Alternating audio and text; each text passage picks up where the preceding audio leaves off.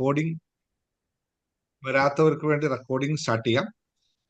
ഓരോ ആൾ അൺമ്യൂട്ട് ചെയ്ത് ചോദിക്കുക. നിങ്ങളുടെ സംശയങ്ങളാണ് നിങ്ങളെ തന്നെ ഉയർത്തുന്നത് എന്നുള്ള ബോധത്തിൽ ഓരോ ആൾ ഹാൻഡ് റൈസ് ചെയ്ത് ഡൗട്ടുകൾ ചോദിക്കാം. പ്രത്യേകിച്ച് ഫസ്റ്റ് ആയിട്ട് 10 മിറാക്കിൾസിന്റെ ജോലി ചെയ്യുന്നത്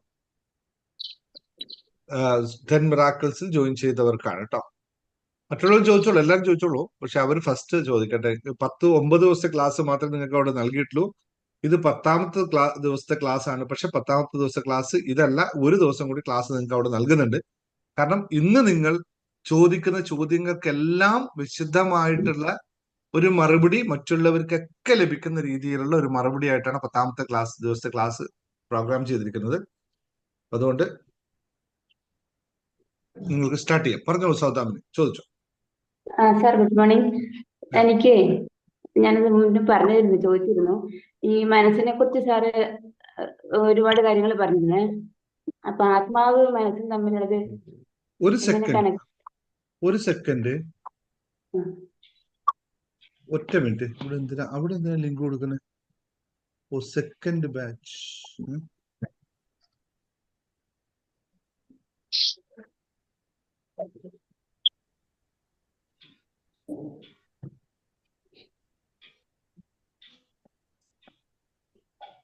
ഇല്ലല്ലോ.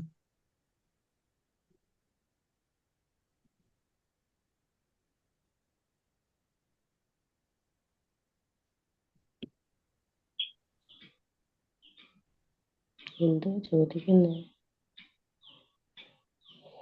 സെക്കൻഡ് ബാച്ചിന് ക്ലാസ് കൊടുത്തല്ലോ.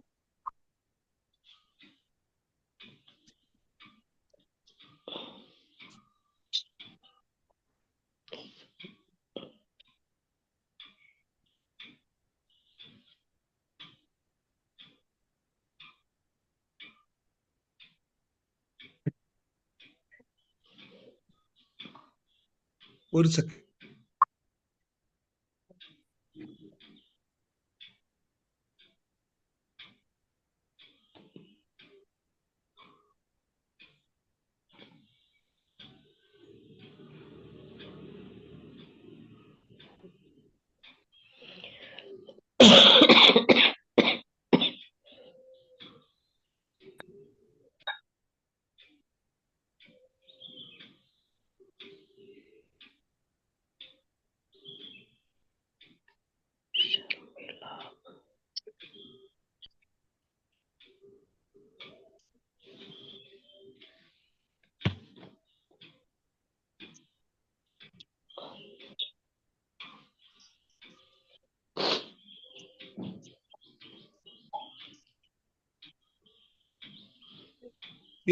സംസാരിച്ചോളൂ സൗദാമിനി. യെസ് സാർ, എനിക്ക് മനസ്സും ആത്മാവും തമ്മിലുള്ള ഒരു ബന്ധം എന്താണെന്നുള്ളത്. മനസ്സും ആത്മാവും തമ്മിലുള്ള ബന്ധം അതങ്ങനെയല്ല, മനസ്സ് തന്നെയാണോ ആത്മാവ് എന്ന് വിശേഷിപ്പിക്കുന്നത് എന്നുള്ളത്. ഇപ്പൊ നമ്മളിപ്പോ ജീവിച്ചിരിക്കുമ്പോൾ മനസ്സെല്ലാം ശുദ്ധമായി കഴിഞ്ഞാല് പിന്നീട് മരണത്തിന് ശേഷം ഈ ആത്മാവിനെ ശുദ്ധീകരിക്കുന്ന ഒരു പ്രക്രിയ ഉണ്ടല്ലോ, അതേക്കുറിച്ച് എനിക്കൊന്ന് അറിയാൻ വേണ്ടിയായിരുന്നു. ഇപ്പൊ ജീവിച്ചിരിക്കുമ്പോൾ എല്ലാ കാര്യങ്ങളും ശുദ്ധമായി കഴിഞ്ഞാൽ മരിച്ചു കഴിഞ്ഞാൽ പിന്നെ ആത്മാവ് ശുദ്ധമായില്ലേ, പിന്നെ അതിങ്ങനെ ഓരോരോ നമ്മുടെ വിശ്വാസം മാത്രമാണോ എന്നുള്ളത് അറിയാൻ വേണ്ടിയാണ്. കുഴപ്പിച്ചല്ലേ രാവിലെ തന്നെ.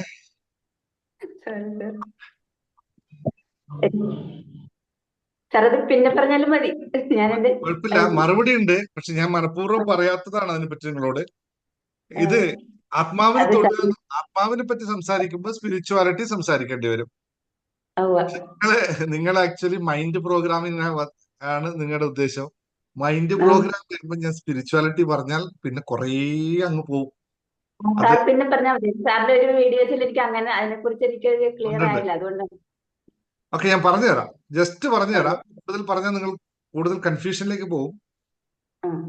ഞാൻ പറഞ്ഞുതരാം. അടുത്ത ചോദ്യം കൂടിയാണ് ഞാൻ പറയാം. വേറെന്തെങ്കിലും ഉണ്ടോ? ഇതുമായിട്ട് ബന്ധപ്പെട്ട് വേറെ ചോദ്യം ഉണ്ടോ? നിങ്ങൾ ചോദിക്കാനുള്ള കാരണം മനസ്സിനെ പ്യൂരിഫൈ ചെയ്താൽ ആത്മാവും കൂടി പ്യൂരിഫൈ ആവോ എന്നതുകൊണ്ടല്ലേ? അതിന്റെ ഉദ്ദേശം നിങ്ങൾ കർമ്മത്തിൽ കർമ്മഫലമായി കർമ്മ സിദ്ധാന്തവുമായി ബന്ധപ്പെട്ടല്ലേ അങ്ങനെ ചോദിക്കുന്നത്? അതെ. ആത്മാവ് ചിലപ്പോൾ ചിലത് അനുഭവിക്കാൻ വന്നതായിരിക്കാം. അപ്പോൾ ഞാൻ ഇവിടുന്ന് ഇത് മാറ്റിയാൽ എന്റെ അനുഭവം മാറുമോ? ഇങ്ങനെയല്ലേ അതിന്റെ ഒരു ഉദ്ദേശതല്ലേ? അങ്ങനെയല്ല, ഇവിടുന്ന് മാറിയാലെന്നില്ല,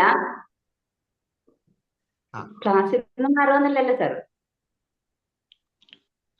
ഓക്കെ, എന്തായാലും അതിന്റെ എഫക്ട് അതാണ് എന്ന് പറയാം. ഞാൻ കുറച്ചും കൂടി വിശദമായി പറഞ്ഞുതരാം. ബാക്കിയുള്ള ഒരു താല്പര്യം ഉണ്ടെങ്കിൽ നമുക്ക് പറയാം.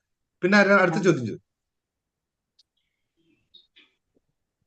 സിജി എന്തോ ചോദ്യം ചോദിക്കാൻ വേണ്ടി വന്നിരിക്കുകയാണെന്ന് ആദ്യമേ എനിക്ക് മനസ്സിലായി. സിജി ചോദിച്ചോ? സിജി സി കെ ചോദിച്ചോ? No problem.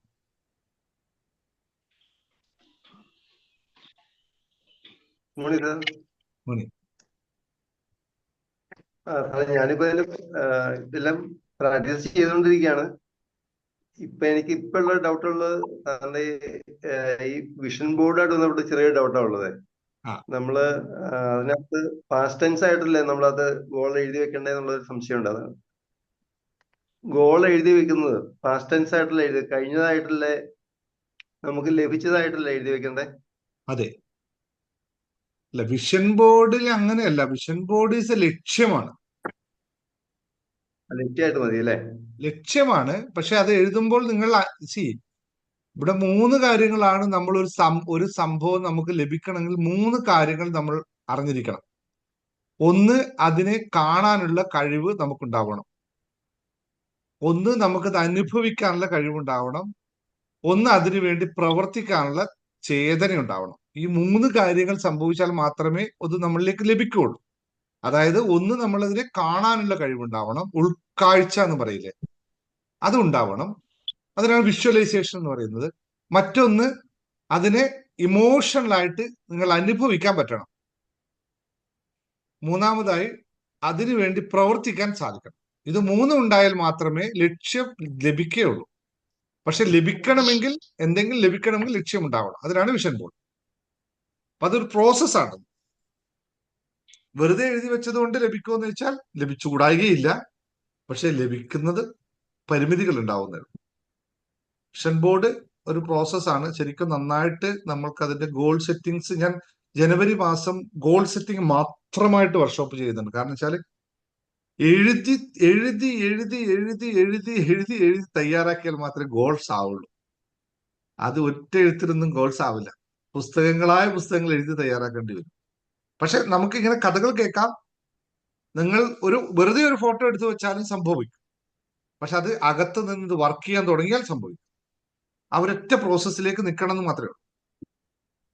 വെറുതെ ഒരു ഫോട്ടോ എടുത്തു വെച്ചാലും മതി. അങ്ങനെയാണ് ഏറ്റവും അധികം സംഭവിച്ചിട്ടില്ല. പക്ഷെ നമ്മൾ അത് മാത്രം പഠിച്ച കാര്യമില്ലല്ലോ. നമുക്ക് അതിനുവേണ്ടി പ്രവർത്തിച്ച് നേടുമ്പോഴല്ലേ നമുക്കൊരു ഇച്ഛാശക്തിയോട് പോകാൻ പറ്റും. അതാണല്ലോ നമ്മൾ പഠിക്കേണ്ടത്. മറ്റത് ആർക്കും ചെയ്യാം അല്ലെ? ഒരു ഫോട്ടോ എടുത്ത് വെറുതെ വെക്കാം, വെറുതെ ഇരിക്കുക, കിട്ടും എന്നുള്ള പ്രതീക്ഷയിൽ നിൽക്കുക, കിട്ടുകയൊക്കെ ചെയ്യും കേട്ടോ. പക്ഷെ അതിൽ എന്താണ് ഒരു സുഖമുള്ളത്? നമ്മൾ മനുഷ്യരല്ലേ, ഒന്നുമില്ലെങ്കിൽ നമ്മൾ പ്രബുദ്ധ മലയാളികളല്ലേ. പിന്നെ നമ്മൾ ആക്ഷൻ എടുക്കണം. എനിക്ക് തോന്നുന്നു സിജിക്ക് അതല്ലാതെ കുറച്ചും കൂടി കൺഫ്യൂഷൻസ് ഉണ്ടെന്ന് എനിക്ക് തോന്നുന്നു. ഒന്നിക്കൽ നിങ്ങൾ ചിലത് ക്ലാരിറ്റി ഇല്ലാതിരിക്കുന്നു, അല്ലെങ്കിൽ നിങ്ങൾക്ക് കൂടുതൽ അറിയാനുള്ള ഒരു ഇച്ഛാശക്തി ഉണ്ട്, ഒരു വാഞ്ചയുണ്ട് അവിടെ. ഏതോ ഒന്ന് ഞാൻ സിജിയിൽ കാണുന്നു. ചോദിച്ചോ. സാർ ഞാൻ കുറെ നാളുകളായിട്ട് കണ്ടിന്യൂസ് ആയിട്ട് ഇതുപോലെ പ്രാക്ടീസ് ചെയ്തുകൊണ്ടിരിക്കുകയാണ്. ഈ പറഞ്ഞ പോലെ മനസ്സിലെ മാലിന്യങ്ങളൊന്നും മാറ്റി കിട്ടാനുള്ള ഒരു താമസമാണെന്ന് തോന്നുന്നു.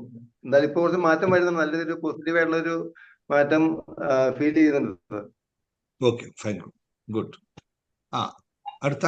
അടുത്ത ആരായിരുന്നു ചോദിച്ചത്, ഹാൻഡ് റൈസ് ചെയ്തത്? ലതാംബിക. Good morning sir. പിന്നെ ഈ എന്റെ വിഷയങ്ങൾക്ക് എല്ലാവരും എല്ലാരും എന്നോട് പറയുന്നത് മുജ്ജന്മ പാപഫലം, കർമ്മഫലം. സോറി മാം, ഇപ്പോ നമ്മൾ ഇവിടെ ചർച്ച ചെയ്യുന്നത് ഈ ക്ലാസ്സുമായി ബന്ധപ്പെട്ട കാര്യം. നിങ്ങൾ അതിലേക്ക് ഡൗട്ടിലേക്ക് വരും. മറ്റതിലേക്ക് പോയാൽ നിങ്ങൾ എന്നെയും കൊണ്ടുപോകും, അവിടെ ഞാനും വരും, ഒക്കെ അവിടെ നിൽക്കും. നമുക്ക് ക്ലാസ്സിനെ പറ്റി മാത്രം സംസാരിക്കാം. അത് വേറെ subject. Good morning sir. Good morning sir.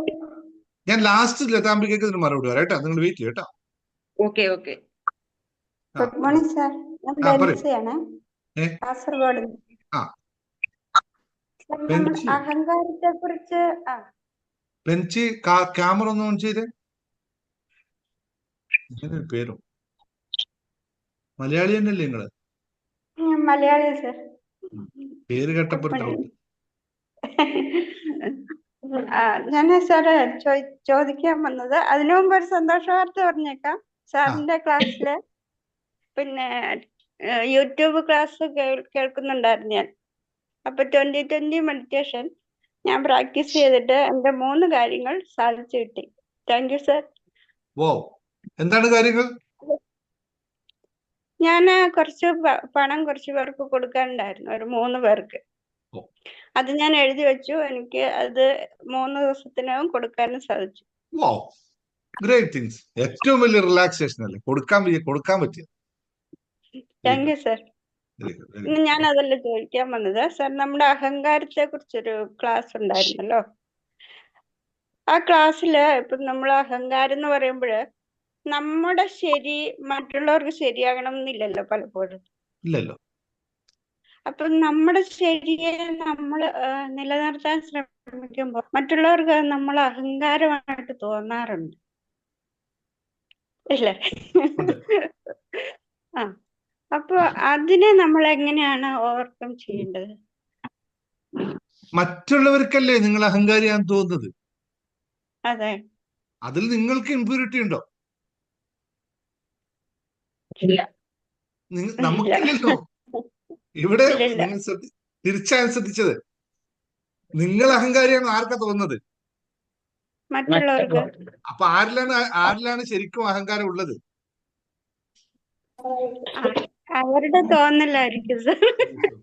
അല്ല, തോന്നലല്ല. ഒരു ഉദാഹരണം ചോദിച്ചോട്ടെ. നിങ്ങൾ എരിവ് കഴിക്കുകയാണ്. ആർക്കാ എരിവ് ഫീൽ ചെയ്യുന്നത്? കൂടെ ഇരിക്കുന്ന ആൾക്കോ നിങ്ങൾക്കോ? എനിക്ക് തന്നെ. അല്ലേ? സ്വാഭാവികല്ലേ? അതെ. നിങ്ങൾ ഒരാൾ അഹങ്കാരിയാണെന്ന് തോന്നുന്നുണ്ടെങ്കിൽ ആരിൽ ഈ സാധനം വേണം? തോന്നുന്ന ആളില്ല. ആണല്ലോ. അപ്പൊ യഥാർത്ഥത്തിൽ അഹങ്കാരി നിങ്ങളാണോ അവരാണോ? അവര് തന്നെ സർ. ഓക്കെ, ഒരു സൈഡ് ഇത് ഞാൻ എന്റെ പുസ്തകത്തിൽ ഒരു ഭാഗം, നിങ്ങൾ പുസ്തകം വായിച്ചിട്ടില്ലെങ്കിൽ പറയാം. ഒരു കഥ പറയുന്നുണ്ട്. ബുദ്ധൻ പറയുന്ന ഒരു കഥ. നമ്മൾ ഏതൊരു കാര്യത്തിനെയും 3 ഭാഗത്തു കൂടി കണ്ടിട്ട് 4ാമത്തെ പക്ഷം തിരഞ്ഞെടുക്കണമെന്ന് പറയുന്ന ഒരു ചെറിയ മാപ്പ് ഒരു തന്നെ കൊടുത്തിട്ടുണ്ട്. ഇതൊന്ന് പറ്റുമെങ്കിൽ വായിച്ചു നോക്കുക. നിങ്ങൾ ഇപ്പൊ പറഞ്ഞ അതേ കാര്യത്തെ കണക്ട് ചെയ്ത് പറയാം. ഇതെല്ലാവരും ഒന്ന് ശ്രദ്ധിച്ചു നോക്കണേ. നിങ്ങൾക്ക് ശരിയെന്ന് തോന്നുന്ന ഒരു കാര്യത്തെ നിങ്ങൾ പറയുന്നു. ഇത് നിങ്ങളുടെ ഭാഗമാണ്, നിങ്ങളുടെ ശരിയാണ്. കേൾക്കുന്നവൻ അവന്റെ ഭാഗത്തൂടെ അത് കേൾക്കുന്നു, അവൻ മനസ്സിലാക്കുന്നു, അവൻ നിഗമനത്തിലെത്തുന്നു, അത് അവന്റെ ഭാഗമാണ്. ഇനി മൂന്നാമതൊരാൾ ഇതിനെ കേൾക്കും, നിങ്ങളും അവനും അല്ലാതെ മൂന്നാമതൊരാൾ കേൾക്കുമ്പോൾ ഈ രണ്ടുപേരും ശ്രദ്ധിച്ച രീതിയിലല്ലാതെ അവന്റേതായ കാഴ്ചപ്പാടിലൂടെ അതേ സംഭവത്തെ അവൻ വിലയിരുത്തും. ഇത് അവന്റെ പക്ഷമായിരിക്കും. ഞാൻ 3 പേര് മാത്രമേ എടുത്തുള്ളൂ. എങ്കിൽ നമ്മൾ ഈ 3 പേരും മനസ്സിലാക്കിയതിനപ്പുറത്ത് അതിനൊരു പ്രകൃതിദത്തമായ സത്യം ഉണ്ടാവും. ആ കോൺസെപ്റ്റിന് ഒരു സംഭവം ഉണ്ടാവും, അല്ലെ? ഇതിലേക്കാണ് 3 പേരും ഫോക്കസ് ചെയ്യുന്നത്. യഥാർത്ഥത്തിൽ ശരിക്കും ഇപ്പൊ ഒരു അഹങ്കാരം, ഒരു സിറ്റുവേഷൻ പറയാം, എളുപ്പത്തിൽ പറയാം. നിങ്ങൾ ഇന്ന് നല്ലൊരു ചുരിദാർ വാങ്ങിച്ചിട്ട് അല്ലെ സാരി ഉടുത്തിട്ട് പോയി. നിങ്ങളെ സംബന്ധിച്ച് നിങ്ങൾ അന്നേരം ഒരു സാരി കിട്ടി, നിങ്ങൾ ഉടുത്തു പോയി. ഇതാണ് നിങ്ങളെ സംബന്ധിച്ചൊരു വിഷയം. അത് ഉടുത്തു കഴിഞ്ഞപ്പോൾ നിങ്ങൾക്ക് കൊള്ളാലോ എന്ന് നിങ്ങൾക്ക് സ്വയം തോന്നി. നല്ലൊരു സാരിയാണ് നിങ്ങൾ തീരുമാനിച്ചു. നിങ്ങൾ ആ ഒരു കോൺഫിഡൻസിൽ കൂടി നിങ്ങൾ ഉടുത്ത ആ സാരി നല്ലതാണെന്നുള്ള പൂർണ്ണ ബോധത്തോടു കൂടി നിങ്ങൾ മുന്നോട്ട് പോയി. പക്ഷെ ആ സാരി നിങ്ങൾ എടുക്കാനുള്ള കാരണം ഷെൽഫിൽ നോക്കിയപ്പോൾ ഒരെണ്ണം കിട്ടി, അതിലൊരു നല്ല കളർ സെലക്ട് ചെയ്തു, നിങ്ങൾ ഉടുത്തു. ഇത്ര മാത്രമേ നിങ്ങൾ ചെയ്തുള്ളൂ. പക്ഷെ നിങ്ങൾ ഉടുത്തു കഴിഞ്ഞപ്പോൾ നിങ്ങൾക്ക് ഭംഗിയായി തോന്നി, നിങ്ങൾക്ക് നല്ലൊരു കോൺഫിഡൻസ് ആയി, നിങ്ങൾ പുറത്തിറങ്ങിപ്പോയി. ആദ്യം നിങ്ങൾ ഒരാൾ കണ്ടു. അയാൾ കണ്ടപ്പോൾ വിചാരിച്ചു അയാളുടെ കണ്ണിലൂടെ ആ സാരി തീരെ കൊള്ളില്ല. അയാൾ പറയും, എന്ത് സാരിയാണ് നീ ഉടുത്തിരിക്കുന്നത്, എത്ര എണ്ണം നിനക്ക് വേറെ ഇട്ടായിരുന്നു, കൊള്ളാം. ഇത് വീട്ടിലെന്നും കേൾക്കുന്നതാണല്ലോ നിങ്ങളല്ലേ, എത്രയാണ് നിങ്ങൾക്ക് എത്ര സാരി വേറെ കിട്ടിയിട്ട്, എന്തിനാ ഇത് ഉടുത്തതെന്ന് പറഞ്ഞു. അപ്പോൾ നിങ്ങൾ ആ അകത്ത് നിങ്ങൾ തൊട്ട് മുമ്പേ നിങ്ങൾ തീരുമാനിച്ചൊരു സാധനമുണ്ട്, നല്ല സാരിയാണെന്ന് ഞാൻ കരുതി, എനിക്ക് തെറ്റുപറ്റിയോ, നല്ല സാരിയല്ലേ എന്നൊരു ചോദ്യം അവിടെ വരും. അടുത്ത ഒരാളെടുത്ത് വെക്കുമ്പോൾ നിങ്ങളുടെ ഫ്രണ്ടിനെ കണ്ടു, ഫ്രണ്ട് പറഞ്ഞു, എടി കൊള്ളാലോട്ട് നിന്റെ സാരി, നല്ല സാരിയാണല്ലോ എന്ന് പറഞ്ഞു. 3 പേര് വ്യത്യസ്തമായി. എന്താണ് സംഭവിക്കുക നോക്കും. നമ്മൾ ഏത് തീരുമാനത്തെ എടുക്കും? നല്ലതെന്ന് പറയോ മോശമെന്ന് പറയോ? നമുക്ക് കൺഫ്യൂഷൻ ആവും അല്ലെ? നമുക്കിത് ഏതാണെന്ന് അറിയില്ലല്ലോ. നമ്മൾ ആകെ മൊത്തം കൺഫ്യൂഷൻ. ഇത് ഏതിനെയാണ് നമ്മൾ എടുക്കേണ്ടത്? ഇത് ഒരാൾ പറഞ്ഞത് ശരിയെന്ന് ഒരാൾ പറഞ്ഞു. അപ്പൊ നമ്മൾ അടുത്ത് ചെയ്യുന്നത് എന്താണെന്നറിയോ? ഈ മോശമാണെന്ന് പറഞ്ഞ വ്യക്തിയെ നമ്മൾ അങ്ങ് തള്ളും. അവൾ വെറും അവൾക്ക് അസൂയ കൊണ്ടാണ് ഇത് പറഞ്ഞത്. ഇല്ലെങ്കിൽ ഇത്ര നല്ല ഞാനും നല്ല സാരിയാൻ തീരുമാനിച്ചു, മറ്റവളും പറഞ്ഞു ഇവളല്ല എന്ന് പറഞ്ഞു. ഇവളെ നമ്മൾ അസൂയക്കാരിയാക്കി മാറ്റും. അല്ലേ? ഇതല്ലേ യഥാർത്ഥം സംഭവിക്കുന്നത്? ഇതേ സമയത്ത് ആലോചിച്ചു, യഥാർത്ഥത്തിൽ ഈ സാരി ഉടുക്കാനുള്ള കാരണം നിങ്ങൾ നല്ലതാണെന്ന് വിചാരിച്ചിട്ടാണോ, അല്ലെങ്കിൽ അവള് നല്ലത് പറയുന്നു വിചാരിച്ചിട്ടാണോ, ഇവള് നല്ലതല്ല എന്ന് പറയുന്നു വിചാരിച്ചു? ഇതൊന്നും അല്ലല്ലോ നിങ്ങൾ സാരി ഉടുത്തത്. നിങ്ങൾ കിട്ടുമ്പോ ഒരു സാരിയാന്ന് വിചാരിച്ചു ഉടുത്തു പോയി. ഇതല്ലേ ഇത് യഥാർത്ഥ വശം? പക്ഷെ നമ്മൾ എടുക്കുന്നത് എങ്ങനെയാണ്? നമ്മൾ ഒരാളെ കംപ്ലീറ്റ് ആയി തള്ളി, ഒരാളെ മുഴുവൻ അംഗീകരിച്ചു. ഇത് മൂന്നുമല്ല ഇതിനകത്ത് നടന്നത്. അല്ലേ? ഇങ്ങനത്തെ സിറ്റുവേഷൻ ഉണ്ടായിട്ടുണ്ടല്ലോ ജീവിതത്തിൽ. ഉണ്ട് സർ. അപ്പോ അഹങ്കാരം എന്ന് പറയുന്നത് അവനവനിൽ ഞാൻ അഹങ്കാരിയാണോ എന്ന് എനിക്ക് തോന്നുന്നത് മാത്രമേ അഹങ്കാരമുള്ളൂ. മറ്റുള്ളവരെന്ത് പറയുന്നു എന്നത് നമ്മുടെ വിഷയമേ അല്ല. അത് ചിന്തിക്കേണ്ട ആവശ്യമില്ല. അങ്ങനെ ആണെങ്കിൽ ആർക്കും വളരാൻ പറ്റില്ല. ഒരിക്കലും നിങ്ങൾ ശ്രദ്ധിക്കുക, ഈ പ്രോസസ്സ് ചെയ്യുമ്പോൾ നിങ്ങൾ ആദ്യം ശ്രദ്ധിക്കേണ്ടത് മറ്റുള്ളവന് വേണ്ടി ജീവിക്കുന്നത് നിർത്തുക. അവൻ പറയുന്നതനുസരിച്ച് ജീവിക്കാൻ നിൽക്കുക. കാരണം അത് നിങ്ങളുടേതല്ല. നിങ്ങളുടേതല്ലാത്തൊരു സാധനത്തെ നിങ്ങൾ എടുത്ത് വഹിക്കുമ്പോൾ അത് ചുമരിൽ വെക്കുന്ന ഭാരം മാത്രമായിരിക്കും. ഇതാണ് ഒന്നാമതായി നിങ്ങൾ ചോദിച്ചത് എങ്ങനെ മൈൻഡിന്റെ പ്രോഗ്രാം ചെയ്യുന്നു. ആരോ ഒരാൾ ചോദിച്ചല്ലോ, സാർ ഇത്രയൊക്കെ ക്ലാസ് എടുത്തു, പക്ഷെ ഇത് എങ്ങനെയാണ് പ്രോഗ്രാം ചെയ്യുന്നതെന്ന് പറഞ്ഞില്ല. അങ്ങനെ ഒരു മെത്തേഡ് പറയാൻ പറ്റില്ല. നമ്മളിത് എങ്ങനെ മനസ്സിലാക്കുന്നു എന്നിടത്താണ് ഈ മെത്തേഡ് വരുന്നത്. ഇന്ന മെത്തേഡിലൂടെ പോകൂ, എന്നാൽ ഇങ്ങനെ ശരിയാക്കാമെന്ന് ഒരാളെയും പറയാൻ പറ്റില്ല. തുലിക അജയന്റെ മെത്തേഡ് ആയിരിക്കില്ല സിജിയുടെ മെത്തേഡ് ആയിരിക്കില്ല മാളവിക മനോഹറിന്. ഒരു ആൾക്കും വ്യത്യാസമായി. കാരണം നിങ്ങളുടെ കാഴ്ചപ്പാട് വ്യത്യാസമായിരിക്കും. അതുകൊണ്ടാണ് ഈ 10 മാലിന്യങ്ങൾ പഠിപ്പിക്കുമ്പോൾ ഞാൻ പറഞ്ഞത് ഇതിൽ ഏതാണ് നിങ്ങൾക്കുള്ളത് എന്ന് നോക്കൂ. അതിനെ മാത്രം പരിശീലിച്ചാൽ മതി. എനിക്കിത് വേണം, അതായത് എന്റെ ഈ സാധനം എനിക്ക് മാലിന്യമാണെന്ന് എനിക്ക് തോന്നുന്നതാണ് എന്റെ വിജയം. അല്ലാത്തടത്തോളം അല്ല. എനിക്ക് അസൂയുണ്ടെന്ന് എനിക്ക് തോന്നിയാൽ അത് മാറ്റുക തന്നെ വേണം. എനിക്ക് കുശുമ്പുണ്ടെന്ന് തോന്നിയാൽ മാറ്റണം. എനിക്ക് നിരാശയുണ്ടെന്ന് തോന്നിയാൽ മാറ്റണം. അല്ലെങ്കിൽ എന്ത് മാറ്റാനിരിക്കണം? മാലിന്യങ്ങൾ എന്ന് പറയുന്നത് എപ്പോഴാണോ ഒരു സാധനം നമുക്ക് ഇപ്പൊ നമ്മൾ വീട്ടിൽ തന്നെ ഉപയോഗിക്കാം. ഈ ടീഷർട്ട് ഇപ്പോൾ എന്നെ സംബന്ധിച്ച് നല്ല ടീഷർട്ട് അല്ലേ, നല്ല സാധനമാണല്ലോ എനിക്കിപ്പോ, ഞാൻ ഇട്ട് നടക്കണം. ഓക്കെ, ഇത് 1 വർഷം കഴിഞ്ഞാൽ എന്തായിരിക്കും അവസ്ഥ? അല്ലെങ്കിൽ 2 വർഷം കഴിഞ്ഞാൽ എന്തായിരിക്കും എന്റെ അവസ്ഥ? ഇത് വേസ്റ്റ് ആണ് അല്ലേ? പിന്നെ അത് ഞാൻ കളഞ്ഞേ പറ്റൂ. അപ്പോൾ മാത്രമേ ഇത് മാലിന്യമായി മാറുള്ളൂ. അതുവരെ ഇത് നല്ലത് തന്നെയാണ് എന്നെ സംബന്ധിച്ച്. അപ്പോൾ എപ്പോഴാണോ നമുക്കിത് വേണ്ട എന്ന് തോന്നുന്നത് അന്ന് മുതലാണ് ആ സാധനം മാറും. ആർക്കെങ്കിലും നിരാശ ഇന്ന് വേണ്ട നാളെ മതി എന്ന് ചിന്തിക്കുന്നുണ്ടോ? നിങ്ങൾ ഈ സാധനത്തെ എടുത്തു നോക്കുക. കുറ്റബോധം, ഇന്ന് കുറ്റബോധം ഇല്ല, നാളെ ഉണ്ടാവും എന്ന് തോന്നുന്നുണ്ടോ? ഇല്ല. പശ്ചാത്താപം, ഇന്ന് പശ്ചാത്താപം ഇല്ല, നാളെ ഉണ്ടാവും എന്ന് തോന്നാറുണ്ട്. അല്ലെ നാളെ ഇന്നലെ ഉണ്ടായിരുന്നു ഇന്നില്ല എന്ന് തോന്നും. ഇത് എപ്പോഴും പെർമനന്റ് ആണ്. നമുക്കിത് വേണ്ടാന്നേ നമ്മൾ ആലോചിക്കുള്ളൂ. ഈ 10 കാര്യങ്ങളും നമ്മളെല്ലാവരും നമുക്ക് വേണ്ടാന്ന് മാത്രം ചിന്തിക്കുന്നവരാ. അതുകൊണ്ട് മാത്രമാണ് അതിന് ഇംപ്യൂരിറ്റീസ് എന്ന് പറയുന്നത്. അല്ലെങ്കിൽ അത് ഇംപ്യൂരിറ്റീസ് അല്ല. നിങ്ങൾ ശ്രദ്ധിച്ചിട്ടുണ്ടോ? നമ്മുടെ നാട്ടില് ഒറ്റ കാര്യം കൊണ്ട് പറയാം. നമ്മുടെ നാട്ടിൽ ശ്രദ്ധിച്ചിട്ടുണ്ടോ? ചില ആൾക്കാർ വലിയ വായാടികളായിരിക്കും. വലിയ വലിയ കാര്യങ്ങളെ അവർ പറയും. അങ്ങനെ കുറെ ആൾക്കാർ നിങ്ങൾ കണ്ടിട്ടില്ലേ? അവരെപ്പോ പറഞ്ഞു ഇതെന്റെ നടക്കുമല്ലോ, അതെന്റെ ഉണ്ടല്ലോ, നടക്കുമല്ലോ, സംഭവിച്ചല്ലോ എന്ന് പറയുന്ന ഒരുപാട് ആൾക്കാർ ഇവൻ എന്ത് വിടുവായിത്തരം പറയുന്നത് നമ്മൾ സാധാരണ പറയാറുണ്ട് ഇല്ലേ? ഒന്ന് ആലോചിച്ച് നോക്കുക. അവരുടെ ലൈഫ് എപ്പോഴും കടമായാലും അവർ റിച്ചിൽ മാത്രമേ നിൽക്കുള്ളൂ. അവർ ഇങ്ങനെ എന്താ പറയാ, നല്ല ഷർട്ട് നല്ല മുണ്ടൊക്കെ കൊടുത്തിട്ട് ഇങ്ങനെ വിടുവായിത്തം പറഞ്ഞു പോകുന്ന ആൾക്കാരുണ്ട്. വിടുവായിത്തമാണ് അവർ പറയുന്നതെന്ന് അവർക്കും അറിയാം, നമുക്കും അറിയാം. പക്ഷെ അവരെപ്പോഴും പിടിച്ചു നിൽക്കും, തല ഉയർത്തി, നമ്മളെ പോലെ ഇങ്ങനെ കരഞ്ഞുകൊണ്ട് നിൽക്കില്ല. ഇതിന്റെ പ്രത്യേകതയാണ്. ഇത്തരം നമ്മുടെ ചിന്താഗതിയുടെ പ്രത്യേകത. അവർക്ക് അങ്ങനെയും ചിന്തിക്കാൻ പറ്റുള്ളൂ. ഓക്കെ, ഇത് കുറച്ചും കൂടി കുറേ പ്രാക്ടീസ് ചെയ്തെടുക്കേണ്ട കാര്യമാണ്. പറഞ്ഞോളൂ, അടുത്ത ചോദ്യം ചോദിച്ചോ. ഒരു ക്വസ്റ്റ്യനും കൂടി ഉണ്ടായിരുന്നേ. നമ്മുടെ ആത്മീയ മാലിന്യങ്ങളെ കുറിച്ചാണല്ലോ സാർ ഇപ്പോൾ ഞങ്ങളെ പഠിപ്പിച്ചത്. ആത്മീയ മാലിന്യങ്ങളോ? മാനസിക മാലിന്യങ്ങൾ, മനസ്സിന്റെ മാലിന്യങ്ങളാണല്ലോ.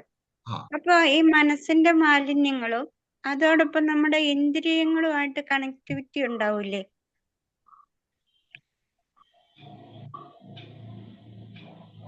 അതായത് കണ്ണ്, മൂക്ക്, നാക്ക് അങ്ങനെയൊക്കെയുള്ള സംഭവങ്ങളും നമ്മുടെ ഈ മനസ്സിന്റെ മാലിന്യങ്ങളുമായിട്ട് കണക്ടിവിറ്റി വരുമല്ലേ എന്ന് ചോദിക്കും. ഉദ്ദേശിച്ചത് എന്താണ് അങ്ങനെ? ഇപ്പൊ സാറ് പറഞ്ഞാൽ തന്നെ നമ്മുടെ കണ്ണിലൂടെ വരുന്ന ഒരു ആകർഷണീയത നമുക്കത് മനസ്സിലേക്ക് വരുമ്പോഴ് അത് മാലിന്യമായിട്ട് മാറാൻ വഴിയില്ലേ? ഓക്കെ, അല്ലെങ്കിൽ ഇന്ദ്രിയ, ഓക്കെ ഓക്കെ ഓക്കെ ഓക്കെ. അതായത് ആണല്ലോ. കാരണം നമ്മുടെ മനസ്സിലെ മാലിന്യങ്ങൾ എങ്ങനെയാന്ന് അറിയണത് നമ്മൾ അനുഭവിച്ച, നമ്മൾ ഗ്രഹിച്ച, നമ്മൾ സ്വാംശീകരിച്ച മൂല്യങ്ങളിൽ നിന്നല്ലേ നമ്മൾ മാലിന്യങ്ങൾ നിറച്ചത്. നമ്മൾക്ക് ഈ പറഞ്ഞ സാധനങ്ങൾ അതായത് ഈ നമ്മുടെ എല്ലാ ഇൻഫർമേഷൻ കളക്ട് ചെയ്യുന്നത് പഞ്ചേന്ദ്രിയങ്ങളിലൂടെയാണ്. അത് മാത്രമേ നമുക്ക് വ്യക്ത മെത്തേഡ് ഉള്ളൂ. അപ്പോൾ നമ്മൾ കാണേണ്ടത്, അതുകൊണ്ടല്ലേ എപ്പോഴും പറയുന്നത് കാണേണ്ടതേ കാണാവൂ, കേൾക്കേണ്ടതേ കേൾക്കാവൂ, പറയേണ്ടതേ പറയാവൂ, തൊടേണ്ടതേ തൊടാവൂ, കഴിക്കേണ്ടതേ കഴിക്കാവൂ എന്ന് പറയുന്നത് എന്താണ്? നമുക്ക് ആവശ്യമുള്ളതിനെ എടുക്കുകയാണെങ്കിൽ പിന്നെ നമുക്ക് മാലിന്യങ്ങൾ കയറില്ലല്ലോ. ഈ നിങ്ങൾ പറഞ്ഞ ചോദ്യത്തിന് ഉത്തരം ഇതാണ്. പഞ്ചേന്ദ്രിയങ്ങളാൽ കൊണ്ട് മാത്രമേ നമുക്ക് എന്തെങ്കിലും സാംശീകരിക്കാൻ സാധിക്കുകയുള്ളൂ. അപ്പോൾ അതിന്റെ അർത്ഥം നമ്മൾ സാംശീകരിച്ച നമ്മുടെ മനസ്സിലുള്ള ഏത് സംഭവവും പഞ്ചേന്ദ്രിയങ്ങളിൽ നിന്ന് വന്നതാണ്. അപ്പോൾ മനസ്സിൽ മാലിന്യം ഉണ്ടെങ്കിൽ അതിന്റെ അർത്ഥം നമ്മൾ പഞ്ചേന്ദ്രിയങ്ങളിൽ തന്നെയാണ് മാലിന്യങ്ങൾ ഉണ്ടായത്, മറ്റൊരു വഴിയിലും ഉണ്ടാവില്ല. മനസ്സിലായോ? പക്ഷേ ഇവിടെ വ്യത്യാസം എന്ന് വെച്ച് കഴിഞ്ഞാല് കണ്ണിലെ കണ്ടതിനെ നമ്മൾ എങ്ങനെ മനസ്സിലാക്കി എന്നും കൂടി വ്യത്യാസമുണ്ട്. കേൾക്കേണ്ടത് കേട്ടതിനെ എങ്ങനെ നമ്മൾ പ്രഹസ്തമാക്കി എന്നും കൂടി വ്യത്യാസമുണ്ട്. അതെങ്ങനെയാവും? ഞാനിപ്പോൾ ഒരാളെ കാണുമ്പോൾ അയാളെ പറ്റി ഒരു ധാരണ എന്റെ മനസ്സിൽ ഒരാളെ കാണുക മാത്രമല്ലേ എനിക്ക് ചെയ്യാൻ പറ്റുള്ളൂ. ആ ധാരണ സൃഷ്ടിക്കുന്ന ആരാണ്? മനസ്സല്ലേ. ആ ധാരണ സൃഷ്ടിക്കുമ്പോൾ എന്റെ മനസ്സിന്റെ പങ്ക് എന്താണെന്ന് നമുക്ക് ഡിഫറൻഷിയേറ്റ് ചെയ്യാൻ പറ്റും. വെളുത്തൊരു തുണി കണ്ടാൽ നമ്മൾ വെളുത്തതാണെന്ന് പറയാൻ കാരണം വെളുത്തത് നമുക്ക് അറിയുന്നത് കൊണ്ടാണ്, അല്ലേ? ഇപ്പൊ ഞാൻ തൂലിക അജയനെ കാണുമ്പോൾ അതിനെ പറ്റിയിട്ട് അവരെ പറ്റിയിട്ട് ഒരു ബോധം ഞാൻ ഉണ്ടാക്കി വെച്ചത് കൊണ്ടാണ് ആ വ്യക്തി ഇങ്ങനെയാണെന്ന് എനിക്ക് പറയാൻ പറ്റുക. അതെന്റെ മനസ്സിന്റെ സൃഷ്ടിയാണ്, എന്റെ ബ്രെയിനിലെ സൃഷ്ടി. അതെങ്ങനെ? മറ്റു പല ഇൻഫർമേഷൻ കളക്ട് ചെയ്ത് ഞാൻ സ്റ്റോർ ചെയ്ത് വെച്ച ഇൻഫർമേഷനെ യോജിപ്പിച്ചുകൊണ്ട് ഞാനായിട്ട് പുതിയൊരു പ്രതിബിംബം അവിടെ ഉണ്ടാക്കും, എന്റെ തലച്ചോറ് ഉണ്ടാക്കും. അതിലൂടെയാണ് ഇത് പ്രവർത്തിക്കുക, മനസ്സിലാക്കുക. ഇങ്ങനെയാണ് നമ്മൾ എല്ലാ സംഭവത്തിലും വെക്കുക. വെള്ള തുണിയെ അറിയാത്ത ഒരാൾക്ക് വെള്ള തുണി കണ്ടിട്ട് ഒരു കാര്യമില്ല, അവനൊന്നും മനസ്സിലാവില്ല. ഇത് നമ്മുടെ ബ്രെയിനിന്റെ സിസ്റ്റമാണ്. അപ്പോൾ നല്ലതും ചിത്തയും ഒക്കെ വേർതിരിക്കാനുള്ള കഴിവ് നമ്മുടെ ബ്രെയിനിന് മാത്രമേ ഉള്ളൂ. അപ്പോൾ നമ്മളിപ്പോ ഒരു പോസിറ്റീവായ കാര്യം, ഇപ്പൊ ഫോർ എക്സാമ്പിൾ ഒരു ഉദാഹരണം പറയാം. നിങ്ങളിങ്ങനെ വഴിയെ പോകുമ്പോൾ ഒരു പട്ടി നടന്നു പോകുന്ന കണ്ടു, സാധാരണയായി കാണുകയാണെന്ന് കരുതിക്കോ. നിങ്ങൾ 3 പേര് ഒന്നിച്ചു പോവുകയാണ്, വഴിയെ നടന്നു പോകുമ്പോൾ ഒരു പട്ടിയെ കണ്ടു. അത് പട്ടി ഇങ്ങനെ മുമ്പിലോട്ട് പോകുന്നുണ്ട്. 3 പേർക്ക് 3 രീതിയിലായിരിക്കും ആ പട്ടിയെ കാണുന്ന കാഴ്ച. ഒരാള് പട്ടിയെ പറ്റിയിട്ട് ഒരു ബാഡ് ഒപ്പീനിയൻസ്, ബാഡ് ഹാബിറ്റ്സ്, ബാഡായിട്ട് ഒന്നും കേൾക്കാത്ത ഒരാൾക്ക്, പട്ടിയെ പറ്റി നല്ലത് മാത്രം മനസ്സിലാക്കിയ ഒരാള്, പട്ടിയെ ഒരു വീട്ടിൽ വളർത്തു പട്ടികളുള്ള ഒരാൾക്ക് ആ പട്ടിയെ ഒരു സ്നേഹത്തിന്റെ ഭാഷയിലേ കാണാൻ പറ്റും. പക്ഷെ എപ്പോഴെങ്കിലും പട്ടി കടിക്കുകയോ പട്ടി ഓടിക്കുകയൊക്കെ ചെയ്തിട്ടുള്ള ആൾക്ക് ഉള്ളിൽ ഭയങ്കര ഭയമായിരിക്കും പട്ടിയെ പറ്റി. മറ്റൊരാൾക്ക് മറ്റൊരു അനുഭവമായിരിക്കും. ഇത് ഉണ്ടാക്കിയെടുക്കുന്ന പട്ടിയുടെ സ്ഥിരമാണ്, അത് അങ്ങനെ തന്നെ ഉള്ളൂ, അതിന് മാറ്റുന്നില്ല, അതങ്ങനെ നടന്നു പോവുകയാണ്, നമ്മളെ കണ്ടിട്ടേ ഇല്ല അത്. പക്ഷെ നമ്മൾ വ്യത്യസ്തമായ രീതിയിൽ ഈ സാധനത്തെ ഉണ്ടാക്കിയെടുക്കും. ഇത് നമ്മുടെ പഞ്ചേന്ദ്രിയങ്ങൾ കിട്ടിയത് മാത്രമല്ല, മുൻ അനുഭവങ്ങൾ എളുപ്പത്തിൽ ബ്രെയിൻ ഒരു സിസ്റ്റം കൂടെ കൊണ്ടാക്കി. ഇതാണ് പ്രോഗ്രാം ചെയ്യപ്പെടണം എന്ന് പറയുന്നത്. ഇതാണ് സബ് കോൺഷ്യസ് മൈൻഡിലുള്ളതിനെ എടുത്തിട്ട് ഇങ്ങോട്ട് നമുക്ക് കണക്ട് ചെയ്തിട്ട് ബോധ മനസ്സിലേക്ക് തരും. ഇങ്ങനെയാണ് ഈ സാധനം എന്ന് പറയും. എന്നിട്ട് നമ്മൾ അതിനനുസരിച്ച് പ്രവർത്തിക്കും. നമ്മൾ പ്രോഗ്രാം ചെയ്യുന്നത് ഇതിനെയാണ്, ഈ സബ് കോൺഷ്യസ് മൈൻഡിനെ എങ്ങനെ മാറ്റും. അതിനാണ് നമ്മൾ നേരത്തെ പറഞ്ഞ വിഷ്വലൈസേഷൻ ഉപയോഗിച്ച്, അഫർമേഷൻ ഉപയോഗിച്ച്, ഗ്രാറ്റിറ്റ്യൂഡ് ഉപയോഗിച്ച്, ഫോർഗീവ്നെസ് ഉപയോഗിച്ച് വിഷ്വലൈസ് ചെയ്ത് അതിനെ എമോഷണലി കണക്ട് ചെയ്ത് ഇങ്ങനെ ഈ സാധനത്തെ മാറ്റും. പിന്നെ പട്ടിയെ കണ്ടു കഴിഞ്ഞാൽ അവർക്ക് സ്നേഹത്തിന്റെ ഭാഷയായിരിക്കും. കാരണം നമ്മളിവിടെ പട്ടിയുടെ സ്നേഹത്തിന്റെ കാര്യങ്ങൾ പഠിച്ചു, പട്ടീനെ പറ്റി അതിന്റെ കാര്യങ്ങൾ പറഞ്ഞു, എഫർമേറ്റ് ചെയ്തു, പട്ടി നന്നായിട്ട് നിങ്ങളുടെ കൂടെ കളിച്ച് രസിക്കുന്ന വിഷ്വലൈസ് ചെയ്തു, വീട്ടിൽ വളർത്തുന്ന പട്ടികളുള്ളത് അങ്ങനെ അങ്ങനെ അങ്ങനെ പ്രോഗ്രാം ചെയ്യുക. അങ്ങനെ മാത്രമേ ബ്രെയിനിനെ പ്രോഗ്രാം ചെയ്യാൻ പറ്റൂ. ക്ലിയർ ആയോ? അത്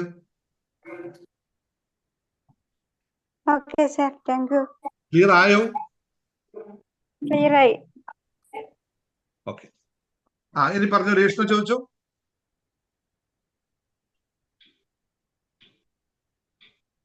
സാർ നമ്മളിൽ അസഹിഷ്ണുത ഉണ്ടെന്ന് എങ്ങനെ നമുക്ക് മനസ്സിലാക്കാൻ പറ്റും? ഏതാ?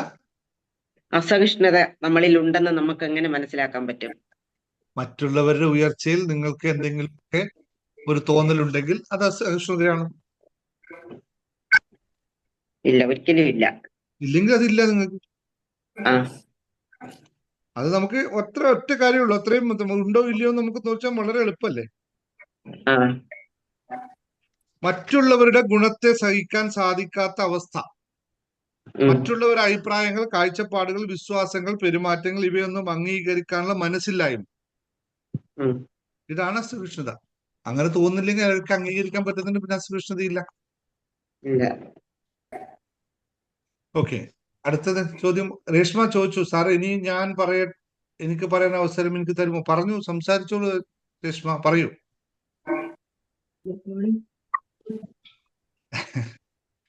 കേൾക്കുന്നുണ്ടോ?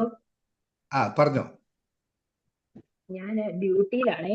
ഓക്കെ, ഞാനിത് ഡിസ്കണക്ട് ചെയ്യാം.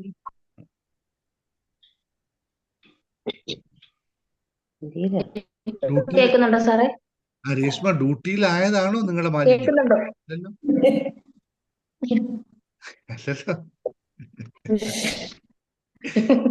അങ്ങനെയല്ല. ഞാൻ ഇപ്പൊ എനിക്ക് ഇച്ചിരി 1 hour എനിക്ക് ഫ്രീ ടൈം ഉണ്ട്. കാരണം ഞാൻ ഇൻചാർജ് ആണ്. അതുകൊണ്ട് എൻഗേജ് ചെയ്താ പറഞ്ഞു. ഞാനാണെങ്കിൽ മല്ലികാ മനോഹരൻ എന്ന് പറയുന്ന ആള് എന്റെ കുഞ്ഞമ്മയാ. ഓ, കുഞ്ഞമ്മയുടെ മകളാണ്. അതെ. അപ്പോ സാറിന്റെ 2 ക്ലാസ്സിൽ ഞാനുണ്ട് ഓൾറെഡി. അപ്പോ ഞാന് എനിക്ക് പറയാനുള്ളത് 10 days ഉണ്ട് മിറാക്കിൾസ്. അതേപോലെ അത് കഴിഞ്ഞിട്ട് 7 days ലോ ഓഫ് അട്രാക്ഷൻ അതിനകത്തിന് ചേർന്നായിരുന്നു. അപ്പൊ എനിക്ക് പറയാനുള്ള കാര്യം എന്ന് വെച്ചാൽ എനിക്ക് പോസിറ്റീവായിട്ടുള്ള കാര്യങ്ങൾ മാത്രമേ പറയാനുള്ളൂ.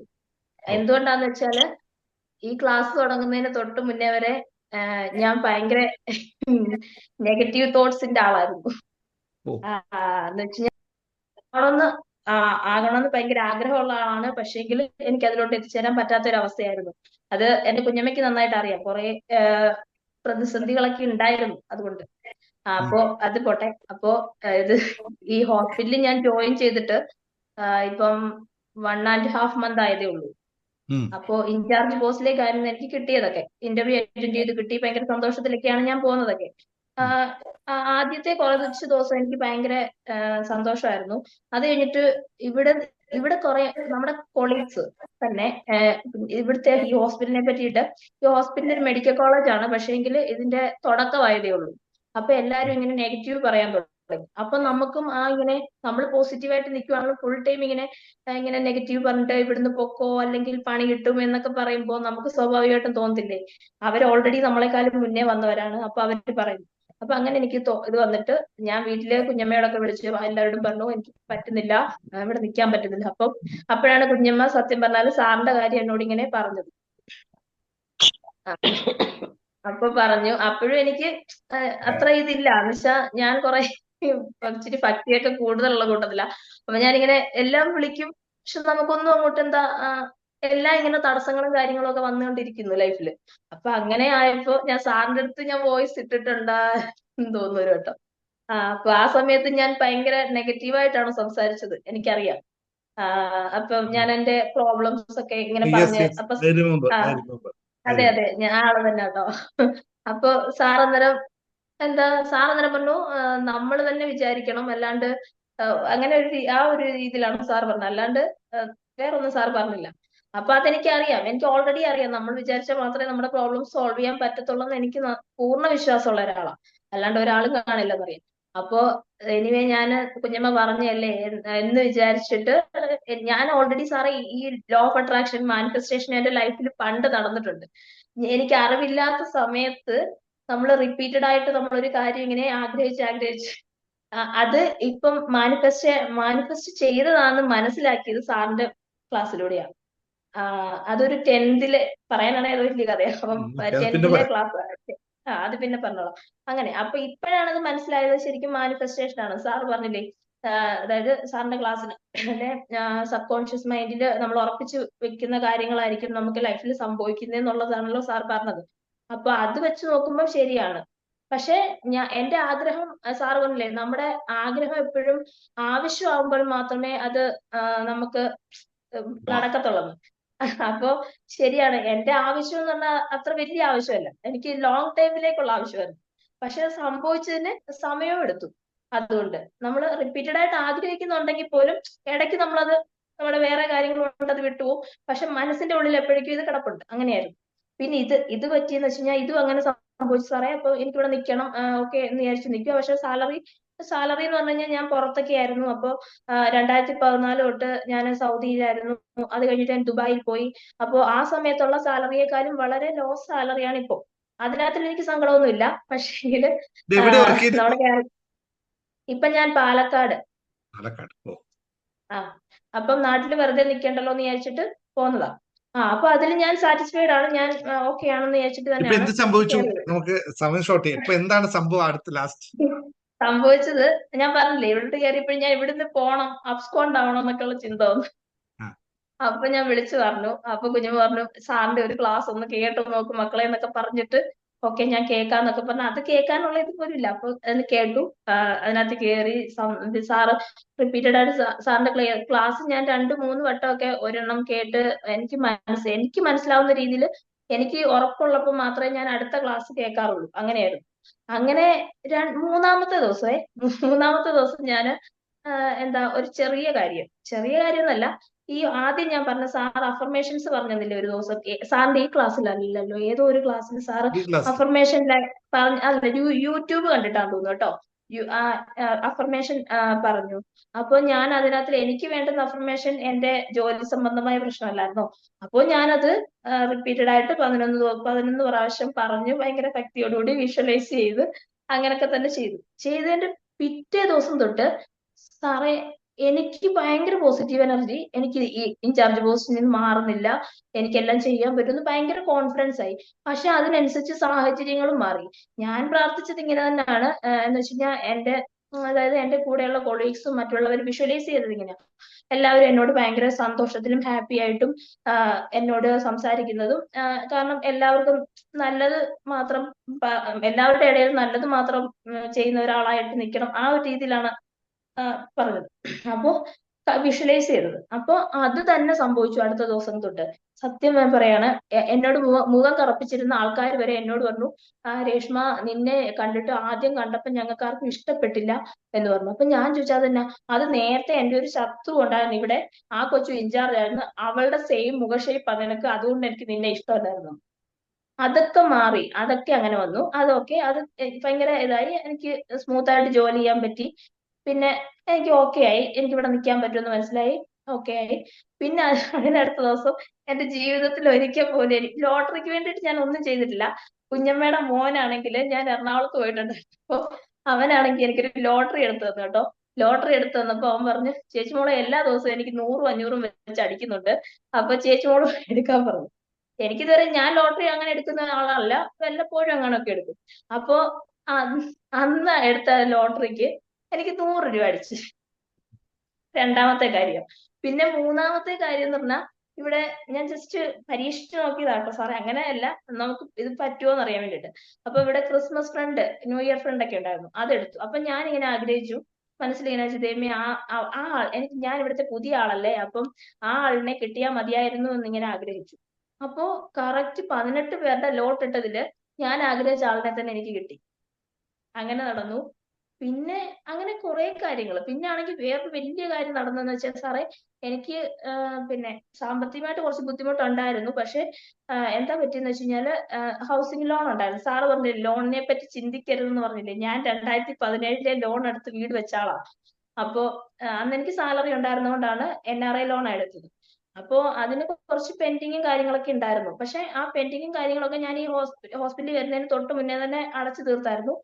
അത് കഴിഞ്ഞതിന് ശേഷം വീണ്ടും രണ്ട് മാസത്തെ, അതായത് ഒക്ടോബർ വരെയാണ് ഞാൻ അടച്ചു തീർത്തത്. അതിനുശേഷം രണ്ടെണ്ണം, അതായത് നവംബറിലേതും ഡിസംബറിലേതും എനിക്ക് ഓട്ടോ ഡിഡക്ഷൻ ആണ് വരുന്നത്.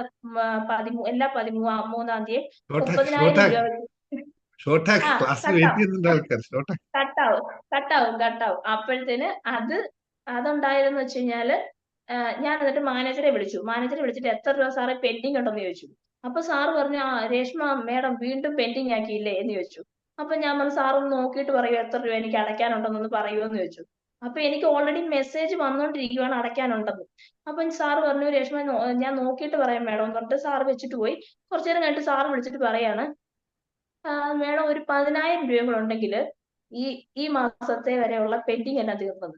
സത്യം പറഞ്ഞാൽ എനിക്ക് അടയ്ക്കാനുണ്ട്, പക്ഷെ അതെങ്ങനെ സംഭവിച്ചു എന്ന് എനിക്ക് അറിയില്ല. ക്ലോസ് ചെയ്താ? ക്ലോസ് അല്ല സാറേ, ഈ മാസം വരെ ഉള്ളത് അടവ് 10,000 രൂപയും കൂടെ അടച്ചു. അതിനകത്ത് എനിക്ക് വന്ന ലാഭം എന്ന് പറഞ്ഞു കഴിഞ്ഞാൽ 50,000 രൂപ. ഓ വാവ്. അത്രയുണ്ടായി. അത് എങ്ങനെ, ഞാൻ കുഞ്ഞമ്മയോട് പോലും, കുഞ്ഞമ്മയ്ക്കൊന്നും അറിയില്ലായിരുന്നു ഞാൻ ഇത്രയും, അതായത് ഒക്ടോബർ വരെയുള്ള ഇത് അടച്ചിട്ടുണ്ടെന്ന് പോലും വീട്ടിൽ ഒരാൾക്കും അറിയില്ല. കാരണം അത് എങ്ങനെ വന്നു, അത് ഇതിനു മുന്നെയാണ്, സാറിന്റെ ക്ലാസ്സിനൊക്കെ മുന്നെയാണ് അത് അടച്ചത്. അത് എങ്ങനെ അടച്ചത് അവർക്ക് ആർക്കും അറിയില്ല, കാരണം എനിക്ക് വരുമാനം ഇല്ലായിരുന്നു. Very good. അത് അപ്പൊ എനിക്ക് ഇവിടെ ക്ലാസ്സിൽ കയറിയതിനു ശേഷം 1,00,000 രൂപയുടെ ലാഭം ഉണ്ടായി. ഉണ്ട്. അപ്പൊ ഒരു കാര്യം തിരുത്തിക്കോട്ടെ നിങ്ങൾ എല്ലാവരും കേൾക്കാൻ. ഞാൻ മാറണമെങ്കിൽ ഞാൻ തന്നെ തീരുമാനിക്കണം എന്നുള്ള ഒരു വാക്ക് പറഞ്ഞില്ലേ? പക്ഷെ തീരുമാനിക്കേണ്ട ഞാൻ തന്നെ. പക്ഷെ വഴികൾ വിവിധമായ വ്യക്തികളിലൂടെ, വിവിധമായ സാഹചര്യങ്ങളുടെ, വിവിധമായ രീതികളിലൂടെ നമ്മളിലേക്ക് എത്തുന്നതാണ് ഈ കുഞ്ഞമ്മയിലൂടെ കാണിച്ചല്ലേ? ശരി സാറേ, താങ്ക് യു. ഇനിയുണ്ട് പറയാനായിട്ട്, വഴിയെ ഞാൻ പറഞ്ഞോളാം. എല്ലാവർക്കും പറയണ്ടേ? കൂടുതൽ കോടികളുടെ കണക്കുമായി വരട്ടെ. Okay, thank U. ശരി, കണ്ടിന്യൂ ചെയ്യണേ. ഇത് വിട്ടുപോയാൽ പോവേ. ശരി സാർ, ഉറപ്പായി. എപ്പോഴും കണ്ടിന്യൂ ചെയ്യണം. നിങ്ങൾക്കാരും തോന്നരുത് സാധനം ഇപ്പൊ പഠിച്ചു ഞാൻ അടിപൊളിയായി എന്ന് വിട്ടുപോയി പണ്ട് പഴയ ഇല്ല, അങ്ങനെ ഒരു വിചാരമേ ഇല്ല സാറേ. ഫുള്ളായിട്ട് നമ്മള് ഇനി നമുക്ക് സ്മിതയെ എടുക്കാം. സ്മിത ടൈപ്പ് ചെയ്തൊരു കാര്യം. സാർ, തെറ്റ് കണ്ടാൽ പറഞ്ഞിരിക്കും, അത് മനസ്സിലെ മാലിന്യമാണോ മാറ്റാൻ ശ്രമിക്കുന്നുണ്ട്. തെറ്റ് കണ്ടാൽ പറഞ്ഞിരിക്കും, അത് മനസ്സിലെ മാലിന്യമാണോ? ഞാൻ ഈ മാലിന്യങ്ങളെ പറ്റി പഠിപ്പിച്ചപ്പോഴോ 10 മാലിന്യങ്ങൾ ഇങ്ങനൊരു സാധനം പഠിപ്പിച്ചില്ലല്ലേ? ഞാനും പലപ്പോഴും വിചാരിച്ചു എന്തേ എനിക്ക് അങ്ങനെ ഒരു സാധനം എഴുതാൻ പറ്റിയില്ല. തെറ്റ് കണ്ടാൽ പറഞ്ഞിരിക്കും എന്നുള്ളത് മനസ്സിലെ മാലിന്യമാണോ അല്ലേ? എന്തുകൊണ്ടാണെന്നറിയോ? ഈ സാധനം, സ്മിത പറഞ്ഞ സാധനം ഞാനിവിടെ സ്ഥിരം വീട്ടിൽ നിന്ന് കേൾക്കുന്നതായിരുന്നു. ഇപ്പൊ നിർത്തിയിട്ടുണ്ട്. എന്തെങ്കിലും പറഞ്ഞാൽ എന്നോട് പറയും തെറ്റ് കണ്ടാൽ ഞാൻ പറഞ്ഞിരിക്കും, പറയുക തന്നെ ചെയ്യും. ഇപ്പൊ നിർത്തിയിട്ടുണ്ട് കേട്ടോ. എന്താണെന്നറിയില്ല. മനസ്സിലായോ? തെറ്റ് കണ്ടാൽ പറഞ്ഞിരിക്കുന്ന മാലിന്യമാണോ അല്ലേ? നിങ്ങളൊന്ന് കമന്റ് ചെയ്ത എല്ലാവരും പറഞ്ഞു നോക്കിയേ. നിങ്ങളെല്ലാവരും പറഞ്ഞു നോക്കി നോക്കട്ടെ, നിങ്ങൾക്ക് എത്രത്തോളം മനസ്സിലാവുന്നു നോക്കട്ടെ. സാർ, നമ്മളിൽ മാലിന്യം ഉണ്ടെങ്കിലാണല്ലോ നമുക്കത് മനസ്സിലാവുള്ളൂ. ആ ഒരു പോയിന്റില് അങ്ങനെയാണ് എനിക്ക് തോന്നിയത്. നെക്സ്റ്റ്. അവരുടെ ശരി എന്റെ തെറ്റും, എന്റെ ശരി അവരുടെ തെറ്റും ആയിക്കൂടുന്നില്ലല്ലോ സാർ. അപ്പൊ അവർക്ക് അതാണെന്നനുസരിച്ച് നമ്മൾ അതിനനുസരിച്ച് ബിഹേവ് ചെയ്താൽ നമ്മൾ മാറിയാൽ മതി അവരോട്. മാം, നമ്മളെ കുട്ടികളെ കൊണ്ട് പറയിപ്പിക്കാം നമുക്ക്. Okay sir. Sir Lekha. Sir ഞാൻ പുറത്താണുള്ളത്. എന്നാലും ചോദിച്ചോട്ടെ. ഇന്നലെ ഞാൻ ഗ്രൂപ്പിൽ ഇട്ടിട്ടുണ്ടായിരുന്നു, പിന്നെ ഞാൻ തന്നെ ഡിലീറ്റ് ചെയ്തു. പിന്നെ ഒരു മെസ്സേജ് ഇട്ടിട്ടുണ്ടായിരുന്നു സാറിന്. നമുക്കിപ്പോ ഒരു ദേഷ്യം വരുന്നൊരു സന്ദർഭമാണ് സാർ. അതായത് ഇപ്പം ഒരു എക്സാമ്പിൾ പറയുകയാണെങ്കിൽ, ഞാനിപ്പോ ഒരു അധ്യാപികയാണ്. അപ്പോൾ ക്ലാസ്സിൽ ഇപ്പൊ നമ്മൾ ഡിസിപ്ലിൻ മെയിൻറ്റെയിൻ ചെയ്യണം. നമ്മളിപ്പോ ഒരു പ്രാവശ്യം ഒരു മിനിറ്റ്, ഈ ഒരു വിഷയത്തിൽ കൺക്ലൂഡ് ചെയ്തിട്ട് അങ്ങോട്ട് വരട്ടെ. ആയിക്കോട്ടെ സാർ. ഇതൊന്ന് ഈ മാലിന്യമാണോ, ഇവിടെ സ്മിത എവിടെ, ഇത് മാലിന്യമാണോ ഇല്ലയെന്ന് തീരുമാനിക്കട്ടെ നമ്മൾ. എന്ത് പറയും? മറ്റാരെങ്കിലും എന്ത് പറയണ്ട? സുനിതകുമാരി എന്ത് പറയുന്നതിനെ പറ്റിയിട്ട്? സ്മിത പറഞ്ഞത് തെറ്റ് കണ്ടാൽ പറഞ്ഞിരിക്കും, അത് മാലിന്യമാണോ അല്ലയോ?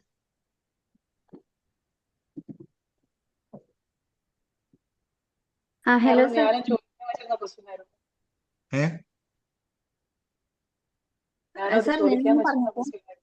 സ്മിത പറഞ്ഞ ഒന്നുകൂടി, സ്മിത കൃത്യമായിട്ട് ഒന്നുകൂടി എന്താണ് ഉദ്ദേശിച്ചതെന്ന് പറഞ്ഞാണെങ്കിൽ. അല്ല, ഞാൻ ഉദ്ദേശിച്ചത് ഞാനത് പറഞ്ഞ് അത് എല്ലാവരും പറയില്ലേ സാർ അങ്ങനെ? എല്ലാവരും പറയില്ലേ? എന്ന് വെച്ചിട്ടുണ്ടെങ്കിൽ അത് പറഞ്ഞാൽ മറ്റുള്ള ആൾക്ക് എന്നോട് ദേഷ്യം തോന്നുമോ, ഞാൻ മോശമാണെന്ന് മറ്റുള്ളവർക്ക് തോന്നുമോ എന്നുള്ളൊരു പേടിയിൽ പലരും അത് മിണ്ടാണ്ടിരിക്കും. പക്ഷെ എനിക്കത് മിണ്ടാണ്ടിരുന്നു കഴിഞ്ഞാൽ എനിക്ക് എന്തോ ഒരു സഫോക്കേഷനാ. ഞാൻ അതെ. എന്തുകൊണ്ടത് പറഞ്ഞില്ല? എൻ്റെ ഒരു സ്വഭാവം അങ്ങനെ ആയതുകൊണ്ടായിരിക്കാം, എനിക്കറിയില്ല, ബൈ ബർത്ത് അങ്ങനെ കിട്ടിയതുകൊണ്ടായിരിക്കാം. പക്ഷെ കുറെ പേര് എൻ്റെ അടുത്ത് പറഞ്ഞിട്ടുണ്ട്, നീ അങ്ങനെയൊന്നും പറയാൻ പാടില്ല, അത് എന്തിനാ മറ്റുള്ള ശത്രുക്കൾ അത് കുറച്ച് അങ്ങനെ എനിക്ക് കിട്ടിയിട്ടുണ്ട് സാർ. അപ്പൊ മറ്റുള്ള ഇഷ്ടംപോലെ കിട്ടും. ചിലര് എന്നോട് അങ്ങനെയൊന്നും പറയരുത് സ്മിത, അത് അങ്ങനെയൊന്നും, അത് എന്തിനാ അത് അങ്ങനെ പറയണേ? പക്ഷെ അത് പറഞ്ഞില്ലെങ്കിൽ എനിക്ക് ഭയങ്കര ഒരു ഇത് ബുദ്ധിമുട്ടാ. ഓക്കെ, ഇത് ഇപ്പൊ സ്മിത നമ്മളെ ക്ലാസ്സിലുണ്ടല്ലോ അല്ലെ? 10 days ക്ലാസ് അല്ലേ അല്ലേ? അതെ അതെ. 10 days ക്ലാസ് കേട്ടപ്പോ ഇതിൽ ഏതെങ്കിലും ഒരു മാലിന്യമായി തോന്നിയോ ഈ സാധനത്തെ? മാലിന്യായിട്ടല്ല, അത് എനിക്കത് മാറ്റാം, അങ്ങനെ ഞാനത് അല്ലല്ലല്ല, തെറ്റ് ഞാൻ ചോദിച്ചത് ഈ ഒരു സംഭവത്തെ നമ്മുടെ 10 മാലിന്യങ്ങളിൽ ഏതെങ്കിലും ഒന്നുമായിട്ട് ഇത് കണക്ട് ആയിട്ടുണ്ടോ? അങ്ങനെ ചോദിച്ചാ എന്താ സാറിന്റെ അടുത്ത് ചെയ്യുന്നത് സ്മിത എന്താ ചെയ്യുന്നത്? ആക്ച്വലി ഞാൻ ചെറിയൊരു ബിസിനസ് ഒക്കെ ആയിട്ട് ഇങ്ങനെ പോയിക്കൊണ്ടിരിക്കുക. ഒരു ഓയിൽ മില്ല് നടത്തിക്കൊണ്ടിരിക്കുക സാർ. ആണല്ലേ? ഓക്കെ ഓക്കെ, ശരി. ഇതിന് ഞാൻ പറഞ്ഞുതരാം. എന്താണ് സുനിതകുമാരിക്ക് ഇതിൽ നിന്ന് മനസ്സിലായത്?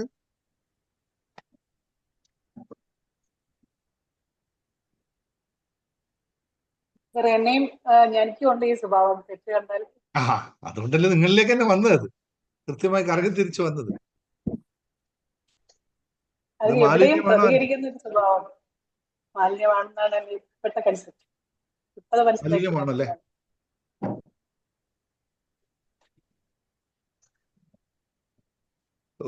ഒരുപക്ഷെ അത് അവരുടെ ശരിയായിരിക്കാം. ആഹാ, രാജന് അത് മാലിന്യമല്ല. അങ്ങനെയെങ്കിൽ മക്കളോട് ഒന്നും നമുക്ക് പറയാൻ പറ്റില്ലല്ലോ. തെറ്റ് കണ്ടാൽ ഞങ്ങൾ പറയാറുണ്ട്. നോക്കൂ, ഓക്കെ, ഞാൻ നിങ്ങളിലേക്ക് കൂടുതൽ വരുന്നത്, ഞാൻ അതിന്റെ വിശദാംശം പറഞ്ഞുതരാം. കുറെ കാര്യങ്ങൾ കണക്ട് ചെയ്ത് സാറേ, എനിക്കും പറയാനുണ്ട്. ഞാൻ ബിനുബാവുക, എന്നിലും ഇത് തന്നെയാണ്. ഞാനും തെറ്റ് കണ്ടാൽ ഉടനെ പ്രതികരിക്കും. ഓക്കെ, എന്നാ ഒരു കാര്യം ചെയ്യാം, ഇതില്ലാത്തവർ മാത്രം ഒന്ന് പറയൂ. ഇത് നിങ്ങൾ എന്നിലില്ല എന്ന് പറയുന്നവർ മാത്രം ഒരു പറഞ്ഞു. ശത്രുക്കളൊക്കെ നേടും. നമ്മുടെ സ്ഥിരം പരിപാടിയല്ല. നമ്മൾ ശത്രുക്കളെ സമ്പാദിക്കുന്ന, പണം സമ്പാദിക്കുന്ന കൂടുതൽ ശത്രുക്കളെ സമ്പാദിക്കാൻ നമ്മൾ റെഡിയാണ്. ഇത് എന്നിലില്ല, ഞാൻ ഇങ്ങനത്തെ ഒരാളല്ല എന്ന് പറയുന്നവർ മാത്രം ഒന്ന് ഹാൻഡ് റൈസ് ചെയ്ത്, ഇതെനിക്കില്ല.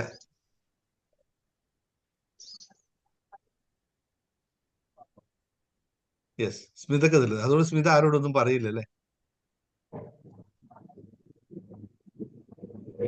എന്താ സ്മിത ചെയ്യുന്നത്? ആരോടൊന്നും പറയില്ലേ? ഇല്ല.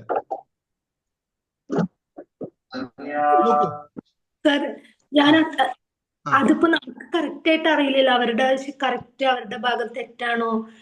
ഇപ്പൊ ഞാൻ വീട്ടിലായാലും ഞങ്ങൾ ഡിസ്കസ് ചെയ്യുള്ളൂ. അതായത് എൻവയറമെന്റ് നിങ്ങളവിടെ ക്രിയേറ്റ് ചെയ്തെടുത്തോണ്ടാ. വീട്ടിലെ ഡിസ്കഷൻ മോഡിലേക്ക് നിങ്ങൾ പോയത് കൊണ്ട്, നിങ്ങളുടെ ഭർത്താവും നിങ്ങളും ഇരിക്കുകയാണെങ്കിൽ ഇത് ഡിസ്കഷൻ ഒന്നും ഉണ്ടാവില്ല. മക്കളോടായതുകൊണ്ടെങ്കിൽ പറയണം, അത് തോന്നുക അല്ല. ഓക്കെ, നിങ്ങൾ രണ്ട് കാര്യങ്ങളുണ്ട്. അത് സ്മിത എന്താന്ന് വെച്ചാൽ, ഞാൻ അത് വളരെ പ്രധാനപ്പെട്ട ഒരു പോയിന്റ് ആണ് സ്മിത പറഞ്ഞത്. ഞാൻ അതിലേക്ക് കൺക്ലൂഡ് ചെയ്യുമ്പോൾ പറഞ്ഞുതരാം. നോക്കൂ, ഒന്ന് രണ്ട് കാര്യങ്ങൾ അതിൽ മനസ്സിലാക്കേണ്ടത്. ഒന്ന്, നിങ്ങളുടെ ശരിയാണോ മറ്റുള്ളവന്റെ ശരി? മറ്റുള്ളവന്റെ ശരിയാണോ നിങ്ങളുടെ ശരി? എന്ന് വെച്ചാൽ നിങ്ങളുടെ തെറ്റ് മറ്റുള്ളവന്റെ തെറ്റായിരിക്കുമോ, അല്ലെങ്കിൽ മറ്റുള്ളവന്റെ തെറ്റ് നിങ്ങളുടെ തെറ്റായിരിക്കുമോ? രണ്ടും അല്ലല്ലോ, രണ്ടും കണ്ടീഷനിലാണ് അല്ലെ? It's all depends condition, circumstances അല്ലെ, സാഹചര്യങ്ങൾ, വ്യക്തികൾ, സമൂഹം, ഇതൊക്കെ കണക്കുകൂട്ടിയിട്ടാണ് ഒരു തെറ്റും ശരിയും നിർണ്ണയിക്കപ്പെടുന്നത്. ഇതറിയാമല്ലോ നിങ്ങൾക്ക് എല്ലാവർക്കും. നമ്മളൊരു തെറ്റാണെന്ന് പറയുന്നത് നമ്മുടെ മാത്രം കാഴ്ചപ്പാടിലൂടെയല്ലേ? അല്ലെങ്കിൽ നമ്മൾ കണ്ട് പരിചിതമായി നമ്മൾ സ്ഥാപിച്ചെടുത്ത നമ്മുടെ ചിന്തകളിലൂടെ, അല്ലെങ്കിൽ നമ്മുടെ വിശ്വാസത്തിലല്ലേ നമ്മൾ തെറ്റും ശരിയും കാണുന്നത്? ഞാനൊരു ഉദാഹരണം പറയാം. നമ്മുടെ കുട്ടി അല്ലെങ്കിൽ നമ്മുടെ മക്കൾ, ആൺകുട്ടിയോ പെൺകുട്ടിയോ ആയിക്കോട്ടെ, വേറൊരു കുട്ടിയുമായി ഒരു സ്നേഹബന്ധത്തിൽ ഏർപ്പെട്ടാൽ നമ്മളെ സംബന്ധിച്ച് ശരിയായിരിക്കുമോ തെറ്റായിരിക്കുമോ? തെറ്റല്ലേ? നമ്മൾ ഉപദേശിക്കും, ശരിയല്ല, പാടില്ല, അങ്ങനെയാണ് ഇങ്ങനെയാണ് കാര്യങ്ങൾ ഉപദേശിക്കുമല്ലോ, സ്വാഭാവികല്ലേ? ഇനി നമ്മൾ ഇതേ പ്രായത്തിലായിരുന്നെങ്കിൽ നമ്മുടെ അവസ്ഥ എന്തായിരുന്നു? ഇതേ ഉപദേശം നമ്മൾ സ്വയം എടുത്തിരുന്നോ? ഇല്ലല്ലോ. അന്ന് നമ്മളിത് ചെയ്യാൻ ആഗ്രഹിച്ചിരുന്നു. ഇത് രണ്ടും വ്യത്യസ്തമായി കാണാം. ഇതേ സമയത്ത് നിങ്ങളും നിങ്ങളുടെ കുട്ടിയും അമേരിക്കയിലാണ് ജീവിക്കുന്നതെങ്കിൽ ഇങ്ങനെ ഒരു ഡേറ്റിംഗ്, ഇങ്ങനെ ഒരു സ്നേഹബന്ധം ഇല്ലാത്ത കുട്ടികൾ എന്ത് ചെയ്യോടെന്ന് അറിയോ? അതായത് പ്രായപൂർത്തിയാകുന്ന സമയത്ത് ഒരു ബോയ് ഫ്രണ്ടോ ഗേൾ ഫ്രണ്ടോ ഇല്ല എന്നുള്ള ഒരു ബന്ധം, ഒരു പരസ്പര ബന്ധമില്ല എങ്കിൽ അവിടെ ചെയ്യുന്ന അടുത്ത പ്രോസസ് എന്താണെന്നറിയോ? സൈക്കോളജിക്കൽ കൺസൾട്ടന്റ് പോയി കാണും. എന്ത് പറ്റി എന്റെ കുട്ടിക്ക്, എന്തുകൊണ്ട് ഇതില്ല? വ്യത്യസ്തം മനസ്സിലായ എനിക്ക്? ഇതെപ്പോഴും വ്യത്യസ്തമായിരിക്കും. അപ്പോൾ ഇവിടുത്തെ വിഷയം അതല്ല. ഇത് മനസ്സിലാക്കാൻ വേണ്ടി മാത്രം പറഞ്ഞതാണ്. നമ്മൾ ഒരാളോട് പറയേണ്ട കാര്യം പറഞ്ഞു, പിന്നെ ആൾക്കാർ പറഞ്ഞു നിങ്ങൾ അവർ ശത്രുത സമ്പാദിക്കുന്നു, നിങ്ങൾ അങ്ങനെ പറയാൻ പാടില്ല, ഇതൊക്കെയാണെന്ന് ആൾക്കാർ പറഞ്ഞു. നമ്മൾ ആൾക്കാർ പറയുന്നത് കേൾക്കുന്നു. അപ്പൊ യഥാർത്ഥത്തിൽ ആരാണ് ശത്രുക്കളെ സമ്പാദിച്ചത്? അവർ നൽകിയതാണോ നമ്മൾ നേടിയതാണോ? നമ്മൾ പിന്നെ സംഭവിക്കുന്ന അറിയോ? നമ്മളൊരു കാര്യം പറഞ്ഞ് കഴിഞ്ഞ് തൊട്ടടുത്ത നിമിഷത്തിൽ നമുക്ക് എന്താ സംഭവിക്കുന്നത് ശ്രദ്ധിച്ചിട്ടുണ്ടോ? നമ്മൾ ഒരാളോട് ഒരു കാര്യം പറഞ്ഞു. ഇപ്പോ ജയമോള് മകളെ വിളിച്ചിട്ട് അങ്ങ് ഫയർ ചെയ്ത് ഫോൺ കട്ട് ചെയ്തതിനു ശേഷം അടുത്ത ജയമോളുടെ അടുത്ത ചിന്ത എന്താണെന്നറിയോ? ശ്രദ്ധിച്ചിട്ടുണ്ടോ നിങ്ങൾ? ഷീന പറഞ്ഞ പോലെ പിന്നെ എനർജി അങ്ങ് ഡൗൺ ആവും. വേണ്ടായിരുന്നു, എന്തിനാ ഇപ്പൊ ഇത് പറഞ്ഞിട്ട് കാര്യം? ഒരു കാര്യമില്ല അവളോട് പറഞ്ഞിട്ട്. അവളോ നന്നാവൂല, ഞാൻ എന്റെ സമയം കളഞ്ഞു. ചിന്തിക്കോ ഇല്ലയോ? ഇതെല്ലായിടത്തും ചിന്തിക്കുമല്ലോ. നിങ്ങൾ ഒരാളോട് പറയേണ്ട കാര്യം പറഞ്ഞിട്ട് മുന്നോട്ട് പോകുമ്പോഴും നിങ്ങൾക്ക് അപ്പത്തൊന്നും കുറ്റബോധം ഉണ്ടാവും, പശ്ചാത്താപം ഉണ്ടാവും, നിരാശ ഉണ്ടാകുകയില്ലേ? ഇത് ഇല്ലാത്തവനാണെങ്കിലോ? ഇല്ലാത്തവർ വളരെ കുറവാണ്, അല്ലെ? അധ്യാപകർ കുട്ടികളോട്, ഇപ്പൊ നേരത്തെ ഒരാള് ലേഖ ചോദിച്ച അതേപോലെ അധ്യാപകർ കുട്ടികളെ വഴക്ക് പറയാറുണ്ട്, അല്ലെങ്കിൽ അധ്യാപകർ കുട്ടികളെ പഠിപ്പിക്കാൻ വേണ്ടി നീ ചെയ്തില്ല, ഹോംവർക്ക് ചെയ്യോ, ഇമ്പോസിഷൻ കൊടുക്കും, ഇതൊക്കെ കൊടുക്കാറുണ്ട്. അധ്യാപകർക്ക് എപ്പോഴും കുറ്റബോധം തോന്നാറുണ്ട്. ഞാൻ ഈ കുട്ടികൾ ഇങ്ങനെ ചെയ്യേണ്ട വല്ല കാര്യമുണ്ടോ എന്ന് തോന്നാറുണ്ടോ? തോന്നിയാൽ പിന്നെ അവൻ അധ്യാപകനാകുമോ? പക്ഷെ അച്ഛനമ്മമാർക്ക് മക്കളെ പറയുമ്പോൾ ഇത് തോന്നുന്നുണ്ടോ? അപ്പൊ യഥാർത്ഥത്തിൽ എവിടെയാണ് മാലിന്യം ഇരിക്കുന്നത്? ആണല്ലോ. അപ്പോൾ നമ്മൾ പറയേണ്ട കാര്യം പറഞ്ഞത് കൊണ്ടാണോ ഇത് സംഭവിച്ചത്? നമ്മൾ ചിന്തിച്ചത് കൊണ്ടാണോ സംഭവിച്ചത്?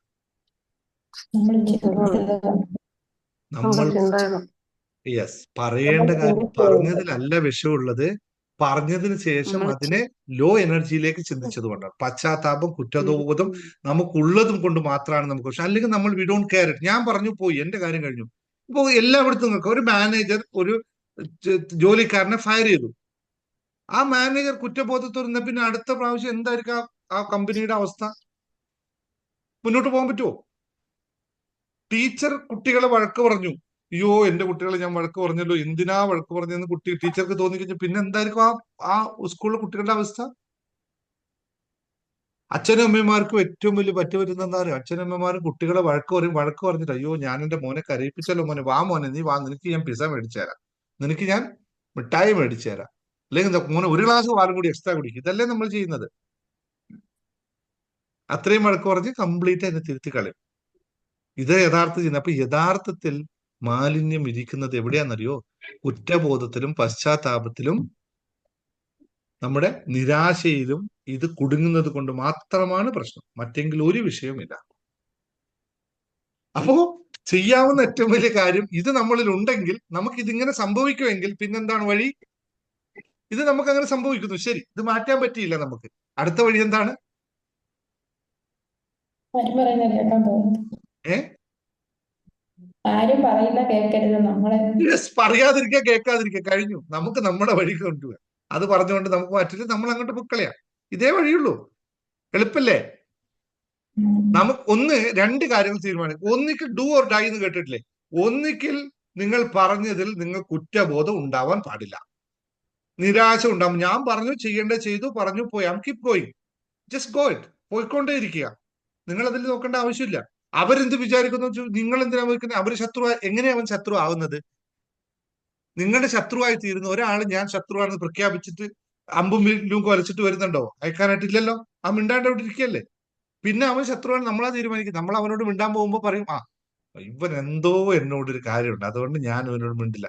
കണ്ടീഷൻ വെക്കുന്നത് ആരാ? അവൻ മിണ്ടാതിരിക്കുന്നുണ്ടെങ്കിലും നമ്മൾ മിണ്ടാതിരിക്കുമ്പോഴല്ലേ അവൻ ശത്രുവായി മാറുന്നത്. അല്ലെങ്കിൽ അവനല്ലല്ലോ. ഇപ്പൊ ഞാൻ ഇവിടെ നിങ്ങളോട് സംസാരിച്ചുകൊണ്ടിരിക്കുന്നു. ഈ കൂട്ടത്തിൽ ഇത്രയും ആൾക്കാരെടുത്ത് 200-500 ആൾക്കാരിൽ ആർക്കെങ്കിലും എന്നോട് ശത്രുതയുണ്ടോ എന്ന് ഞാൻ ചിന്തിക്കാത്തത്തോളം കാലം അവൻ എനിക്ക് ശത്രുതയാണോ? ഞാൻ ചിന്തിക്കുമ്പോൾ മാത്രമല്ലേ അവൻ എന്റെ ശത്രുവായി തോന്നുള്ളൂ, അല്ലാത്തടത്തോളം ഇല്ലല്ലോ. അപ്പൊ അവിടെ പ്രത്യേകത എന്ന് വെച്ചാൽ നമ്മൾ മുമ്പേ തീരുമാനിക്കുന്നതുകൊണ്ടാണ്. അപ്പൊ അതും വീണ്ടും മാലിന്യമാണ്, നമ്മൾ കണ്ടീഷൻസ് വെക്കുന്നതുകൊണ്ട്. നമ്മൾ പറയേണ്ട പറയാ, ചെയ്യേണ്ട ചെയ്യാ, മുമ്പോട്ട് പോവുക, ഒരു ഓപ്ഷൻ. അല്ലെങ്കിൽ ഒന്നിനെ പറ്റി നമ്മൾ ശ്രദ്ധിക്കേണ്ട ആവശ്യമില്ല, നമ്മൾ നമ്മുടെ ആ വഴിക്ക് പോവുക. അവരെന്തെങ്കിലും ആവട്ടെ, പറയേണ്ട. ഇപ്പൊ ഒരു കാര്യം, എന്റെ സത്യമല്ല അവരുടെ സത്യം, എന്റെ കറക്റ്റ് അല്ല അവരുടെ കറക്റ്റ്. അപ്പൊ പിന്നെ നമ്മൾ ഇതിനകത്ത് പറയേണ്ട ആവശ്യമില്ല. പക്ഷെ പറയേണ്ട ചില സമയത്ത് ഉത്തരവാദിത്വം ഉണ്ട്, പറഞ്ഞേ പറ്റുള്ളൂ. മക്കളെ ശരിയാക്കണം, ഭർത്താവിനെ ശരിയാക്കണം, ഭാര്യയെ ശരിയാക്കണം, ഇതൊക്കെ പെങ്ങന്മാരെ നോക്കണം, ഇതൊക്കെ നമ്മൾ ഉപദേശിക്കേണ്ട ബുദ്ധിമുണ്ട്. പക്ഷെ അതൊക്കെ ഉപദേശിക്കുന്ന, സ്മിത പറഞ്ഞ ഡിസ്കഷൻ ആണ്. You cannot order them. അവിടെയാണ് വ്യത്യാസം വരിക. ക്ലിയർ ആയോ ഈ സാധനം?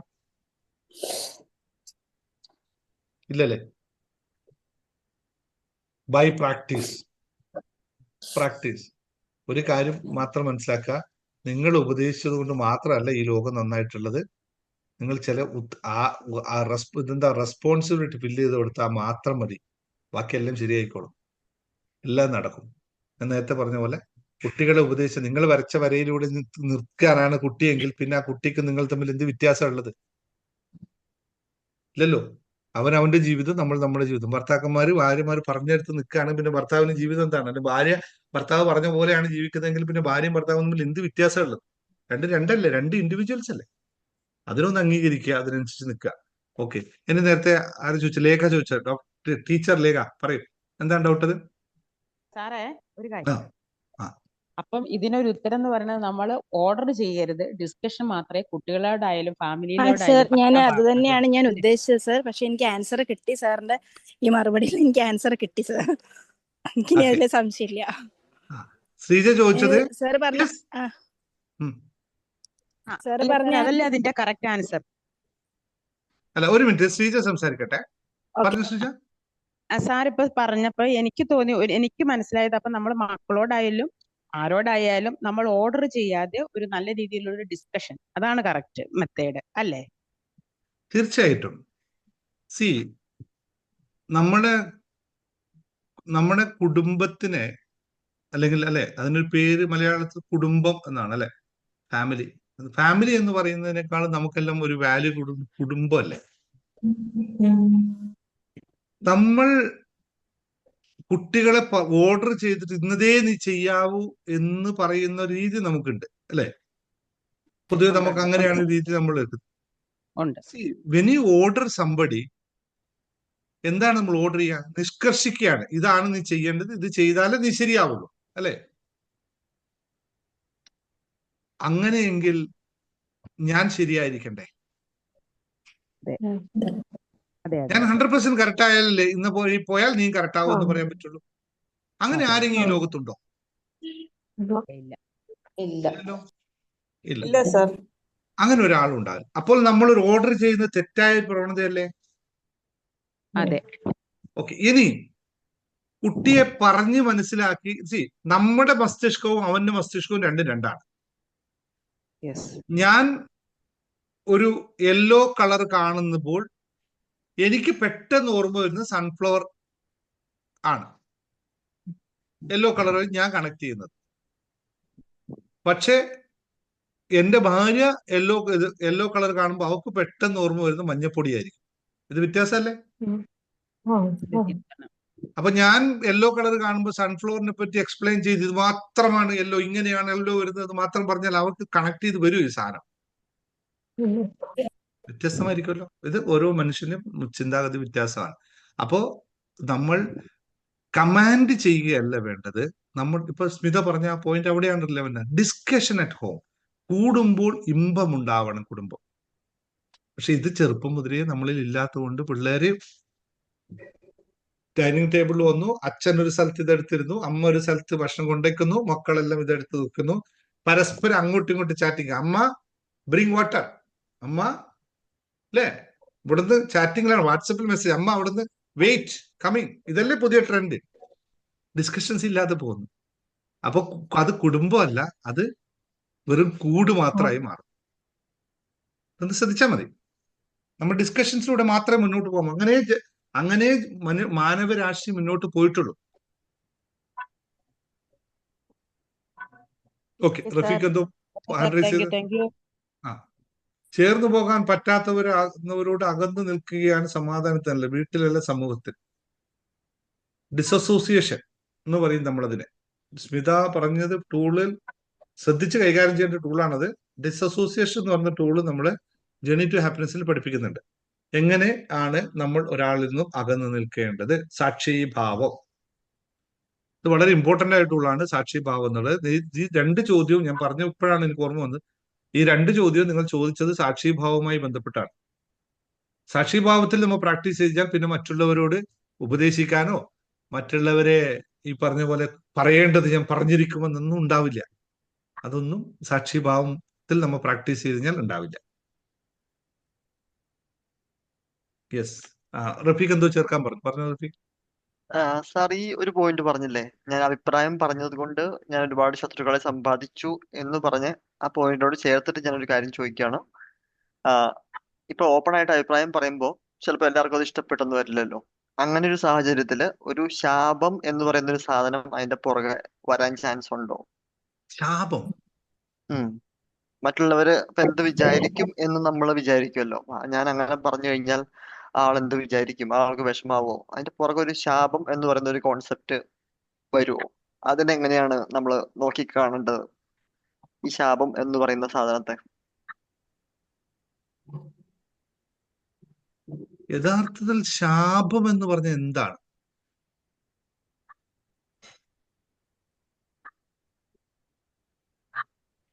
ശാപം എന്ന് പറഞ്ഞാൽ അതും ഇതുമായിട്ട് കണക്ഷൻ വരുന്നില്ലല്ലോ. നമ്മളിങ്ങനെ ചിന്തിച്ചുകൊണ്ടിരിക്കില്ലേ, ശാപമുണ്ടോ, ശാപം കിട്ടുമോ, അങ്ങനെ ചിന്തിച്ചിരിക്കുമല്ലോ. ആക്ച്വലി നമ്മുടെ മനസ്സിന്റെ ഒരു പശ്ചാത്താപം പോലെ തന്നെയാണ് അത് വരുന്നത്. പക്ഷെ ആക്ച്വലി ശാപം അങ്ങനെ ഉണ്ടോ ശരിക്കും? ഞാൻ പറയാത്, കാരണം അത് കുറച്ചും കൂടി കണക്ട് ചെയ്ത് ഡീപ്പായി പോയി അത് നമ്മൾ എടുക്കുന്ന രീതി പോലെ ആയിരിക്കും. അവര് ബ്ലെസ്സിങ് എന്ന് ചോദിച്ചാൽ അത് ബ്ലെസ്സിങ് ആവും, ശാപം എന്ന് ചോദിച്ചാൽ ശാപം. അങ്ങനെയല്ലേ സാർ? അത് എടുക്കുന്ന രീതിയല്ലേ മനസ്സിലോട്ട്? അത് ഉദ്ദേശിച്ചത് വ്യത്യസ്തമാണ്. കുറ്റബോധമൊക്കെ ആവും. ശാപം സംതിങ് ഡിഫറെന്റ് ആണ്. ശാപം എന്ന് പറയുന്ന സാധനം നമുക്ക് സാധാരണ രീതിയിൽ എടുക്കാൻ പറ്റില്ല.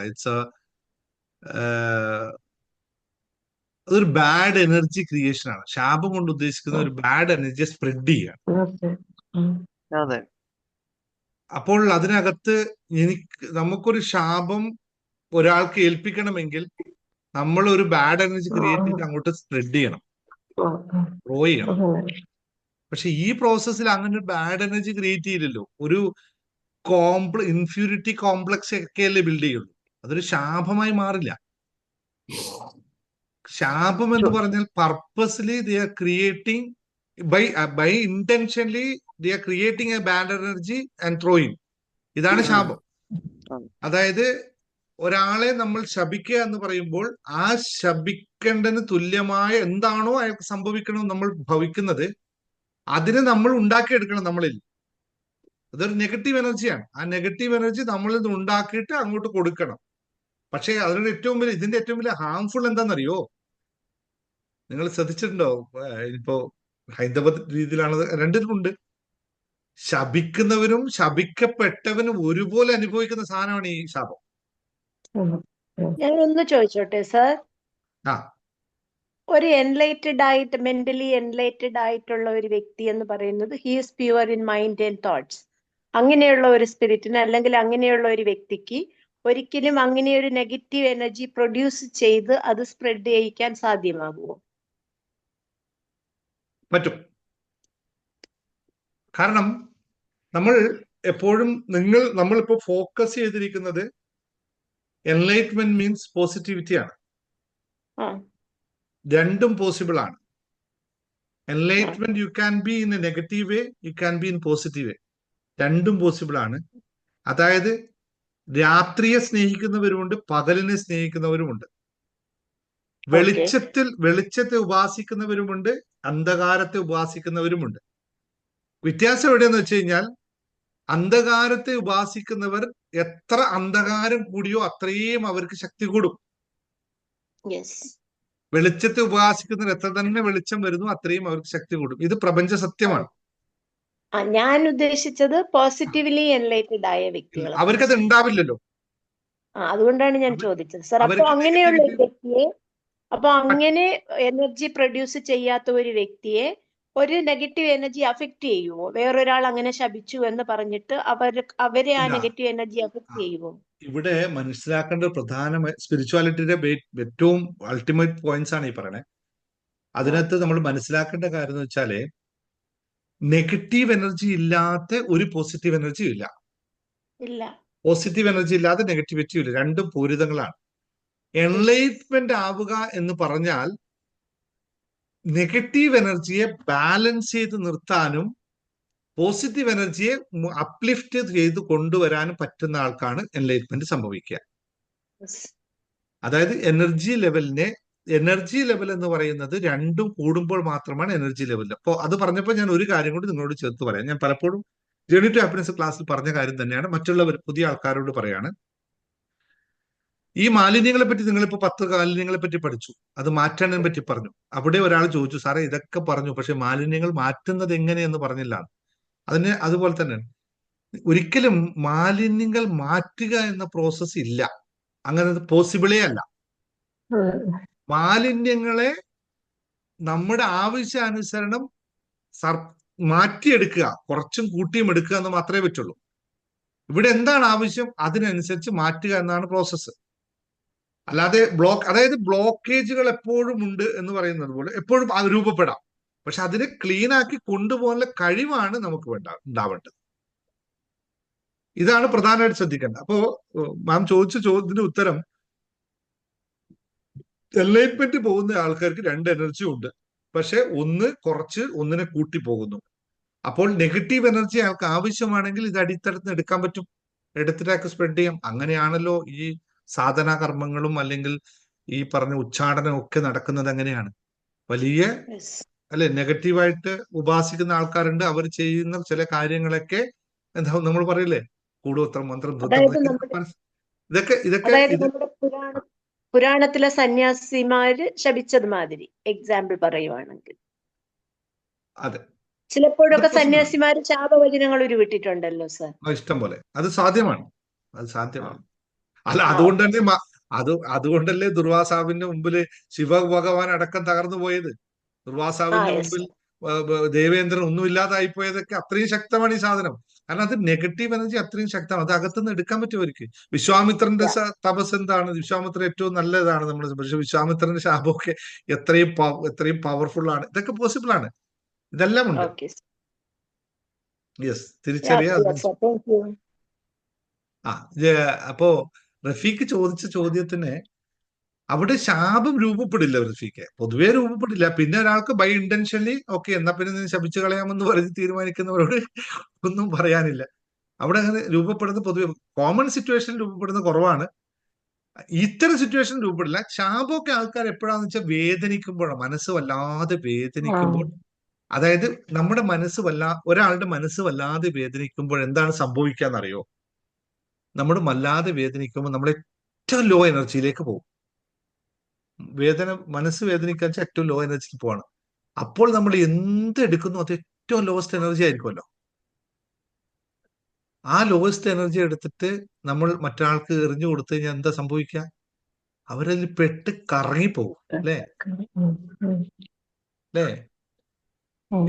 ഇതൊക്കെ നമ്മൾ പുരാണങ്ങളിൽ ഒരുപാട് കഥകൾ കേട്ടിട്ടുണ്ട്. കയ്യിൽ നിന്ന് എന്താ പറയാ, നമ്മൾ എന്താ പറയാ, ഒരുപാട് കഥകൾ ഇതുപോലെ പുരാണങ്ങളായിട്ട് കണക്ട് ചെയ്തിട്ട് ഉപനിഷത്തൊക്കെ ബന്ധപ്പെട്ടിട്ടൊക്കെ പറയാൻ പറ്റും കേട്ടോ. കാരണം എങ്ങനെയാണ് അഭിമന്യുവിനെ ചക്രവ്യൂഹത്തിൽ പെടുത്തിയെന്ന് ചോദിച്ചു കഴിഞ്ഞാൽ, അല്ലെ, ആ സമയത്ത് അഹങ്കാരം അല്ലെങ്കിൽ അഭിമന്യുവിന്റെ ഒരു കോൺഫിഡൻസിനെയാണ് അവർ ശരിക്കും കോൺഫിഡൻസ് നല്ലതല്ലേ? ശരിക്കും കോൺഫിഡൻസ് അല്ല, പക്ഷെ ആ അഭിമന്യുവിന്റെ ആ കോൺഫിഡൻസിനെ കൊണ്ടുപോയിട്ടാണ് അവർ പെടുത്തി കളഞ്ഞത്. അപ്പൊ ഓരോന്നിനും അത് ചെയ്യാൻ പറ്റും. ശ്രദ്ധാപൂർവം അല്ല നമ്മൾ ചെയ്യുന്നതെങ്കിൽ എവിടെ പോയി പെട്ടുപോകും. അപ്പൊ എവിടെയും നമുക്ക് ഈ സംഭവങ്ങളെ ആലോചിച്ച് വേണം പ്രവർത്തിക്കാനുണ്ട്. Okay, thank you. അടുത്ത ക്വസ്റ്റ്യൻ ഉണ്ടോ?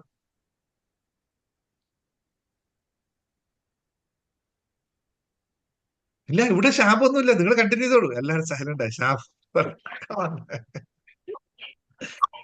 അടുത്ത് സാർ, അതിന് പരിഹാരം ഉണ്ടാവുമല്ലോ. ശാപം വന്നു കഴിഞ്ഞാൽ എന്തായിരിക്കും അതിന് പരിഹാരം? നമ്മൾ തടയാൻ എന്താ ചെയ്യണ്ടേ? അങ്ങനെ ഏറ്റിട്ടുണ്ടെങ്കിൽ എന്നുള്ള ഇതിന് ഒരു ഉത്തരം ഉണ്ടാവുമല്ലോ സാർ. ശാപം ലഭിച്ചാലോ? നമ്മളെ മനസ്സുകൊണ്ട് പിന്നെ എന്താന്ന് അവരെ ബ്ലസ് ചെയ്യാനോ വേണ്ട? എന്താ ഒരു മിനിറ്റ്, ഞാൻ ഇവിടെ എടുക്കുന്ന ക്ലാസ് മനസ്സിന്റെ പ്രോഗ്രാമിംഗ് ആണോ ശാപത്തിനെ ഒഴിവാക്കലാണോ? അല്ല, അത് ഓട്ടോമാറ്റിക് ആയിട്ട് ഇപ്പൊ വന്നോണ്ട് അങ്ങനെ ചോദിച്ചതാണ് സാർ. അല്ലല്ല, ഞാൻ പറഞ്ഞു ചർച്ചകൾ പോകുന്നത് ഇങ്ങനെയാണ് ഈ ക്ലാസ് പോകുന്നത് കേട്ടോ. പൊതുവെ നമ്മളെല്ലാ ക്ലാസ് ഇങ്ങനെ തുടങ്ങുന്നത് എവിടെയൊക്കെ അവസാനം എല്ലാവരുടെ മനസ്സിലും ഈ ഒരു ക്വസ്റ്റ്യൻ ഉണ്ടാവും. അങ്ങനെ ഏറ്റു കഴിഞ്ഞാൽ എന്തായിരിക്കും ചെയ്യേണ്ടി വരിക? ഞാൻ നിങ്ങൾ ക്വസ്റ്റ്യൻ ചോദിച്ചാലല്ല ഞാൻ പറഞ്ഞത്, പോകുന്ന വഴി അതും ഇതുപോലെ കുറച്ച് ഇതായിട്ട് പറയേണ്ടി വരും. ഓക്കെ, നേരത്തെ പറഞ്ഞ അതേപോലെ തിരിച്ചു നിങ്ങളോട് ഞാൻ പറയുന്ന കുറച്ച് തിരിച്ചറിവുകളാണ്.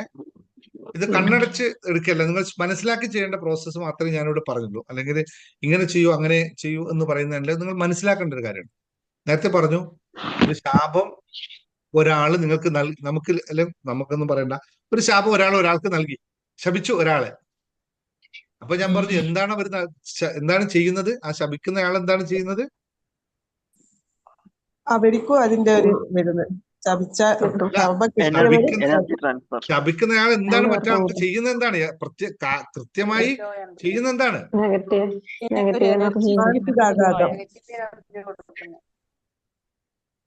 നെഗറ്റീവ് എനർജി എന്നതല്ല, മറ്റൊരു വേർഡാണ് ഞാൻ പറഞ്ഞത്. മാനസികാഘാതമാണോ? അല്ല, ലോ എനർജിയാണ് കൊടുക്കുന്നത് അല്ലേ? അപ്പൊ ലോ എനർജി കൊടുക്കുമ്പോ അയാൾക്കത് ഫലിക്കണമെങ്കിൽ അയാളുടെ എനർജി ഏതായിരിക്കണം? ശാപം ആർക്കാണ് ഏൽക്കുക? ശാപം ഏൽക്കുന്നയാൾ ആരായിരിക്കണം? ആണല്ലോ. പുറത്തു കിടക്കാൻ എന്താ വഴി? എനർജി കൂട്ടുക. അപ്പൊ എല്ലാം പറന്ന് തെറിച്ചു പോകും. ഇത് ഞാൻ മറ്റൊരു രീതിയിൽ പറഞ്ഞുതരാം. ഓക്കെ, ഇതേ സ്ഥാനത്ത് മറ്റൊരു രീതിയിൽ പറഞ്ഞുതരാം. നമുക്ക് കുറെ അന്ധവിശ്വാസങ്ങൾ ഉണ്ടെന്നൊക്കെ പറയില്ലേ, വിശ്വാസം അന്ധവിശ്വാസം ഒക്കെ ഉണ്ടെന്ന് പറയില്ലേ, അത് കണക്ട് ചെയ്ത് തന്നെ പറഞ്ഞുതരാം. ഒരാൾക്കൊരു ശാപം ലഭിച്ചു, അല്ലെങ്കിൽ ഒരു കൂടോത്രം, അല്ലേ, അങ്ങനെ സാധാരണ ഉണ്ടല്ലോ, കൂടോത്രം ചെയ്തു എന്ന് കരുതിക്കോ. എന്ന് വെച്ചാൽ കൂടോത്രം തന്നെ വേറെ ഒന്നും അല്ല, ഈ എനർജിയെ ലോ ആക്കുകയാണ് ചെയ്യുന്നത്. നമ്മുടെ ആ എനർജി ഈ കൂടോത്രം എന്നൊക്കെ സിസ്റ്റം ഒക്കെ നിങ്ങൾ കേട്ടിട്ടുണ്ടാവില്ല. ഇതെന്താ ചെയ്യുന്നത് അറിയോ? നമ്മുടെ ആ ഏരിയയിലെ ആ വ്യക്തികളുടെ എനർജിയെ ആവാഹിച്ചുകൊണ്ട് അതിന് താഴോട്ട് വലിച്ചിട്ട് കെട്ടുകയാണ് ചെയ്യുന്നത്. ഞാൻ കണ്ടിട്ടുണ്ടോ? ഞാൻ കണ്ടിട്ടില്ല. കൂടോത്രം ചെയ്യുന്ന സിസ്റ്റം ഇങ്ങനെയാണ്, അവര് എന്തെങ്കിലുമൊക്കെ മന്ത്രിച്ച് കെട്ടിടും. എന്നിട്ട് അല്ലെങ്കിൽ മുട്ടയിലേക്ക് ആവാഹിക്കും. മുട്ടയിലേക്ക് അങ്ങനെയൊക്കെയാണ് സാധനം ചെയ്യുന്നത്. ഇത് ഓൺ റെക്കോർഡല്ല പറയാണ്. അപ്പൊ ഇത് നാളെ പിടിച്ചിട്ട് എനിക്കത് ഞാൻ കേട്ടിട്ട് പരിചയമുള്ളൂ, ഞാൻ കണ്ടിട്ടൊന്നും പരിചയപ്പെട്ടു. അപ്പോ ഇതിന് സിസ്റ്റം എങ്ങനെയാണ്? സിസ്റ്റം എനിക്കറിയാം. കാരണം ഈ എനർജിയെ കെട്ടുകയാണ്. ഇപ്പോ സംഭവിക്കാതിരിക്കട്ടെ, ക്യാൻസൽ. റഫീഖിനെ വിചാരിച്ചിട്ട് ഞാൻ ഇവിടുന്ന് കെട്ടിടുകയാണ്. റഫീഖിന്റെ ഊർജത്തെ പിടിച്ച് കെട്ടിടുകയാണ് ചെയ്യുന്നത്. നിങ്ങൾ ആരെങ്കിലും പോയിട്ടുണ്ടെങ്കിൽ അറിയാം, ഈ കൂടുതൽ ചെയ്യുന്നവരടുത്ത് പോയിട്ടുണ്ടെങ്കിൽ നിങ്ങൾക്ക് അറിയാം എന്താ അവർ ചെയ്യുന്നത്. അവന്റെ പേര് പറ, സ്ഥലം പറ, വീട് പറ, നാള് പറ എന്നൊക്കെ പറഞ്ഞിട്ട് ഇങ്ങനെ കെട്ടും. ഈ കെട്ടുന്ന വേറൊന്നുമല്ല, ഇവരുടെ ഈ കൂടോത്രം ചെയ്യുന്ന ആള് എനർജി കൊണ്ട് ആ വ്യക്തിയിൽ പോവുകയും ആ വ്യക്തിയുടെ എനർജിയെ ഇങ്ങോട്ട് ആവാഹിക്കുകയും എന്നിട്ട് അതിന് കെട്ടുകയാണ് ചെയ്യുന്നത്. ഭൂതത്തെ നമ്മൾ കുപ്പിയിൽ ഇറക്കുന്നില്ല, അതുപോലെ കെട്ടുകയാണ് ചെയ്യുന്നത്. അപ്പൊ കെട്ടുക വെച്ചാൽ ആ എനർജിയെ താഴോട്ട് താഴ്ത്തുകയാണ് ചെയ്യുന്നത്. എന്നിട്ട് കൊണ്ടുപോയി കുഴിച്ചിടും. പിന്നെ അതിന് പുറത്തിറങ്ങാൻ പറ്റില്ല. ഇതാണ് യഥാർത്ഥത്തിൽ സംഭവിക്കുന്നത്. അപ്പോ ഇത് ഇങ്ങനെ സംഭവിക്കുമ്പോൾ നിങ്ങൾ മറ്റൊരാളെടുത്ത് കൊണ്ടുപോയി ഇത് ഒഴിപ്പിക്കുന്ന ആളെ എടുത്ത് കൊണ്ടുപോകാണെന്ന് കരുതിക്കോ, അല്ലെ? രണ്ടു ഭാഗമുണ്ടല്ലോ. അവരെന്താ ചെയ്യാ?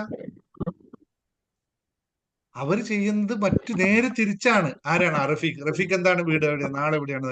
അവരിതിനെ തിരിച്ചാണ് പ്രോസസ് ചെയ്യുന്നത്. നേരെ ഓപ്പോസിറ്റ് ഡയറക്ഷനിലേക്ക് അത് തിരിക്കും അവർ ഈ സാധനത്തെ. അപ്പോൾ ഇത് പൊട്ടിക്കും. ഇത് എനർജി കൊണ്ടുള്ള കളിയാണ്. സത്യമായിട്ട് ഒരു കാര്യം പറയാം, നിങ്ങൾ വിശ്വസിച്ചാലില്ലെങ്കിലും ഇന്ത്യയിൽ ഏറ്റവും കൂടുതൽ, സത്യമായിട്ട് പറയാണ്, ശരിക്കും ശ്രദ്ധിക്കണം, ഇന്ത്യയിൽ ഏറ്റവും കൂടുതൽ അന്ധവിശ്വാസമുള്ള 2 സംസ്ഥാനങ്ങൾ ഏതാന്ന് പറഞ്ഞാൽ നിങ്ങൾക്ക് ഉത്തരം പറയാൻ പറ്റുമോ? കേരളവും ബംഗാളുമാണ് ഏറ്റവും കൂടുതൽ അന്ധവിശ്വാസമുള്ള സംസ്ഥാനം. എന്തുകൊണ്ട് സംഭവിക്കുന്നു? പ്രബുദ്ധരല്ലേ അല്ലെ? നമ്മൾ പ്രബുദ്ധരല്ലേ? ഈ സാധനം പറഞ്ഞപ്പോ എത്ര ആൾക്ക്, ഞാൻ ഈ പറഞ്ഞ എല്ലാവർക്കും കത്തിയില്ല ഈ സാധനത്തെ പറ്റിയിട്ട്. ഇങ്ങനെയൊന്നും ആരും ചിന്തിച്ചിട്ടില്ലല്ലോ. ഇങ്ങനെയാണ് എനർജി കൊണ്ടാണ് ഈ കളി. നിങ്ങൾ ആരും ചിന്തിച്ചിട്ടുണ്ടോ? തിരിച്ച് നമുക്ക് തന്നെ എടുക്കാൻ പറ്റില്ലേ? അതെ, ഇതിന് പരിഹാരം ചോദിച്ചു ചെല്ലുമ്പോ അവര് പറയും നിങ്ങൾ ഖുർആൻ ഓതൂ, ഇന്ന സ്ഥലങ്ങൾ വായിക്കൂ എന്നൊക്കെയാണ് അവര് പറയുന്നത്. പോസിറ്റീവായിട്ടുള്ള ശരിയാണ്. അവിടെ എന്താണ് ഖുർആൻ ഓതുമ്പോ എന്താണ് സംഭവിക്കുന്നത് റഫീഖെ? ഹൈ എനർജിയിലേക്ക് നമ്മൾ ലിഫ്റ്റ് ചെയ്യപ്പെടുകയാണ് ചെയ്യുക. എന്തിനാണ് ഖുർആനും ഭഗവത്ഗീതയും വേദങ്ങളും അല്ലെങ്കിൽ ബൈബിളും ഉണ്ടാക്കിയിരിക്കുന്നത്?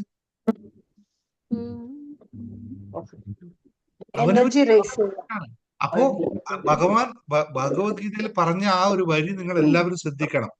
അത് വളരെ പ്രധാനമാണ്. ഈ പറഞ്ഞ എല്ലാ കാര്യങ്ങൾക്കും പരിഹാരം അത് തന്നെ ഉള്ളൂ. ഞാൻ എന്റെ പുസ്തകം തുടങ്ങുന്നത് ആ ഒരു വാക്കിൽ നിന്നാണ്. എന്താണ്? ഓരോ സമയത്തും നിങ്ങളെ ഉയർത്താൻ ഇപ്പൊ നേരത്തെ പറഞ്ഞ അതേപോലെ അവനവനെ ഉയർത്താൻ അവനവൻ തന്നെ തീരുമാനിച്ചിരിക്കണം.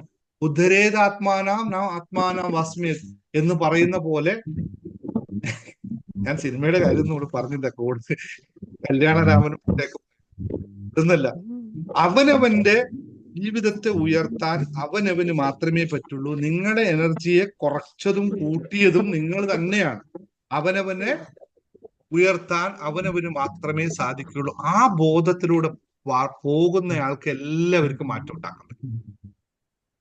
ഉദരേതാത്മാനാം നാത്മാനാം നാ വാസവേത് ആത്മവാഹ്യാത്മാനാം ബന്ധുരാത്മാന വരി പുരാത്മന എന്ന് പറയുന്നത്.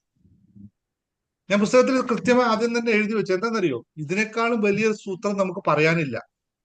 ഇതിനേക്കാളും ഭംഗിയായിട്ട് ഒരു കാര്യവും നമുക്ക് പറയാൻ പറ്റില്ല.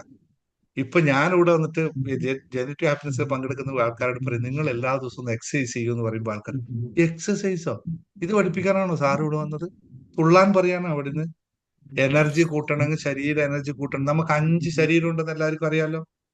ഈ 5 ശരീരം സർ നമസ്കാരം. Hello sir. സർ ഞാൻ ഡ്രൈവിംഗിലായോണ്ട് കേട്ടോ വീഡിയോ ഒന്നും ഓപ്പൺ ആവാത്തത്. ഓക്കെ, പറഞ്ഞോളൂ മിനി, പറഞ്ഞോളൂ. വീഡിയോന്റെ സർ ഞാന് ഒരു സ്ഥലത്തേക്ക് പോയിക്കൊണ്ടിരിക്കുകയാണ്, അതുകൊണ്ടാ ഡ്രൈവിംഗ് ആണ്, അതാണ് വീഡിയോ ഓപ്പൺ ആവാത്തത്. എന്റെ വീഡിയോ ഓപ്പൺ ആക്കാത്തത്. ശരി, ആ വലിയ സബ്ജക്ട് അവിടെ വെച്ച് പോയി. ഇതുമായിട്ട് ബന്ധപ്പെട്ട ഒരു യാത്രയൊന്നും അല്ലല്ലോ അല്ലേ? അല്ല സർ, ഞാനൊരു ഒരു സമൂഹ വിവാഹത്തിന് പോയിക്കൊണ്ടിരിക്കുക. സർ ഞാനൊരു കാര്യം പറയട്ടെ സർ. ഇതില് ഈ എന്താ പറയാ, ഇപ്പൊ പറഞ്ഞല്ലോ എന്താ കൂടോത്രം നെഗറ്റീവ് എനർജി എന്നൊക്കെ, അത് നമ്മളിൽ വിശ്വാസം ഉണ്ടെങ്കിലല്ലേ സർ ബാധിക്കൂ, അല്ലെങ്കിലോ? വിശ്വാസം ഉണ്ടെങ്കിലല്ലേ ബാധിക്കൂ, അല്ലെങ്കിലോ? അല്ലെങ്കിൽ നിങ്ങൾക്കത് അറിയില്ല. നിങ്ങൾക്കത് സംഭവം, അത്രേ ഉള്ളൂ. ഇല്ല, അതാണ് നിങ്ങൾക്കത്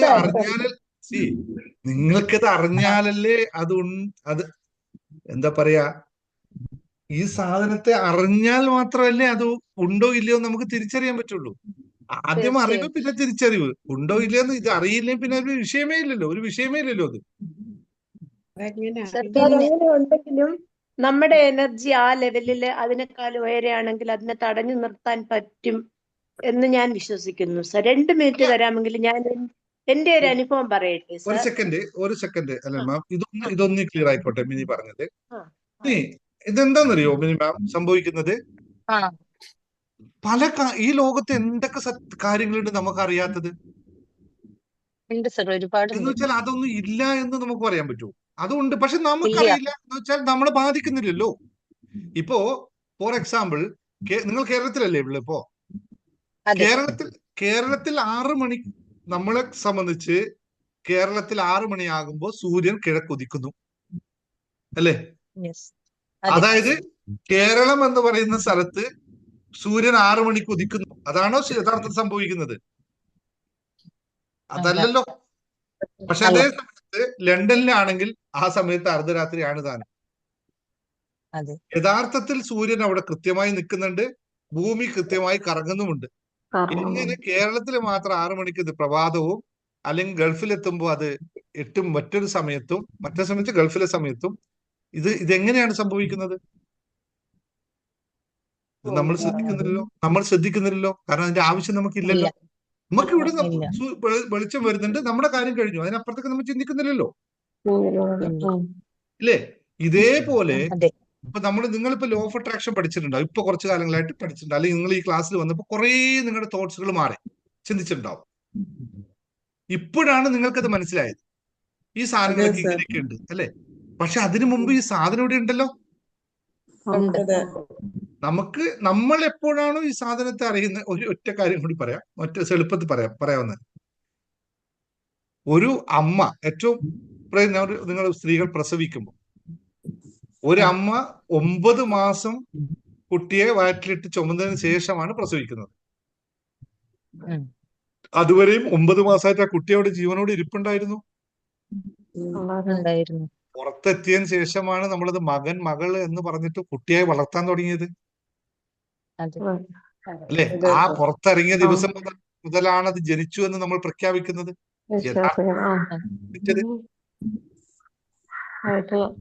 യഥാർത്ഥത്തിൽ അന്നല്ലല്ലോ ജനിച്ചത്, എത്രയോ മാസം മുമ്പ് ജനിച്ചില്ലേ അത്? പക്ഷെ നമ്മൾ എടുക്കുന്ന എതിനാണ്. ഇതേപോലെ ഈ പ്രപഞ്ചത്തിലെല്ലാം ഉണ്ട്, ഇവിടെ ഇല്ലാത്തതായിട്ട് ഒന്നുമില്ല. നമ്മൾ ഇതിനെ എടുക്കുമ്പോൾ മാത്രമേ നമ്മൾ ഇത് ബാധിക്കുന്നു, അല്ലാതെ നമ്മുടെ വിഷയമേ അല്ല ഇത്. അപ്പോ വിശ്വാസമുണ്ടോ? അന്ധവിശ്വാസമുണ്ടാകും, കോമൺ ആണ്. അത് വിശ്വാസമില്ലേ? അന്ധവിശ്വാസവുമില്ല. അല്ലെ ഞാൻ വിശ്വസിക്കുന്നു, അന്ധവിശ്വാസമില്ല എന്ന് പറയാൻ പറ്റില്ല. കാരണം അതില്ല. Every action there is an equal and opposite reaction. അത് പ്രപഞ്ച സത്യമാണ്. ഇത് വിശ്വസിക്കണം എന്നല്ല ഞാൻ പറഞ്ഞോ. നിങ്ങൾ ആരും അന്ധവിശ്വാസത്തിൽ പോയി ഒരാളും വിശ്വസിക്കരുത് ഞാൻ പറഞ്ഞു. അന്ധവിശ്വാസത്തിലല്ല, അതിന്റെ സയൻസിൽ മാത്രമേ വിശ്വസിക്കാവൂ. എന്തുകൊണ്ട് അമ്പലത്തിൽ പോയി പൂജ ചെയ്യണം? Science, take the science. വെറുതെ പോയി അരെ മഹാദേവ എന്നെ കാക്കണെന്ന് പറഞ്ഞ ഒരു മഹാദേവൻ നിങ്ങളെ കാക്കില്ല. യാതൊരു കാര്യം. Science behind that. എന്താണ് ഇതിന്റെ സയന്റിഫിക് റീസൺ? എന്താണ് കാളി ക്ഷേത്രവും എന്താണ് ശിവക്ഷേത്രവും തമ്മിൽ വ്യത്യാസം? ഇത് സയന്റിഫിക് അറിയണം. എന്തുകൊണ്ട് ഒരു പള്ളിയിൽ പോകുന്നവനും ബൈബിൾ എന്താ പറയാ മറ്റേ ദേവാലയത്തിൽ പോകുന്നവനും അമ്പലത്തിൽ പോകുന്നവനും വ്യത്യസ്തനായി കാണപ്പെടുന്നു. എന്താണ് അവന്റെ വ്യത്യാസം? ഇതറിയണം, സയന്റിഫിക്കൽ അറിയണം. യെസ്. അല്ല സാറേ, അപ്പൊ നമ്മൾ അമ്പലത്തിൽ പോയി പ്രാർത്ഥിച്ചാൽ രക്ഷിക്കണം എന്ന് പറഞ്ഞാൽ സാറ് പറയുന്നത് രക്ഷിക്കില്ലെന്നാണോ? അപ്പൊ അതിന്റെ മെത്തേഡ് എങ്ങനെയാ? സാറ് വല്ലാത്തൊരു ക്വസ്റ്റ്യൻ ഇട്ടിട്ട് പോയേ. കറക്റ്റാണ്, ആ ക്വസ്റ്റ്യൻ കറക്റ്റ് ആയിട്ട് പറഞ്ഞു. ഓക്കെ, അമ്പലത്തിൽ പോയിട്ട് നിങ്ങൾ ആരോടാണ് എന്നെ രക്ഷിക്കണം എന്ന് പറയുന്നത്? നമ്മളെ മനസ്സോട്. അപ്പൊ പിന്നെ അമ്പലത്തിൽ പോണോ? നിങ്ങളുടെ മനസ്സിന് അമ്പലത്തിൽ പോകുമ്പോഴാണ് കിട്ടുന്നത്. അല്ല, അവിടെ പോസിറ്റീവ് എനർജി. അല്ല, ശ്രീജ ചോദിച്ച ചോദ്യം അതല്ല, അത് ഹേമലത പറഞ്ഞതല്ല. ശ്രീജ ചോദിച്ച ചോദ്യം എന്താണ്? ശ്രീജ ഒന്നുകൂടി പറഞ്ഞേ, ഒന്ന് എക്സ്പ്ലെയിൻ ചെയ്ത് അത് ക്ലിയർ ആക്കി തരാം. സാറ് പറഞ്ഞു നമ്മളിപ്പോ അമ്പലത്തിൽ പോയിട്ടുണ്ടെങ്കിൽ മഹാദേവനോടായാലും രക്ഷിക്കണം എന്ന് പറഞ്ഞാൽ രക്ഷിക്കില്ല. എന്ത് പറഞ്ഞോ? അങ്ങനെ, അതായത് ചാൻസ് കുറവാന്നുള്ള രീതി. അല്ലല്ല, അങ്ങനെ ഞാൻ പറഞ്ഞില്ലല്ലോ. എവിടെ പറഞ്ഞേ? മഹാദേവനോട് പറഞ്ഞ മഹാദേവൻ രക്ഷിക്കില്ലെന്നോ ചാൻസ് കുറവാണോ ഞാൻ എവിടെയും പറഞ്ഞപ്പോ? കേൾക്കില്ല. അങ്ങനെ എനിക്ക് അങ്ങനെ തോന്നി. സാറ് രക്ഷിക്കില്ല എന്ന് പറഞ്ഞ പോലെ എനിക്ക് ഫീൽ ചെയ്തു. ഇല്ല പറഞ്ഞില്ല. ആരോടാ പറയുന്നതെന്നാ ചോദിച്ചേ. അമ്പലത്തിൽ പോയി നിന്നിട്ട് ദൈവത്തോടാണ്, നമ്മളോട് തന്നെയല്ലേ പറയുന്നതെന്ന് സാറ് പറഞ്ഞു പ്രാർത്ഥിക്കുമ്പോ. ഒരു മഹാദേവനും കേൾക്കില്ല എന്നാ പറഞ്ഞത്. സാറ് അമ്പലത്തിൽ പോയി സാർ ഒന്ന് സാർ അതൊന്ന് നന്നായി പറഞ്ഞു തരൂ. അമ്പലത്തിൽ പോയി മഹാദേവൻ ആടെ ഉണ്ടെന്നുള്ള വിശ്വാസം എല്ലാരും കൂടെ വെച്ചേരെ. എല്ലാവർക്കും കൂടി പറയുമ്പോ ആകെ ഞാൻ വിട്ടു. ഇല്ലില്ല അല്ലല്ല, അത് ക്ലിയർ ആക്കി പോണം കേട്ടോ. നിങ്ങൾ വളരെ റിലവന്റ് ക്വസ്റ്റ്യൻ ആണ് ചോദിച്ചത്. അല്ല, സാർ ഇപ്പൊ പറഞ്ഞ ചോദ്യം എന്റെ മനസ്സിലുള്ള ഒരു ചോദ്യമാണ്. അതാണ് ഞാൻ സാറിനോട് അതൊന്ന് എനിക്കത് ചോദിച്ചത്. മനസ്സിലായി. ഇത് നമ്മൾ മനസ്സിലാക്കേണ്ട കാര്യം തന്നെയാണ്. പക്ഷെ ക്ലാസ് നമ്മൾ മാറിപ്പോകുന്നതേ ഉള്ളൂ. ഇത് മനസ്സിലാക്കേണ്ട കാര്യം തന്നെയാണ്. ഞാൻ ഒരൊറ്റ കാര്യം നിങ്ങളോട് പറയാം. നമുക്ക് ഇത് പെട്ടെന്ന് നിങ്ങൾക്ക് അംഗീകരിക്കാൻ പറ്റില്ല. നിങ്ങള് ഒറ്റ കാര്യം ഞാൻ ഒറ്റ കാര്യം നിങ്ങൾ മനസ്സിലാക്കിയാൽ മതി. ആത്മീയതയിൽ ഏറ്റവും ഉയർന്നു നിൽക്കുന്നത് നമ്മുടെ സമൂഹത്തിൽ ആരാണ്? സന്യാസിമാരെന്നല്ലേ പറയാ ആത്മീയത. എത്ര സന്യാസിമാർ അമ്പലത്തിലുണ്ട്? എത്ര സന്യാസിമാരെ നിങ്ങൾക്ക് അമ്പലത്തിൽ പോയാൽ കാണാൻ പറ്റും? അമ്പലത്തിൽ ആക്ച്വലി ഇല്ല, അവരമ്പലത്തിലില്ല. അപ്പൊ ആത്മീയത എന്ന് പറയുന്ന അമ്പലത്തിലാണോ എന്നല്ലേ എന്റെ ചോദ്യം? മറ്റുള്ള ഞാൻ എല്ലാരും കൂടി അല്ലെ? അപ്പൊ ആത്മീയത എന്ന് പറയുന്നത് അമ്പലത്തിൽ സൃഷ്ടിക്കപ്പെടുന്ന ഒരു സാധനമല്ല. അല്ല. അപ്പൊ അമ്പലത്തിൽ പോയാൽ ആത്മീയത കിട്ടുമോ എന്ന ചോദ്യം ചോദിച്ചാൽ ഇല്ല എന്നുത്തരം. അല്ല, അവിടെയാണ് നിങ്ങൾ വർക്ക് ചെയ്യേണ്ടത്. ഇവിടെയാണ് ക്ഷേത്രം എന്താണെന്ന് അറിയേണ്ടത്. ഇത് ഏത് ക്ഷേത്ര എന്ന് പറയും. ഏതാണോ ക്ഷയിക്കാത്തത് അതാണ് ക്ഷേത്രം. എന്താണ് ക്ഷയിക്കുന്നത്? ഇവിടെ ക്ഷയിക്കുന്നതും ക്ഷയിക്കാത്തതും എന്താണ്? എനർജി മാത്രമാണ്, ഊർജമാണ് ക്ഷയിക്കാത്തത്. ബാക്കിയെല്ലാം ക്ഷയിച്ചു പോകും. ഏത് സ്ഥലത്താണോ എനർജി ക്ഷയമില്ലാതെ നിൽക്കുന്നത് ആ സ്ഥലത്തിന് പറയുന്ന പേരാണ് ക്ഷേത്രം. അത് മസ്ജിദ് ആയിക്കഴിഞ്ഞാലോ അല്ലെങ്കിൽ അത് എന്താ പറയാ നമ്മുടെ ചർച്ച ആയിക്കഴിഞ്ഞാലോ അമ്പലമായാലോ അവിടെ എനർജി ഉണ്ടാവണം. അപ്പോൾ മാത്രമേ അത് ക്ഷേത്രമാകുള്ളൂ, ദേവാലയമാകുള്ളൂ. എവിടെയാണോ ഉയർന്ന എനർജി ഉള്ളത് അതാണ് ദൈവം. ഏറ്റവും ഉയർന്ന എനർജി ഉള്ളത് എന്താണോ അതാണ് ദൈവം. മനുഷ്യന് 600-700 എനർജിക്ക് താഴെ നിൽക്കാൻ പറ്റുള്ളൂ. അതിന് മുകളിൽ പോകുന്നവൻ എനർജി. അപ്പോൾ എവിടെയാണോ ഉയർന്ന ഊർജമുള്ളത് അവിടേക്ക് നമ്മൾ പോകുമ്പോൾ നമുക്ക് ഉയർന്ന ഊർജം ലഭിക്കുന്നു. എന്തുകൊണ്ട് ദിനേശ് സാറിന്റെ മുമ്പിൽ വന്നിരിക്കുമ്പോൾ നിങ്ങൾക്ക് ഊർജം ലഭിക്കുന്നു? ഉത്തരം ഒന്നേ ഉള്ളൂ, അല്ലെ?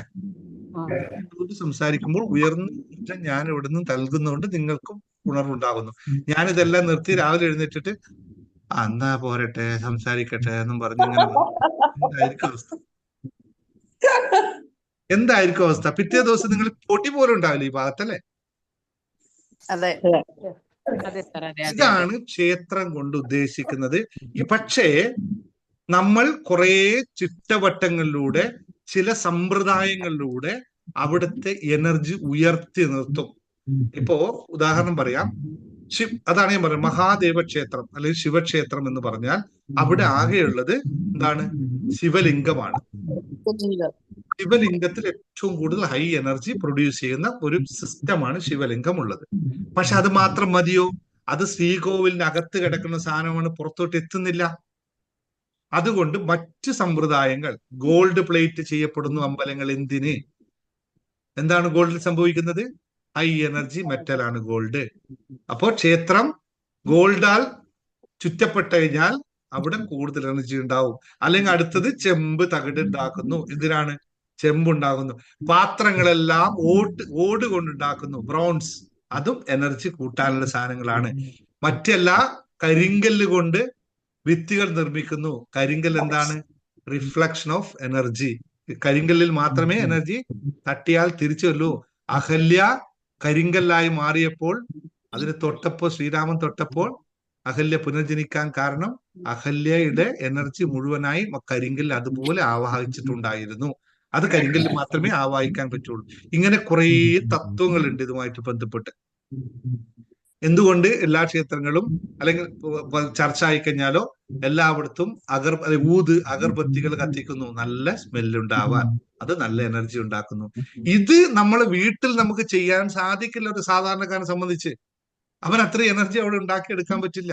അത് നേടാൻ വേണ്ടിയിട്ടാണ് അവൻ ക്ഷേത്രത്തിൽ പോകുന്നത്. ഇത് മാത്രമേ ക്ഷേത്ര ദർശനം കൊണ്ട് ഉദ്ദേശിക്കുന്നുള്ളൂ.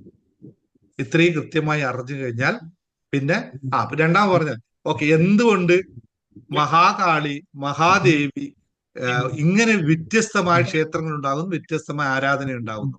നമ്മൾ നേരത്തെ പറഞ്ഞു എനർജി ഒന്നല്ല ലോകത്തുള്ളത്, വ്യത്യസ്തമായ എനർജികൾ നമുക്ക് ആവശ്യമാണ് അല്ലെ? ഭക്ഷണം കഴിക്കുമ്പോൾ കിട്ടുന്ന എനർജിയാണോ എക്സസൈസ് ചെയ്യുമ്പോൾ കിട്ടുന്നത്? രണ്ടല്ലേ? അല്ലേ? അതേപോലെ നമുക്ക് മഹാദേവൻ നൽകുന്ന എനർജി ആയിരിക്കില്ല ദേവി കടാക്ഷത്താൽ ലഭിക്കുന്നത്, മറ്റൊരു എനർജിയാണ്. ഒരു ദേവിയുടെ ക്ഷേത്രം നിർമ്മിക്കുമ്പോൾ കരിങ്കല്ലിൽ വിഗ്രഹം കൊത്താറില്ല. ശ്രദ്ധിച്ചിട്ടുണ്ടോ? അവിടെ എനർജി അതായത് ലോഹങ്ങളാണ്, ഒന്നുകിൽ സ്വർണം അല്ലെങ്കിൽ അങ്ങനെ മറ്റേതെങ്കിലും ലോഹം കൊണ്ടായിരിക്കും ദേവി വിഗ്രഹങ്ങൾ ഉണ്ടാക്കിയിരിക്കുന്നത്. ഇങ്ങനെ കുറേ തത്വങ്ങൾ അടങ്ങിയിട്ടാണ് ഇതൊക്കെ തന്ത്ര സമുച്ചയം എന്ന് പറയുന്ന ഒരു സമ്പ്രദായമുണ്ട്. അതിലൊക്കെ പഠിച്ചാൽ മാത്രമേ ഇതൊക്കെ മനസ്സിലാവുള്ളൂ. അത്രയും വലിയ സബ്ജക്റ്റ് ആണ്. ഇപ്പൊ നിങ്ങൾ ഇത്രയും വലിയ കലക്കൊന്നും പോകണ്ട. നിങ്ങൾ അമ്പലത്തിൽ പോയി പ്രാർത്ഥിച്ചു വന്നോളൂ, പള്ളിയിൽ പോയിക്കോ, നിസ്കരിച്ചോളൂ, മസ്ജിദ് പോയിക്കോ, എല്ലാം ചെയ്തോളൂ. ഇതൊന്നും മാറ്റപ്പെടുത്തണ്ട. അതെല്ലാം മാസ്റ്റർ ടീച്ചറിനെ ഫോളോ ചെയ്തോളൂ. കാരണം ഇതെല്ലാം പോകുമ്പോഴെടുക്കണം ഇവിടെയാണ് ഞാൻ ഇരിക്കുന്നത്, അവ മുടിഞ്ഞു പോട്ടേന്ന് ഇങ്ങനെ കൈകൂപ്പി കഴിഞ്ഞാൽ കിട്ടുന്നത് നിങ്ങൾ മുടിഞ്ഞു പോകുമെന്ന് മാത്രം മനസ്സിലാക്കിയാൽ മതി. ഇങ്ങനെ കൈകൂപ്പിട്ട് അല്ലേ കാലമാണ് ഇഷ്ടംപോലെ ആൾക്കാരുണ്ടല്ലോ. ഇത് ശ്രദ്ധിച്ചാൽ മാത്രം മതി കേട്ടോ. അപ്പൊ എല്ലാത്തിനെയും സമഭാവനയിൽ കാണണം. ഏത് പള്ളിയോ മസ്ജിദോ അമ്പലങ്ങളോ ദർഗയോ എന്ത് വേണേ ആയിക്കോട്ടെ, എല്ലാ മനുഷ്യ നന്മയ്ക്ക് വേണ്ടി മാത്രം സൃഷ്ടിക്കപ്പെട്ടതാണ്. അതിന് പൂർണ്ണം അംഗീകരിക്കുക, അതിലേക്ക് പോവുക. യെസ്, മല്ലിക മനോഹരൻ തഥാസ്തു. എനിക്കൊന്ന് പറയാനുണ്ട് സാറേ. പറഞ്ഞു. ഇപ്പം നമ്മള് കൂടോത്രത്തിന്റെ കാര്യം പറഞ്ഞില്ലേ, ഇപ്പൊ അതിന്റെ ബേസിക് ആയിട്ട് അല്ലല്ല ഞാൻ ഉദ്ദേശിച്ച്, ഞാൻ 2 മാസം മുമ്പ് സാറേ, ഞാൻ 2 മാസങ്ങൾക്ക് മുമ്പ് ഞങ്ങളുടെ കുറച്ച് ഞമ്മതിന് ആദ്യം നല്ല ഹൈ ലെവലിൽ വന്നിട്ട് താഴ്ന്ന ഇതാണ്.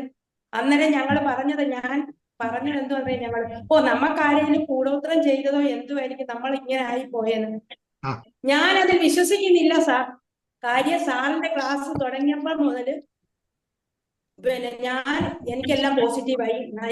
അങ്ങനെ ചെയ്തതായിരുന്നെങ്കിൽ ഞാൻ ഇപ്പോഴും അങ്ങനെ കിടന്നേനുമല്ലോ. എനിക്ക് കൂടോത്രത്തിൽ വിശ്വാസമായ കൂടോത്രത്തിൽ വിശ്വസിച്ച ഒരാളാണ് ഞാൻ. ഞങ്ങളെല്ലാരും കൂടെ പറയും നമുക്ക് എന്തോ ആരോ ചെയ്താ നമ്മുടെ തിരുത്തിക്കോട്ടെ. നിങ്ങളത് വിശ്വസിക്കുന്നില്ലേ എന്നതല്ല പ്രാധാന്യം. നിങ്ങൾ ആ എനർജിക്ക് അപ്പുറത്തേക്ക് എനർജിക്ക് ഉയരാൻ പറ്റുന്നു എന്നതാണ് പ്രാധാന്യം. ഓക്കെ സാർ, എനിക്കൊന്ന് ഇപ്പൊ എനിക്ക് ഒന്നുമില്ല സാറേ, ഒരു ചിന്തയില്ല, ആരും എനിക്കൊന്നും ചെയ്യത്തില്ല എന്ന് എനിക്ക് പൂർണ്ണ വിശ്വാസമുണ്ട്. ഞാൻ ഓരോ ദിവസവും സാറെ ഉയർന്നുകൊണ്ടേ. ആരും ചെയ്യില്ലെന്നല്ല, ആര് ചെയ്താലും ഇവിടെ ഫലിക്കത്തില്ല സാറേ. ഇല്ല സാറേ, ഒന്നുമില്ല സാറേ. അതാണ് പക്ഷെ നമ്മുടെ അടുത്ത് എടുക്കില്ല, ഇവിടെ അനങ്ങൂല. എനിക്ക് കേൾക്കത്തില്ല സാറേ, ഞങ്ങൾ കുടുംബത്തിന് കേൾക്കത്തില്ല സാറേ. ഞാൻ പറയായിരുന്നു മോൻ ജോലിക്ക് പോയപ്പോ ആരോ എന്തോ ചെയ്തതാണ്. ഇതേ സംഭവം മല്ലിക, ഇത് എവിടെയാണ് ഈ ഭാവം രൂപപ്പെട്ടത്? സാറിന്റെ നിങ്ങൾ ഏത് ഭാഗത്താണ് ഈ ദൃഢത രൂപപ്പെട്ടത്? എല്ലാം ഒന്നിച്ചു വന്ന് എനിക്ക് മനസ്സും ശരീരവും. മനസ്സിൽ രൂപപ്പെട്ട ശരീരത്തിലെ മാറും, ശരീരത്തിൽ രൂപപ്പെട്ടത് ഇന്നലെ തന്നെ എനിക്കൊരു അനുഭവം ഉണ്ടായി സാറേ. ഞാൻ പറഞ്ഞല്ലോ, എനിക്കുണ്ടായ വിഷയങ്ങൾ മൊത്തം രോഗങ്ങൾ, ഞാൻ ഒരു മരുന്നും കഴിക്കുന്നില്ല, എല്ലാം മാറി. എന്റെ ചേട്ടന്റെ സുഖമായി, നാക്കിന് 6 മാസം കൊണ്ട്. പിന്നെ എനിക്ക് ഇന്നലെ ഉണ്ടായ സമയം സാറ്, എനിക്ക് തുമ്മലുള്ള ആളാണ്, അലർജിയുണ്ട്, പൊടിയടിക്കാൻ പറ്റില്ല, തണുപ്പടിക്കാൻ പറ്റില്ല. ഇന്നലെ ഞാൻ സാറിന്റെ ക്ലാസ്സിൽ വരുന്നതിന് മുമ്പ് ഞാൻ തുമ്മി. ഞാൻ അന്നേരം ഒരു തീരുമാനം എടുക്കും, ഞാൻ ഇനി മോണ്ടക്കൽസി കഴിക്കുന്ന ആളാണ്. ഞാൻ പറഞ്ഞു, ഇനി ഞാൻ മോണ്ടക്കൽസി കഴിക്കത്തില്ല, ഞാൻ ഇനി ഒരു മരുന്നും കഴിക്കത്തില്ല, ഞാൻ ഇനി തുമ്മുവാണെങ്കിൽ തുമ്മട്ടെ. ഞാൻ സാറേ ഇന്നലെ ഒരു 10-25 തുമ്മി. ഞാൻ എന്നും ഒരു തുമ്പഴേ ഓടിപ്പോയി മരുന്ന് കഴിക്കുന്ന ആളാ. ഞാൻ ഈ സമയം വരെ ആ ഗുളിക എടുത്തിട്ടുമില്ല, ഞാൻ പിന്നെ തുമ്മിയിട്ടുമില്ല. സമയം ആത്മവിശ്വാസം ഉണ്ടെങ്കിൽ സാർ എന്തും സാധിക്കും സാർ. രൂപപ്പെടുന്നത് നമ്മുടെ ആത്മവിശ്വാസമാണ്. നമ്മളുടെ നമ്മുടെ സാറാണ് എന്നെ ഇതിലാക്കിയത്. സാറിന് ഒത്തിരി താങ്ക്സ്. പിന്നെ ഞാൻ വിളിക്കുന്ന എല്ലാ ദൈവങ്ങളും. ഞാൻ ഇന്നലെ മിനിയാന്ന് UK-യിൽ നിന്ന് ഒരാള് അത്യാവശ്യമായിട്ട് ഒരു ഫാമിലി എന്നെ ബന്ധപ്പെട്ടു. എനിക്കറിയില്ല, അതൊന്നും ഞാൻ ജസ്റ്റ് നിങ്ങളോട് പറഞ്ഞു പോകാം കഥ. UK-യിൽ നിന്ന് അവർ കുറെ ദിവസങ്ങളായിട്ട് എന്നെ കണക്ട് ചെയ്യാൻ ശ്രമിക്കുന്നുണ്ട്, പക്ഷെ സമയപരിമിതി കൊണ്ട് ഞാൻ നിൽക്കാറില്ല. അവര് വന്ന് ഇവിടെ ഇല്ലല്ലോ അല്ലെ, ആളില്ലല്ലോ. അവര് വന്നിട്ട് എന്നോട് പറഞ്ഞ കാര്യം ഇത്രയാണ്: ഭയങ്കര ട്രാജഡിയിൽ പോയിക്കൊണ്ടിരിക്കുന്ന ഒരു കുടുംബമാണ്. അമ്മയും മകനും മാത്രമേ ഉള്ളൂ. വളരെ ട്രാജഡി പോയിക്കൊണ്ട്. അപ്പൊ അവര് ഭയങ്കര നമ്മുടെ ഗുരുവായൂരപ്പന്റെ ഭക്തിയാണ്. വളരെ തൃശ്ശൂർക്കാരിയാണ്, ഗുരുവായൂരപ്പന്റെ അതീവ ഭക്തിയാണ്. അപ്പൊ കഴിഞ്ഞ പ്രാവശ്യം ഒരു രക്ഷയില്ലാതെ നാട്ടിൽ വന്നപ്പോ അവര് എല്ലാ പ്രാവശ്യവും ഗുരുവായൂരപ്പന്റെ അടുത്ത് പോയി പ്രാർത്ഥിച്ചും ഗുരുവായൂരപ്പന്റെ അടുത്ത് പോയപ്പോ ഈ ശിവേരി ദർശനം വരുമല്ലോ, ആ സമയത്ത് ഇവര് ഒച്ചത്തിൽ അവിടെ നിന്ന് കരഞ്ഞു, എന്നെ രക്ഷിക്കണേ, എന്നെ രക്ഷിക്കണേ, എന്നെ രക്ഷിക്കണേ, എന്റെ അവസ്ഥ എങ്ങനെയാണ്, രക്ഷിക്കണ. ഒച്ചത്തിൽ കരഞ്ഞുകൊണ്ടിരിക്കുമ്പോൾ ഗുരുവായൂരപ്പൻ ശ്രീദേവി ഇങ്ങനെ പോവാണ് ഒച്ചത്തിൽ. അപ്പൊ ആൾക്കാർ മുഴുവൻ ശ്രദ്ധിക്കുന്നത് അത്രയും ഒച്ചത്തിൽ കരയാണ് ഈ പെണ്ണുങ്ങൾ. അത്രയും വലിയ വയസ്സായിട്ടില്ല, 50 വയസ്സ് താഴെയാണ്. അപ്പൊ ഇവരെ പിറകിൽ നിന്ന് ആരോ കൈതട്ടി ഇങ്ങനെ വിളിച്ചിട്ട് പറഞ്ഞു, നിന്റെ ദുഃഖങ്ങളെല്ലാം മാറാട്ടോ. ഞാനത് അവര് പറഞ്ഞതിന് നിങ്ങളോടൊന്ന് ഷെയർ ചെയ്യാണ്.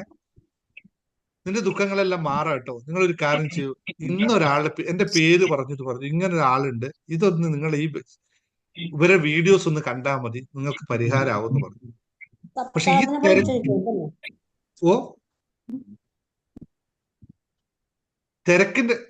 തിരക്കിന്റെ ഇടയിൽ ഈ പേര് പറഞ്ഞത് മുഴുവൻ ഇവർക്ക് കിട്ടിയില്ല. ഇവർക്ക് ചെവിയിൽ ഈ സാധനം വന്നു, പക്ഷെ പേര് പറഞ്ഞത് മുഴുവൻ കിട്ടിയില്ല. അങ്ങനെ കിട്ടാതെ ഇവര് കുറച്ച് കഴിഞ്ഞപ്പോ മകനും കൂടി ഉണ്ടായിരുന്നു. മകനും UK-യിൽ പോലീസ് ഓഫീസറാണ്. പക്ഷെ മകനും അവരുടെ അമ്മ പെണ്ണിന്റെ മകനോടും പറഞ്ഞു, പക്ഷെ പേര് മുഴുവൻ കിട്ടിയില്ല. അങ്ങനെ അവര് ഇത് പറഞ്ഞു, അയ്യോ ഇത് പറഞ്ഞല്ലോ, ആരോ എന്തോ പറഞ്ഞു, ആരൊക്കെ പോയി, ആള് പറഞ്ഞതാണ് പോയി, ഒരു പേരും ആരാ പറഞ്ഞതൊന്നുമില്ല. അവരവിടെ കുറെ നേരം കറങ്ങി അമ്പലത്തിൽ ഈ പേര് ഓർത്ത് കിട്ടാനും ഞാനെ ഒന്നുകൂടി ഇതാക്കണ്ടേ ആളെ കിട്ടാൻ. അങ്ങനെ കുറെ നേരം കറങ്ങിയപ്പോ വീണ്ടും മണ്ഡപത്തിന്റെ അടുത്ത് വെച്ച് ഇതേ സ്ത്രീയെ അവർ കണ്ടു. എന്നിട്ട് പറഞ്ഞ ഈ സ്ത്രീ അവരോട് ചോദിച്ചു, എനിക്കറിയില്ല ഇത് ആരാ സ്ത്രീ എന്നുള്ളത്. അവരോട് ചോദിച്ചു, നിങ്ങൾക്ക് ആളെ മനസ്സിലായോ, ഞാൻ നിങ്ങൾ വീഡിയോ കാണാൻ പറഞ്ഞ ആളെ മനസ്സിലായോ എന്ന് ചോദിച്ചു. അപ്പോഴാണ് ഈ പെണ്ണുങ്ങളാ പറഞ്ഞതെന്ന് അവര് മനസ്സിലാക്കുന്നത്. ആരോ പറഞ്ഞ ആദ്യം കേട്ടില്ല, ഇല്ല എനിക്കൊന്ന് എഴുതി തരാമെന്നുണ്ട്. അപ്പൊ എഴുതി തരാൻ അവിടെ പേപ്പറൊന്നും ഇല്ല അവരെ. അങ്ങനെ അവിടെ നിന്ന് ഒരു ഇല പറിച്ചിട്ട് ഇലയിൽ എഴുതി കൊടുത്തു. അവര് പറഞ്ഞ കഥ ഇലയിൽ ഇങ്ങനെ എഴുതി കൊടുത്തു നോക്കാനായിട്ട്. അവര് സന്തോഷത്തോടെ വന്നു, തിരിച്ച് വീട്ടിൽ വന്നു. വീട്ടിലെത്തിയപ്പോഴാണ് ഓർമ്മ വരുന്നത്, ഈ ഇലയിൽ എഴുതിയാൽ നിൽക്കില്ലല്ലോ, ഇല ഉണങ്ങുമ്പോൾ പോവില്ലേ, എഴുതിയത് പോയി. വീണ്ടും കരച്ചിലും ബഹളമൊക്കെ ആയി. എന്ത് ചെയ്യുന്നറിയാൻ കാര്യങ്ങൾ. പിന്നെ ഇവരിങ്ങനെ അന്വേഷിച്ച് 2 മാസം സമയം എടുത്തു. UK-യിൽ എത്തിയപ്പോ പേര് കിട്ടി. അന്ന് മുതൽ എല്ലാ വീഡിയോസും കണ്ടു, എല്ലാ കാര്യം കണ്ടു. അവർക്ക് വീടില്ലായിരുന്നു UK-യിൽ. 2 മാസം കൊണ്ട് അവർ വീട് നേടി, അതിലേക്ക് താമസം മാറി. അവര് പറഞ്ഞ പോലെ ഞാൻ ഓരോ വീഡിയോ ഓരോ കാര്യം പറഞ്ഞിട്ടുണ്ട്. ഇതെല്ലാം ആ ഫ്ലാറ്റിൽ ചെയ്തതിന് ശേഷം എന്നോട് കണക്ട് ചെയ്തു. എന്നിട്ട് പറഞ്ഞു, ഇത് സാറിന്റെ കയ്യിൽ വന്ന സാധനമാണ്, ഇങ്ങനെയാണ് സംഭവിച്ചത്. എനിക്ക് തന്നെ അതിശയം, ഇങ്ങനെയൊക്കെ സംഭവിക്കും. അവര് വീടില്ലാത്ത ആൾക്കാര് 2 മാസം കൊണ്ട് വീടും നേടി, എല്ലാ സാധനവും നേടിയതിനു ശേഷമാണ് എന്നെ കണക്ട് ചെയ്തത്. അതുവരെ കണക്ട് ചെയ്യാൻ പറ്റിയിട്ടില്ല, പക്ഷെ വീഡിയോസ് എല്ലാം കണ്ടു. നമ്മുടെ വാട്സപ്പ് ചാനലിൽ പോലും അവർക്ക് എത്താൻ പറ്റിയിട്ടില്ല ഇതുവരെ. പിന്നെ എത്തി. അപ്പൊ ഇങ്ങനെയൊക്കെ സംഭവിക്കും ഒരു സമയത്ത്. ഈ പറഞ്ഞ പോലെ നിങ്ങൾ വിശ്വസിച്ചാൽ മാത്രം മതി. ഞാനെന്താ ചെയ്തിട്ടില്ല, ഞാനിവിടെ ചില കാര്യങ്ങൾ ഇങ്ങനെ പറഞ്ഞു തരുന്നത് മാത്രമല്ലേ ഉള്ളൂ അല്ലെ. അത് ചിലവർക്ക് ഗുണം, ചിലവർക്ക് അറിയില്ല. എനിവേ, ഇതെല്ലാം സർവേശ്വരന്റെ കടാക്ഷം പോലെ നടക്കട്ടെ അല്ലേ. ഗുരുവായൂരപ്പൻ നമ്മളെല്ലാം ഏറ്റവും അടുത്ത ആളാണല്ലോ, ആരുടെ അല്ലാത്ത. പുള്ളി നല്ലത് മാത്രമേ ചെയ്യുള്ളൂ. Yes, thank you. ഇനി അടുത്ത ചോദ്യം. Thank you sir. കേൾക്കുമ്പോ തന്നെ എന്താ പറയാ, ഭയങ്കര ഫീലിംഗ്. അവിടെ എന്തോ ഒരു ഫീലിംഗ് വരുവാ സാർ നമ്മുടെ ശരീരത്തിൽ കേട്ട് കഴിയുമ്പം. സാറിനെ ഞാൻ ദൈവതുല്യമായിട്ടാ. അയ്യോ, ഇങ്ങനൊന്നും അല്ല. ഞാൻ വെറും ഒരു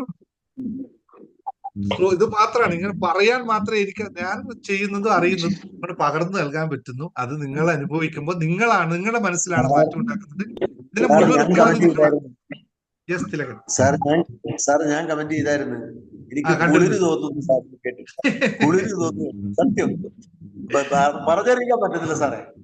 ഇത്ര കണ്ട് സത്യമായിട്ട് ഞാൻ പറയാം, കുളിര് തോന്നുന്നു. സാറേ, മാറ്റം ഉണ്ടാവട്ടെ, നമുക്ക് എല്ലാവർക്കും മാറ്റം ഉണ്ടാവട്ടെ.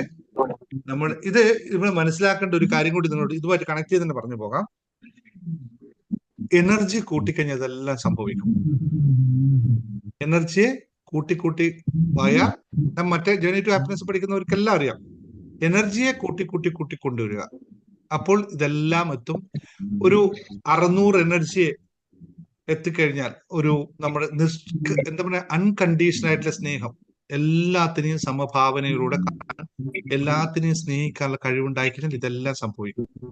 അപ്പോൾ എല്ലാത്തിനും ഇപ്പൊ ഇവിടെ ആര് വന്നാലും ഏതാള് വന്നാലും എന്നെ സംബന്ധിച്ച് ഒരേപോലെയാണെന്ന് തോന്നുന്നത് സ്നേഹത്തിന്റെ ഒറ്റ കണ്ടീഷനാണ്. അതാണ് നമുക്ക് ജീവിതത്തിൽ എപ്പോഴും ഉണ്ടാവേണ്ടത്. കണ്ടീഷൻസ് പാടില്ല. ഇവരിങ്ങനെ നൽകിയാൽ ഇങ്ങനെ നൽകാന്നു, ഇങ്ങനെ ചെയ്തില്ല ഇങ്ങനെ ചെയ്യില്ല, അങ്ങനെ കണ്ടീഷൻ. ഇപ്പൊ ഞാനിപ്പോ നിങ്ങൾ ക്ലാസ് എടുക്കുമ്പോൾ നിങ്ങൾ ശ്രദ്ധിക്കുക, 6000 രൂപ തരുന്ന ജേർണി ടു ഹാപ്പിനെസിന്റെ ക്ലാസ്സുകാരുണ്ട് എന്റെ കൂടെ, 50,000 തരുന്ന ആൾക്കാരുണ്ട്, 1,00,000 തരുന്ന ആൾക്കാരുണ്ട്, 1000 തരുന്ന ആൾക്കാരുണ്ട്, അതുപോലെ തന്നെ മണി മാനിഫെസ്റ്റേഷൻ തരുന്ന 25,000 തരുന്ന ആൾക്കാരുണ്ട്. അങ്ങനെ വ്യത്യസ്തമായ 444 രൂപ മാസം തന്നിട്ട് മെഡിറ്റേറ്റ് ചെയ്യാൻ വരുന്ന ആൾക്കാരും ഉണ്ട്. എല്ലാ ആൾക്കാരും ഉണ്ട്. നിങ്ങൾ ആരോടെങ്കിലും സംസാരിക്കുമ്പോൾ ഇതിൽ എന്തെങ്കിലും വ്യത്യസ്തത ഉള്ളതായിട്ട് നിങ്ങൾക്ക് ആർക്കും തോന്നിയിട്ടുണ്ടോ എപ്പോഴെങ്കിലും? ഒരിക്കലും ഇല്ല, ഒരിക്കലും തോന്നിയിട്ടില്ല. ഇതെന്താ നമ്മൾ ശ്രദ്ധിക്കേണ്ടത് വെച്ചാൽ, ഓരോ ആളുടെയും അളവ് അറിഞ്ഞ് മാത്രമേ അവർ സ്വീകരിക്കുള്ളൂ. ഞാനിപ്പോ ഇവിടെ നൽകിയ എല്ലാ ഇൻഫർമേഷൻസ് നിങ്ങൾ എല്ലാവരും അതേപോലെ നിങ്ങൾക്ക് ലഭിച്ചിട്ടുണ്ടാവുമോ? ഞാൻ പറഞ്ഞ ഇത്തരം കാര്യങ്ങൾ റഫീഖ് ഗ്രഹിച്ച പോലെ, സ്മിത ഗ്രഹിച്ച പോലെ ദേവി മാം ഗ്രഹിക്കാൻ പറ്റണമെന്നോ ദേവി മാം ഗ്രഹിച്ച പോലെ ആശാലക്ഷ്മി ഗ്രഹിക്കണമെന്നോ ഇല്ല. നമുക്ക് ചെയ്യാവുന്ന അത്രയേ ഉള്ളൂ. ഒരു നിറയെ കുടം അവിടെ എടുത്തു വെക്കുക, ആവശ്യമുള്ളത് കോരിക്കൊള്ളുക, അതിലേക്ക് നിറഞ്ഞുകൊണ്ടേയിരിക്കും. ആവശ്യമുള്ള കോരുമ്പോഴെന്താ സംഭവിക്കുക? അതിലേക്ക് വീണ്ടും നിറഞ്ഞുകൊണ്ടേയിരിക്കും. അതിന് ഒരിക്കലും നിറകുടം തുളുമ്പില്ല, അല്ലെ? നിറകുടം തുളുമ്പില്ല. അതുപോലെ നിറഞ്ഞങ്ങ് നിന്നാ മതി. ആർക്കും ആവശ്യമുള്ളത് കോരിയെടുത്തു, ഒന്നും കുറയില്ല, കൂടുതലേ ഉള്ളൂ. എത്ര കോരിയെടുത്തോ, നിങ്ങൾ എത്ര കോരിയെടുത്തോ അത്രയും ഞാൻ പ്യൂരിഫൈ ആണ്. പുതിയ വെള്ളം വന്ന് നിറഞ്ഞുകൊണ്ടേയിരിക്കും. അപ്പൊ നിങ്ങൾ ചോദ്യങ്ങൾ എത്ര ചോദിക്കുന്നു അത്രയും ഞാൻ കൂടുതൽ പഠിക്കും, കൂടുതൽ അറിയും, കൂടുതൽ ഷെയർ ചെയ്യും. ഇതുകൊണ്ടാണ് നിങ്ങൾ എല്ലാവരോടും ചോദ്യം. ഓക്കെ, നമുക്ക് ഇന്ന് നിർത്താം. പോട്ടെ, പണിയില്ലേ?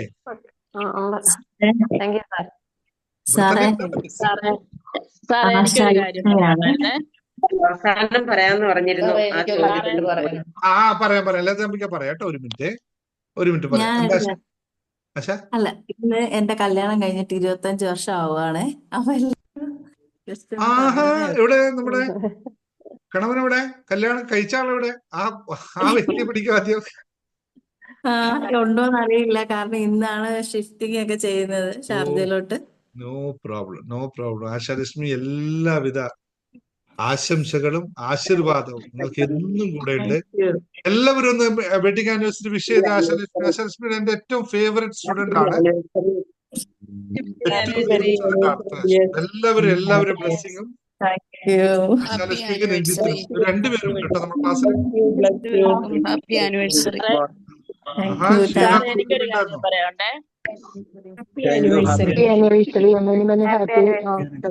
നമുക്ക് ഉച്ചക്ക് ഒന്നുകൂടി സെലിബ്രേറ്റ് ചെയ്യാം. ആശ, ഉച്ചക്കത്തെ ക്ലാസ് പറയാനുണ്ടെന്ന് പറഞ്ഞ ആരാണ്? ലെസി ബിൻസി പറയാം. എനിക്കൊരു കാര്യം പറയണ്ടേ. പറഞ്ഞു. ലത ടി വി ആദ്യം പറഞ്ഞു.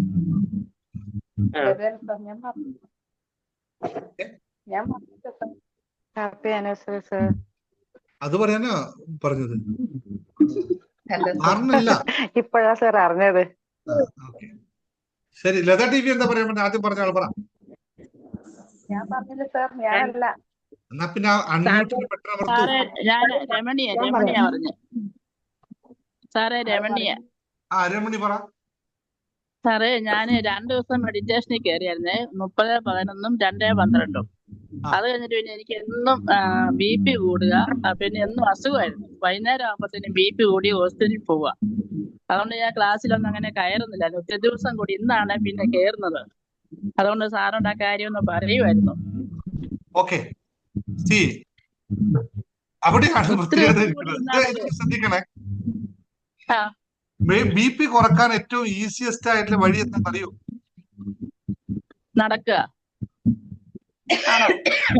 മെഡിറ്റേഷൻ ചെയ്യുന്നത്. ലോകത്തിൽ ഏറ്റവും എളുപ്പത്തിൽ ഉപയോഗിക്കാവുന്നതും കണ്ടുപിടിച്ചതുമായ മാർഗമാണ് BP കുറക്കാനായിട്ട് മെഡിറ്റേഷൻ. മെഡിറ്റേഷൻ 2 ദിവസമേ കൂടിയുള്ളൂ, പിന്നെ എനിക്ക് കൂടാൻ പറ്റുന്നില്ലായിരുന്നു. അതെ, അത് നിങ്ങളുടെ തീരുമാനമല്ലേ, ഈ കൂടാൻ പറ്റുമോ കൂടാൻ പറ്റില്ല എന്നൊക്കെ. BP കൂടാൻ പറ്റണം. ചെയ്യാൻ പറ്റില്ല നിങ്ങളുടെ ആരും പറഞ്ഞിരുന്നോ? ഇല്ല. സാത്താൻ പല വഴികളിലൂടെ വരും. അവൻ നിങ്ങളെ ഓരോ വാക്യം പറയണ്ടല്ലോ, ഓരോ രീതിയിൽ നിങ്ങളെ വഴി അസാന്മാർഗികമായ മാർഗങ്ങളിലൂടെ നടത്തിച്ചു കൊണ്ടേയിരിക്കുമെന്ന് കർത്താവ് പറഞ്ഞു. ഞാൻ എന്നാലും എല്ലാ ക്ലാസ്സും കാണുന്നുണ്ട് സാറേ, നിങ്ങൾ പറ്റുന്ന സമയത്ത് എല്ലാം കാണുന്നുണ്ട്. നിങ്ങൾ BP യെ പറ്റി പറഞ്ഞു. നിങ്ങൾ ഒരു ക്ലാസ്സും കാണണ്ട, നിങ്ങൾ ആ മെഡിറ്റേഷൻ ഒന്ന് കൂടിയാൽ മാത്രം മതി. ആദ്യം BP കുറയട്ടെ കേട്ടോ. ഓക്കെ, ഹെലൻ മാം നേരത്തെ എന്തോ പറയാൻ വന്നപ്പോ ഞാൻ ബ്ലോക്ക് ചെയ്തല്ലോ, മാം ഒന്ന് ഓപ്പൺ ചെയ്തേ. അത് അത്യാവശ്യമുള്ള കാര്യമൊന്നുമല്ല സാർ. ഞാൻ എന്റെ ഒരു അനുഭവം ഇങ്ങനെ പറയാൻ തുടങ്ങുമായിരുന്നു. ഇന്ന് ലേറ്റ് ആയില്ലേ സാർ? കുഴപ്പമില്ല. അനുഭവമല്ല, നമുക്ക് വേറെ ആർക്കുണ്ടോ? ഇല്ലെങ്കിൽ ഞാൻ മറുപടി അവസാനം പറയാവുന്ന സാറ് വെയിറ്റ് ചെയ്യും. ഞാൻ മറന്നിട്ടില്ല. നിങ്ങൾ വെയിറ്റ് ചെയ്യും. നിങ്ങൾ ധൃതി കൂട്ടരുത്.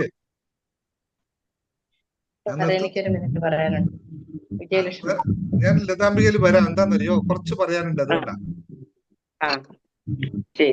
മഹേശ്വരി പറഞ്ഞോ.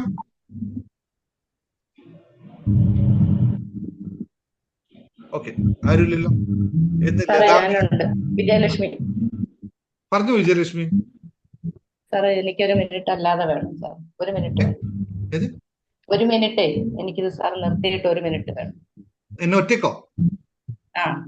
ഇത്രയും ഒരു മിനിറ്റ് ആണ്. ഒരു മിനിറ്റ് മതി. അതെ, ഒരു മിനിറ്റിന്റെ അല്ല വിഷയം. ഈ 92 ആൾക്കാർ ഞാൻ എങ്ങനെ ഇവിടുന്ന് ഒഴിവാക്കും? പറയട്ടെ സാർ. പറഞ്ഞു. അങ്ങനെ അത്രയും രഹസ്യകാര്യമൊന്നുമല്ലോ. രഹസ്യമൊന്നുമല്ല, ഞാൻ എന്താ പറയാൻ വേണ്ടി. എന്താ നമുക്ക് ഒതുക്കത് പറഞ്ഞു, അവിടെ ഇവിടെ തൊട്ട് പറഞ്ഞത്, ബാക്കി ഞാൻ ഗ്രഹിച്ചെടുത്തോളാം. ഞാൻ ജേർണി ടു ഹാപ്പിനെസ്സിലുണ്ട്. അപ്പൊ പക്ഷെ എനിക്കതങ്ങോട്ട് ഫുള്ളായിട്ട് ഇത് കിട്ടുന്നില്ല സാർ. ആരെങ്കിലും ഒന്ന് എനിക്കതൊന്ന് എക്സ്പ്ലെയിൻ ചെയ്ത് തരാനുണ്ടെങ്കിൽ. എന്താണ് എക്സ്പ്ലെയിൻ? ക്ലാസ് കിട്ടാനോ? അല്ല, ക്ലാസ് ഉണ്ട്. ഞാൻ ജേർണി ടു ഹാപ്പിനെസ്സിലുണ്ട്. പക്ഷെ കിട്ടുന്നുണ്ട്. അത് വാട്സപ്പിലല്ലേ കേൾക്കുന്നത്? വാട്സപ്പിലല്ല, അല്ല യൂട്യൂബിൽ കേൾക്കുന്നുണ്ട്. ഞാന് യൂട്യൂബിലല്ല, സാറ് തന്ന ഇതിനകത്തുണ്ട് സാറേ. ആപ്പിലൂടെ. ആപ്പില്. പക്ഷെ എനിക്കതങ്ങോട്ട് ഫുൾ അങ്ങോട്ട് ഇതാവുന്നില്ല. മനസ്സിലാവുന്നില്ല എന്നാണോ? അത് തന്നെ. അതെന്താന്നറിയോ, എടുക്കാൻ പറ്റുന്നില്ല. ശരി ശരി ശരി, അതിന് വഴിയുണ്ട്. രാധിക ഇല്ല ഇവിടെ? രാധികയുടെ സ്റ്റുഡന്റ് ഉണ്ട് ഇവിടെ. ഒന്ന് വിജയലക്ഷ്മി മാമിന് അറ്റൻഷൻ കൊടുക്കണേ. എന്നെ ഒന്ന് കോണ്ടാക്ട് ചെയ്യാൻ പറയാം. അവിടെ ഗ്രൂപ്പിലുണ്ടല്ലോ, നിങ്ങൾ ഡിസംബർ ഗ്രൂപ്പിലുള്ള ഉണ്ട് സാർ. ഓക്കെ, എനിക്ക് രാധിക മാമിന്റെ നമ്പർ ഇല്ല. ഓക്കെ, വേണ്ട. നിങ്ങൾ വിജയലക്ഷ്മി വിളിച്ചോളൂ കേട്ടോ. പിന്നെ രണ്ടാമത്തെ കാര്യം പറയാനുള്ളത്, നമ്മുടെ ഓരോ കോഴ്സിൽ ചേരുന്ന ആൾക്കാർക്കും ഉള്ള ക്ലാസ്സുകൾ ഓരോന്നായിട്ടും ക്ലാസ്സുകളായിട്ട് തന്നെ ഈ അടുത്ത ജനുവരി മുതൽ ഉണ്ടാവും. കാരണം പബ്ലിക് ക്ലാസ് അല്ലാതെ നമ്മുടെ ലൈവ് ക്ലാസ്സുകൾ തന്നെ ഉണ്ടാവും. അതിൽ ഓരോന്നും വീണ്ടും വീണ്ടും പഠിപ്പിച്ചു തരുന്നുണ്ട്. ഇതുപോലെ ക്ലാസ്സുകൾ ഇന്ന് പറഞ്ഞ പോലെ അത് ചെയ്യുന്നുണ്ട്. നിങ്ങൾ ആ ക്ലാസ് കാണുക, അത് മനസ്സിലാക്കുക, അതിൽ നിന്ന് ചോദ്യം ചോദിക്കുക. മനസ്സിലാവാതിരിക്കാൻ ഞാൻ വളരെ ലളിതമായ രീതിയിലാണ് ആ ക്ലാസ്. പക്ഷെ നമ്മളത് കേട്ട് കഴിയുമ്പോൾ അതുകൊണ്ട് ഗ്രഹിക്കാനതൊന്നും അല്ല, അവിടെയാണ് പ്രധാനം. അത് ഗ്രഹിച്ചെടുക്കുന്ന കഴിവ് ആദ്യം ബിൽഡ് ചെയ്യലാണ് പ്രധാനം. കുറച്ച് ഒത്തിരി ഇതുണ്ടല്ലോ. അപ്പൊ അതിങ്ങനെ ആയി വരാൻ ഇച്ചിരി അതെ, പാടാണ്. അത് സമയം എടുത്ത് ചെയ്തേ പറ്റൂ. നിങ്ങൾ ആകെ 3 പ്രാവശ്യം 4 പ്രാവശ്യം ലോഗിൻ ചെയ്തിട്ടുള്ളൂ. അത് പറ്റില്ല. നിങ്ങൾ ഡെയിലി 1 മണിക്കൂർ നേരം അതിനുവേണ്ടി സ്പെൻഡ് ചെയ്യണം. അപ്പോഴേ മനസ്സിലാക്കാൻ പറ്റും. ഇല്ലേ? സാർ ചെയ്യാൻ ഞാൻ പറ്റും. ഹെൽപ്പ് കുറച്ച് ചെയ്യാം. ഓക്കെ, ദിവസമായിട്ട് സാറിനോട് ചോദിക്കണമെന്നുണ്ട്. ഞാൻ പക്ഷെ നോട്ട് ചെയ്തിട്ടുണ്ട്. നൈറ്റിലാവുമ്പോ അത് ശരി ഞാൻ നോട്ട് ചെയ്തിട്ടുണ്ട്. പറയാം കേട്ടോ. Okay. Thank you sir. Thank you. Sir, ഒരു മിനിറ്റ്, ഒരു മിനിറ്റ്. ജയ, ലളിത, എവരിവൺ. സാർ, ഞാൻ ലോ ഓഫ് അട്രാക്ഷന്റെ 3 എണ്ണം മാത്രമേ ചെയ്തു. ബാക്കി ചെയ്യാൻ സമയം വൈകിയ പ്രശ്നമില്ലല്ലോ. ലോ ഓഫ് അട്രാക്ഷന്റെ ടെക്നിക്കാണ് പഠിപ്പിച്ചത്. നിങ്ങൾക്ക് ആവശ്യമുള്ളത് എടുക്കുക. 7 ടെക്നിക്കുകൾ നിങ്ങൾക്ക് തരും. നിങ്ങൾക്ക് ആവശ്യമുള്ളത്, നിങ്ങൾക്ക് ഗുണമുള്ളത്, നിങ്ങൾക്ക് എളുപ്പമുള്ളത്, നിങ്ങൾക്ക് ചെയ്യാൻ പറ്റുന്നത് എടുത്ത് ഉപയോഗിച്ചോളാം. അത് 3 കിട്ടിയാലും 10 കിട്ടിയാലും 15 കിട്ടിയാലും നോക്കണ്ട. നിങ്ങൾക്ക് റിസൾട്ട് ഉണ്ടാക്കാൻ പറ്റുന്ന ഏതാണോ അത് ആലോചിക്കുക. പിന്നെ ലോ ഓഫ് അട്രാക്ഷന്റെ സ്പെല്ലിങ് LOW അല്ല. അപ്പോൾ താഴോട്ട് പോകും. ലോ ആണ്, നിയമമാണ്. രണ്ടും തമ്മിൽ ഭയങ്കര വ്യത്യാസം വന്നു പോകും. നിങ്ങൾ നിയമം പഠിക്കാൻ പോകുമ്പോൾ താഴോട്ട് പോകുന്ന ലോ എന്ന് പറഞ്ഞാൽ താഴോട്ടാണ്. താഴോട്ട് പോയി കഴിഞ്ഞാൽ നിയമം ഒന്നും വർക്ക് ചെയ്യില്ല. കേട്ടോ, ഒന്നും മാറ്റിപ്പിടിച്ചോ. എല്ലാവർക്കും ഉള്ള ഒരു ഇൻഫർമേഷൻ ആണ്. പലരും ലോ ഓഫ് അട്രാക്ഷൻ എഴുതുമ്പോൾ അങ്ങനെ എഴുതി പോകട്ടോ. കുഴപ്പമില്ലല്ലോ. ജയലളിത, ഭയങ്കര പേരാണല്ലോ അല്ലെ? സാറേ ആ, സാറേ മെഡിറ്റേഷൻ മാത്രമേ ഉള്ളൂ സാറേ. എന്താ? മെഡിറ്റേഷൻ പൈസ അടച്ചവർക്ക് മാത്രമേ ഉള്ളൂ സാറേ. ഇല്ല, ഫ്രീഡായി യൂട്യൂബിലുണ്ടല്ലോ. അതെടുക്കാൻ എനിക്കറിയില്ല സാറേ. ഞാനിപ്പോ എന്ത് ചെയ്യും? ഞാനിപ്പോ എന്താ ചെയ്യണ്ടേ? അതിന്റെ അല്ല, ഇനി പരിഹാരമായിട്ട് എന്താ ചെയ്യേണ്ടത് പറ. അത് പറഞ്ഞ് ചെയ്തു തരാം. ആരെങ്കിലും പിള്ളേരെടുത്ത് പറഞ്ഞാൽ അത് എടുത്ത് സെറ്റ് ചെയ്ത് തരുമല്ലോ. ഒന്നിക്കൽ പൈസ കൊടുത്തില്ല. ഏതാ സോദാമണി? പൈസ കൊടുത്തിട്ട് മെഡിറ്റേഷൻ തരുമോ? ഏത് പൈസ കൊടുത്തല്ല, നിങ്ങൾ കൃത്യമായി ഇതാ പൈസ കൊടുത്ത മെഡിറ്റേഷൻ. ഇന്നൊരു പോസ്റ്റ് വരുന്നുണ്ട്. 250 ആള് പൈസ അടച്ചിന്, പക്ഷെ വരുന്നത് 100 പേരാ. ബാക്കി 150 പേരെ അവിടെ പോയി. പൈസയാണോ എനിക്ക് അവിടെ മുഖ്യം? ഇല്ല സാറേ, അതല്ല നമുക്ക് ഡയറക്റ്റ് കിട്ടുമല്ലോ. അല്ല, അല്ല ഞാൻ പറഞ്ഞത്. ഞാൻ പറഞ്ഞത് നമ്മൾ പൈസ ചോദിക്കുന്നുണ്ടെങ്കിൽ വരാൻ വേണ്ടിട്ടാ കാശ് അടക്കാൻ പറയണേ. എന്നാലെങ്കിൽ വരുമല്ലോ എന്ന് എഴുതിട്ട്. ഞാൻ 1 മാസമായിട്ട് സാറിന്റെ യൂട്യൂബ് വീഡിയോ മാത്രം കണ്ടിട്ട് ഇത് മെഡിറ്റേഷൻ ചെയ്ത ആളാണ്. ഇപ്പോഴാ സാറിന്റെ 2020 ചേർന്നിട്ടുള്ളത്. Okay, very good, thank you. അപ്പൊ നമുക്ക് ലളിതാംബിക ചോദിച്ച ചോദ്യത്തിൽ വരാം. എല്ലാവരും അൺമ്യൂട്ട് ചെയ്യണേ. ഇത് കുറച്ച് കാര്യങ്ങൾ പറയേണ്ട കാര്യമാണ്. ലളിതാംബിക, ആ ചോദ്യം ഒന്നുകൂടി ചോദിച്ചേ. നമ്മള് സാർ എന്റെ വിഷയത്തിന് എല്ലാരും എന്നോട് പറയുന്ന ഒരു വാചകം, ഇത് ഞാൻ അനുഭവിക്കുന്നത് കഴിഞ്ഞ ജന്മത്തെ പാവത്തിന്റെ ഫലം അത്, അല്ലെങ്കിൽ എന്തോ പിന്നെ മുജന്മ പാപഫലമെന്നും കർമ്മഫലമെന്നും ഒക്കെയാണ് എന്നെ പറയുന്നത്. അത് എന്തുകൊണ്ടാ സാർ അങ്ങനെ ഒരു ഇതുണ്ടോ? അത് എന്താണ്? എനിക്ക് അതെപ്പോഴും എന്റെ ഒരു കൺഫ്യൂഷനായിട്ട് ഇങ്ങനെ ഇരിക്കുന്ന ഒരു കാര്യമാണ്. ഈ സംഭവത്തെ പറ്റി, നിങ്ങളുടെ ഈ കാര്യത്തെ പറ്റി വിശദീകരിക്കാനോ അതിനെപ്പറ്റി അനലൈസ് ചെയ്യാൻ നിന്നാൽ അതൊരു സമുദ്രമാണ്. അതുകൊണ്ടാണ് ഞാൻ പൊതുവെ അതിനകത്ത് നിൽക്കാൻ പറ്റാത്ത. കാരണം ഒരു അനന്ത സാഗരമാണ് നിങ്ങൾ അനുഭവിക്കുന്ന വിഷയം. ചെറുതൊന്നുമല്ല, ഞാൻ ചെറുതായിട്ട് അത് കാണുന്നുമില്ല. പക്ഷേ 1-2 കാര്യങ്ങൾ പറഞ്ഞു പോകാം. മുൻജന്മ പാപങ്ങൾ എന്ന് പറഞ്ഞ കോൺസെപ്റ്റ് ഞാൻ പറയാം. ഞാൻ എന്റെ ഇതിൽ തന്നെ പറയുന്നുണ്ട്. നമ്മുടെ ലൈഫിന്റെ 60% നമ്മുടെ കയ്യിലും 60% നമ്മുടെ പൂർവ എന്ന് വെച്ചാൽ ജീനുകളുടെ അടിസ്ഥാനത്തിലും 20% നമ്മുടെ സമൂഹത്തിന്റെ അടിസ്ഥാനത്തിലുമാണ് ഉള്ളത് എന്ന് ഞാൻ പറയാറുണ്ട്. ഇതാണ് ഞാൻ ഉണ്ടാക്കിയ തിയറി, എന്റേതായ ഒരു കാഴ്ചപ്പാട്.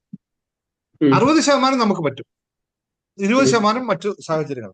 ഇനി അതിൽ ഒരു 20% ഈ നിങ്ങൾ പറഞ്ഞ മുൻജന്മ കർമ്മം, പാവം, പാസ്റ്റ് റിഗർഷൻ ഓഫ് ലൈഫ് എന്നൊക്കെ പറഞ്ഞ സാധനം യഥാർത്ഥത്തിൽ ഇതുണ്ടോ എന്ന് ചോദിച്ചാൽ ഉണ്ട് എന്ന് തന്നെയാണ് ആധുനിക സയൻസ് അടക്കം അംഗീകരിക്കുന്ന വിഷയം. That is there. കാരണം എനർജിയാണ് നമ്മൾ ഒന്നിലേക്ക് മാറിക്കൊണ്ടിരിക്കുന്ന എനർജിയാണ്. നമ്മൾ മരിച്ചാൽ പോകുന്ന എനർജി മറ്റൊന്ന് ജനിക്കുമ്പോൾ ഉണ്ടാകുന്ന എനർജിയാണ്. ഇതാണ് യൂണിവേഴ്സൽ ആയിട്ടുള്ള തത്വം. അപ്പോൾ എനർജി ക്യാരീസ് മെമ്മറീസ്. എനർജിക്ക് എപ്പോഴും അതിന്റെ ഫ്രീക്വൻസിക്കകത്ത് മെമ്മറി ക്യാരി ചെയ്യുകയും ചെയ്യും. പക്ഷെ പർപ്പസ് എവിടെയാന്ന് വെച്ചാൽ ഈ എനർജി ഒറിജിനലിൽ നിന്ന് വന്ന് ബ്രഹ്മത്തിൽ നിന്ന് വരുന്ന ഒറിജിനലിൽ നിന്ന് വന്ന എനർജി ഇങ്ങനെ റൊട്ടേറ്റ് ചെയ്തുകൊണ്ടേയിരിക്കും ഈ പ്രപഞ്ചത്തിൽ, മാറി മാറി മാറി മാറി പോയിക്കൊണ്ടേയിരിക്കും. അതാണ് ഈ ജന്മജന്മാന്തരങ്ങൾ എന്നൊക്കെ പറയുന്നത്. അത് ഒരു ജന്മത്തിൽ പട്ടിയാവാം, പൂച്ചയാവാം, പാറ്റയാവാം, പഴുതാരയാവാം, സിംഹമാകാം, മനുഷ്യൻ എന്തുമാകാം. ഇതിങ്ങനെ പോയിക്കൊണ്ടേയിരിക്കും. അപ്പോ കഴിഞ്ഞ ജന്മത്തിൽ ഉണ്ടായ ക്യാരി ചെയ്തു പോകുന്ന ഈ 20%, അതായത് ഞാൻ നേരത്തെ പറഞ്ഞു 80% മാത്രമാണ് നമ്മൾക്ക് മറ്റു കാര്യങ്ങൾ കിട്ടുന്നത്. അതിൽ 20% നമ്മൾ വീണ്ടും കൊണ്ടുപോകും. അതുകൊണ്ടാണ് അച്ഛന്റെ മക്കൾ അച്ഛനെ പോലെ ആകുന്നത്, കേരളത്തിൽ ജനിക്കുന്നവർ മലയാളിയെ പോലെ ആകുന്നത്. ഇത് ഒരു ജീനിന്റെ ഘടനയാണ് അല്ലെ. ഒരു മലയാളി പോയി അമേരിക്കയിൽ ജനിച്ചാലും അവനെ കാണുമ്പോൾ ഒരു മലയാളിത്വം ഉണ്ടാവും. അത് ജീനിന്റെ ഘടന. അതുപോലെയാണ് ഈ ജന്മം കിടക്കുന്നത്. അപ്പോൾ മുൻജന്മ പാപങ്ങൾ എന്ന് പറയുന്നത് മാത്രമല്ല, മുൻജന്മ സുഹൃതങ്ങളും ഉണ്ട്. രണ്ടും ഉണ്ടാവും. നമ്മൾ പറയുമ്പോൾ പാപങ്ങളെ പറ്റി മാത്രമേ പറയുന്നുള്ളൂ, സുഹൃതവും ഉണ്ടാവും. നിങ്ങൾ ഒരു കാര്യം ശ്രദ്ധിച്ചിട്ടുണ്ടാവും, ചില കുട്ടികൾ 5 വയസ്സാകുമ്പോൾ തന്നെ മുഴുവൻ വേദങ്ങളും മുഴുവൻ ഖുറാനും മുഴുവൻ വേദപുസ്തകങ്ങളും ഒക്കെ പഠിച്ചറിയുന്ന കുട്ടികളെ നമ്മൾ ഒരുപാട് കണ്ടിട്ടുണ്ട് 5 വയസ്സുണ്ടാകും. അല്ലെങ്കിൽ 10 വയസ്സുണ്ടാകുമ്പോൾ ലോക പ്രശസ്തരായ ആൾക്കാരെ കണ്ടിട്ടുണ്ട്. ഇത് എങ്ങനെ പോസിബിൾ ആവുന്നു എന്ന് ചിന്തിച്ചിട്ടുണ്ടോ? അത്രയും മെമ്മറൈസ് ചെയ്യാനൊന്നും മെമ്മറി കപ്പാസിറ്റി ഒന്നും അവർക്ക് ഉണ്ടാവില്ല. സയൻസിന് പോലും കണ്ടെത്താൻ പറ്റാത്ത സാധനം. ഇത് എങ്ങനെയാണ് സംഭവിക്കുന്നത്? ഇതെല്ലാം ഈ മെമ്മറിയിൽ കണ്ടന്റ് ചെയ്ത കാര്യങ്ങളാണ്. അപ്പോൾ മുൻജന്മ സൗഹൃദങ്ങളും ഉണ്ടാവും, മുൻജന്മ പാപങ്ങളും ഉണ്ടാവും. അത് ആക്സെപ്റ്റ്, അത് ഉള്ളതാണ്, ഈ 20% ഉള്ളതാണ്. അതേപോലെ ഭൂമിയിൽ പല സ്ഥലത്തും പല രീതിയിൽ എനർജി ഉണ്ടാവും. അത് നല്ല എനർജി ഉണ്ടാവും, മോശം എനർജി ഉണ്ടാവും. ഓരോ പ്രതലത്തിനും അനുസരിച്ച് എനർജിയിൽ മാറ്റം ഉണ്ടായിക്കൊണ്ടേയിരിക്കും. ഭൂമിയിൽ എല്ലായിടത്തും ഒരുപോലെ അല്ല എനർജി ഉണ്ടാവുന്നത്. ഇനി മുൻജന്മ പാപത്തെയും സുഹൃതത്തെ പറ്റി പറയാം. നിങ്ങളെ പറ്റി ഒരാൾ അങ്ങനെ പറഞ്ഞിട്ടുണ്ടെങ്കിൽ, മുൻജന്മ പാപം നിങ്ങൾ അനുഭവിച്ച് തീരണമെങ്കിൽ ഒരു പരിഹാരവും നമുക്കതിൽ കാണാൻ പറ്റില്ല. അത് അനുഭവിച്ചേ പറ്റുള്ളൂ. There is no option. അവിടെ ഓപ്ഷൻ ഉള്ളത് ആ 20% അല്ല, അടുത്ത 60% നമുക്ക് ഓപ്ഷൻ ഉണ്ട്. എന്തിനാണ് നമ്മൾ ഈ സമൂഹം അല്ലെ, ഈ ലോകത്തിലെ എല്ലാ സമൂഹവും അസ്ട്രോളജിയിൽ വിശ്വസിക്കുന്നുണ്ട്, ജ്യോതിശാസ്ത്രത്തിൽ അല്ലെ. അത് നമ്മുടെ കബഡി നിരത്തലായി കഴിഞ്ഞാലോ എന്ത് തന്നെ ഉപയോഗിച്ചാലും പ്രിഡിക്ഷനെ ആൾക്കാർ അംഗീകരിക്കാണ്ട് മുൻപേ പോയി, അതായത് മുൻകാര്യങ്ങളെ മുൻകൂട്ടി കാര്യം കാണാനുള്ള ഒരു കഴിവിനെ നമ്മൾ അംഗീകരിക്കാറുണ്ട്, നമ്മൾ അതിനുവേണ്ടി പോകാറുണ്ട്. എന്താണ് ഇതുകൊണ്ട് ആവശ്യമെന്ന് ശ്രദ്ധിച്ചിട്ടുണ്ട്? എന്തിനാണ് ഒരു ജ്യോതിഷനെ കാണുന്നത്, അല്ലെങ്കിൽ ഒരു ജ്യോതിഷി എന്തിനാണ് നമ്മൾ കാണേണ്ടത് നമ്മൾ ചിന്തിച്ചിട്ടുണ്ടോ? അതായത് അവർ പറയുന്നത് ഇത്രയേ ഉള്ളൂ. അവർ പറയുന്നത് ഇങ്ങനെയൊക്കെ ആവാൻ സാധ്യതകളുണ്ട്, ഇന്ന കാര്യങ്ങൾ വരുമ്പോൾ ഇങ്ങനെയൊക്കെ ആയിരിക്കും നിമിത്തങ്ങൾ ഉണ്ടാവുക എന്നുള്ള മുൻകൂട്ടി ഉണ്ടാക്കി വെച്ച ഒരു തത്വത്തിന്റെ അടിസ്ഥാനത്തിൽ അവർ പറയുകയാണ്. ഏതെങ്കിലും ജ്യോതിഷം പറഞ്ഞിട്ടുണ്ടോ ഞാൻ പറഞ്ഞത് മുഴുവൻ സംഭവിക്കുമെന്ന്? അങ്ങനെയൊന്നും ലോകത്ത് സംഭവിക്കില്ല. സാധ്യതകളെ പറ്റിയിട്ടാണ് അവൻ പറയുന്നത്. അപ്പൊ ഈ സാധ്യതകൾ നമുക്ക് ലഭിച്ചാൽ നമ്മൾ എന്താ ചെയ്യുക? മുമ്പിൽ ഒരു പാമ്പുണ്ട് എന്ന് പറഞ്ഞാൽ നിങ്ങൾ എന്ത് ചെയ്യും? തൊട്ടടുത്ത നിമിഷം പേടിക്കും. മുമ്പിൽ പാമ്പുണ്ടെന്ന് നമ്മൾ പേടിക്കുകയാണ് ചെയ്യുക, വഴിമാറി പോകാൻ ശ്രമിക്കുമോ? വഴിമാറി പോകും, പേടിയുണ്ടല്ലോ. അവിടെയാണ് ഈ പറഞ്ഞതാണ് ഇതിന്റെ പ്രത്യേകത. നമ്മൾ ജ്യോതിഷമോ മറ്റോ കാര്യങ്ങളോ മുൻകൂട്ടി നമ്മൾ അറിഞ്ഞു കഴിഞ്ഞാൽ നമ്മൾ പേടിക്കുകയല്ല വേണ്ടത്, പ്രിക്വേഷൻസ് എടുക്കാനുള്ള കഴിവ് ആർക്കാണുള്ളത് അവൻ രക്ഷപ്പെട്ടു പോകും. പേടിച്ചവൻ തീർന്നു അവിടേക്ക്. അങ്ങനെ പേടിക്കാറില്ല. ശ്രദ്ധിക്കുക, ഞാൻ പറയുന്നതൊന്ന് ശ്രദ്ധിക്കുക, ശരിക്കും ശ്രദ്ധിച്ചു നോക്കുക. നിങ്ങൾ ഏറ്റവും വലിയ പ്രത്യേകത എന്ന് വെച്ചാൽ നിങ്ങൾ ആൾക്കാർ പറയുന്നതിനെ കൃത്യമായി ശ്രദ്ധിച്ച് മനസ്സിലാക്കി മുന്നോട്ട് പോകാൻ ശ്രമിച്ചു നോക്കുമ്പോൾ മാറ്റം ഉണ്ടാവും. ഇത് ഏറ്റവും പ്രധാനമാണ്. ഞാനൊരു ഉദാഹരണം പറയാം നിങ്ങളോട്. പാമ്പ് കടിച്ചാൽ ഉടനെ മരണം. എത്ര പേർക്ക് ഇത് അംഗീകരിക്കാൻ പറ്റും?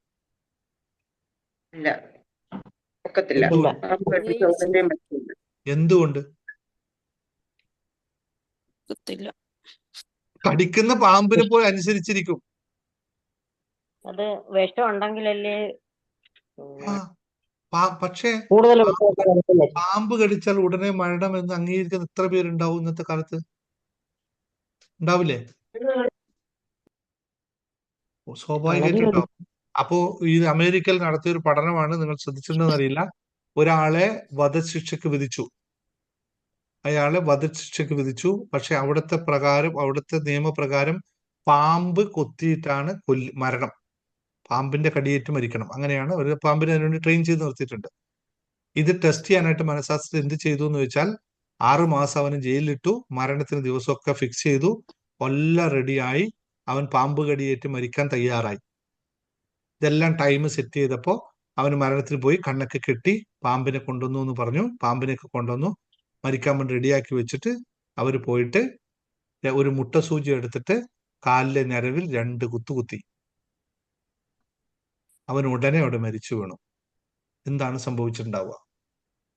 പാമ്പാണ് കടിച്ചത്. അവന്റെ പേടി, ഭയം. പേടി കൊണ്ട്, ഭയം കൊണ്ട്. ശരിക്കും നമ്മളെ തളർത്തുന്നത് ആ വിഷമാണോ നമ്മുടെ പേടിയാണോ? ഇതല്ലേ ലതാംബിക മാം ഇപ്പൊ ചോദിച്ചപ്പോ അല്ലേ നിങ്ങൾക്ക് അതേ ഇതല്ലേ ഇപ്പൊ എന്നോട് പറഞ്ഞു പേടി വരും എന്ന് പറഞ്ഞില്ലേ? ഇതാണ് നിങ്ങളോട് ഒരാള്, നമ്മളിപ്പോലുള്ള ആള് നിങ്ങൾക്ക് മുൻജന്മ പാപമാണെന്ന് പറഞ്ഞാൽ നിങ്ങൾ എടുക്കേണ്ടത് പേടിക്കുകയല്ല, അതിനെ എങ്ങനെ ഞാൻ ഡൈല്യൂട്ട് ചെയ്ത് കളയും, എങ്ങനെ അതിനെ ഒഴിവാക്കി ബാക്കിയുള്ള 60% പുറത്തിറങ്ങി പറ്റും എന്ന് ചിന്തിക്കുന്നിടത്താണ് വിജയം. അത് മാത്രമേ സാധ്യമാവുള്ളൂ. വേറെ ഒരു മെത്തേഡും ലോകത്ത് ഒരു ആത്മീയതയിലും കണ്ടുപിടിക്കപ്പെട്ടിട്ടില്ല. ഇതിനെ മാറ്റാൻ നമ്മൾ സ്വയം ഉയർന്ന് പ്രവർത്തിക്കുക. ഇത് മാത്രമേ അതെ അത് തന്നെ ചെയ്യുക, കണ്ടിന്യൂ ചെയ്യുക. മറ്റൊന്നും നോക്കണ്ട. സംഭവിച്ചാലും അനുഭവിക്കേണ്ടത് നിങ്ങൾ അനുഭവിക്കുന്നതിനെ പോസിറ്റീവായിട്ട് അനുഭവിക്കാൻ ശ്രമിക്കുക. കാണുന്നതിന് പോസിറ്റീവ് ആക്കാൻ നോക്കുക. രണ്ടാമത്തെ നിങ്ങളുമായിട്ട് ബന്ധപ്പെട്ട് എനിക്ക് പറയാനുള്ളത് ഇതിനപ്പുറത്തേക്ക് ഞാൻ കണ്ടെത്തിയ എന്റെ ഒരു പൂർണ്ണമായ വിശ്വാസത്തിൽ പറയുന്നു. എന്നത് തെറ്റാണോ ശരിയാണോ എന്ന് എനിക്ക് തീരുമാനിക്കാൻ പറ്റില്ല. ഞാൻ മനസ്സിലാക്കിയ കാര്യം, നിങ്ങൾ അവിടുത്തെ മുഴുവൻ വിഷയങ്ങളും നിങ്ങളുടെ ആ സ്ഥലവും ഭൂമിയുമായി ബന്ധപ്പെട്ടിട്ടാണ്. ആ ഭൂമി ഒരിക്കലും നിങ്ങളെ വിടില്ല അതിനകത്ത്. പക്ഷെ അവിടെ മരണം സുനിശ്ചിതമാണ് എന്ന് ഞാൻ അന്ന് തന്നെ നിങ്ങളോട് പറഞ്ഞിരുന്നു. 3ാമത്തെ മരണം സംഭവിക്കുമെന്ന് നിങ്ങളോട് ഞാൻ പറഞ്ഞിരുന്നു. സംഭവിച്ചു. ഞാൻ പറഞ്ഞില്ല 3ാമത്തെ സംഭവം വിജയമാണ്. ഇനി നിങ്ങൾക്ക് അവിടെ സമയമാറ്റം നടക്കും. ഒന്നിൽ തൊട്ടാൽ ആ ഭൂമി 3 കൊണ്ടേ പോകുള്ളൂ. അല്ലെങ്കിൽ ആ അമ്മായി അമ്മയ്ക്ക് സോറി കേട്ടോ, ഒരു മിനിറ്റ്.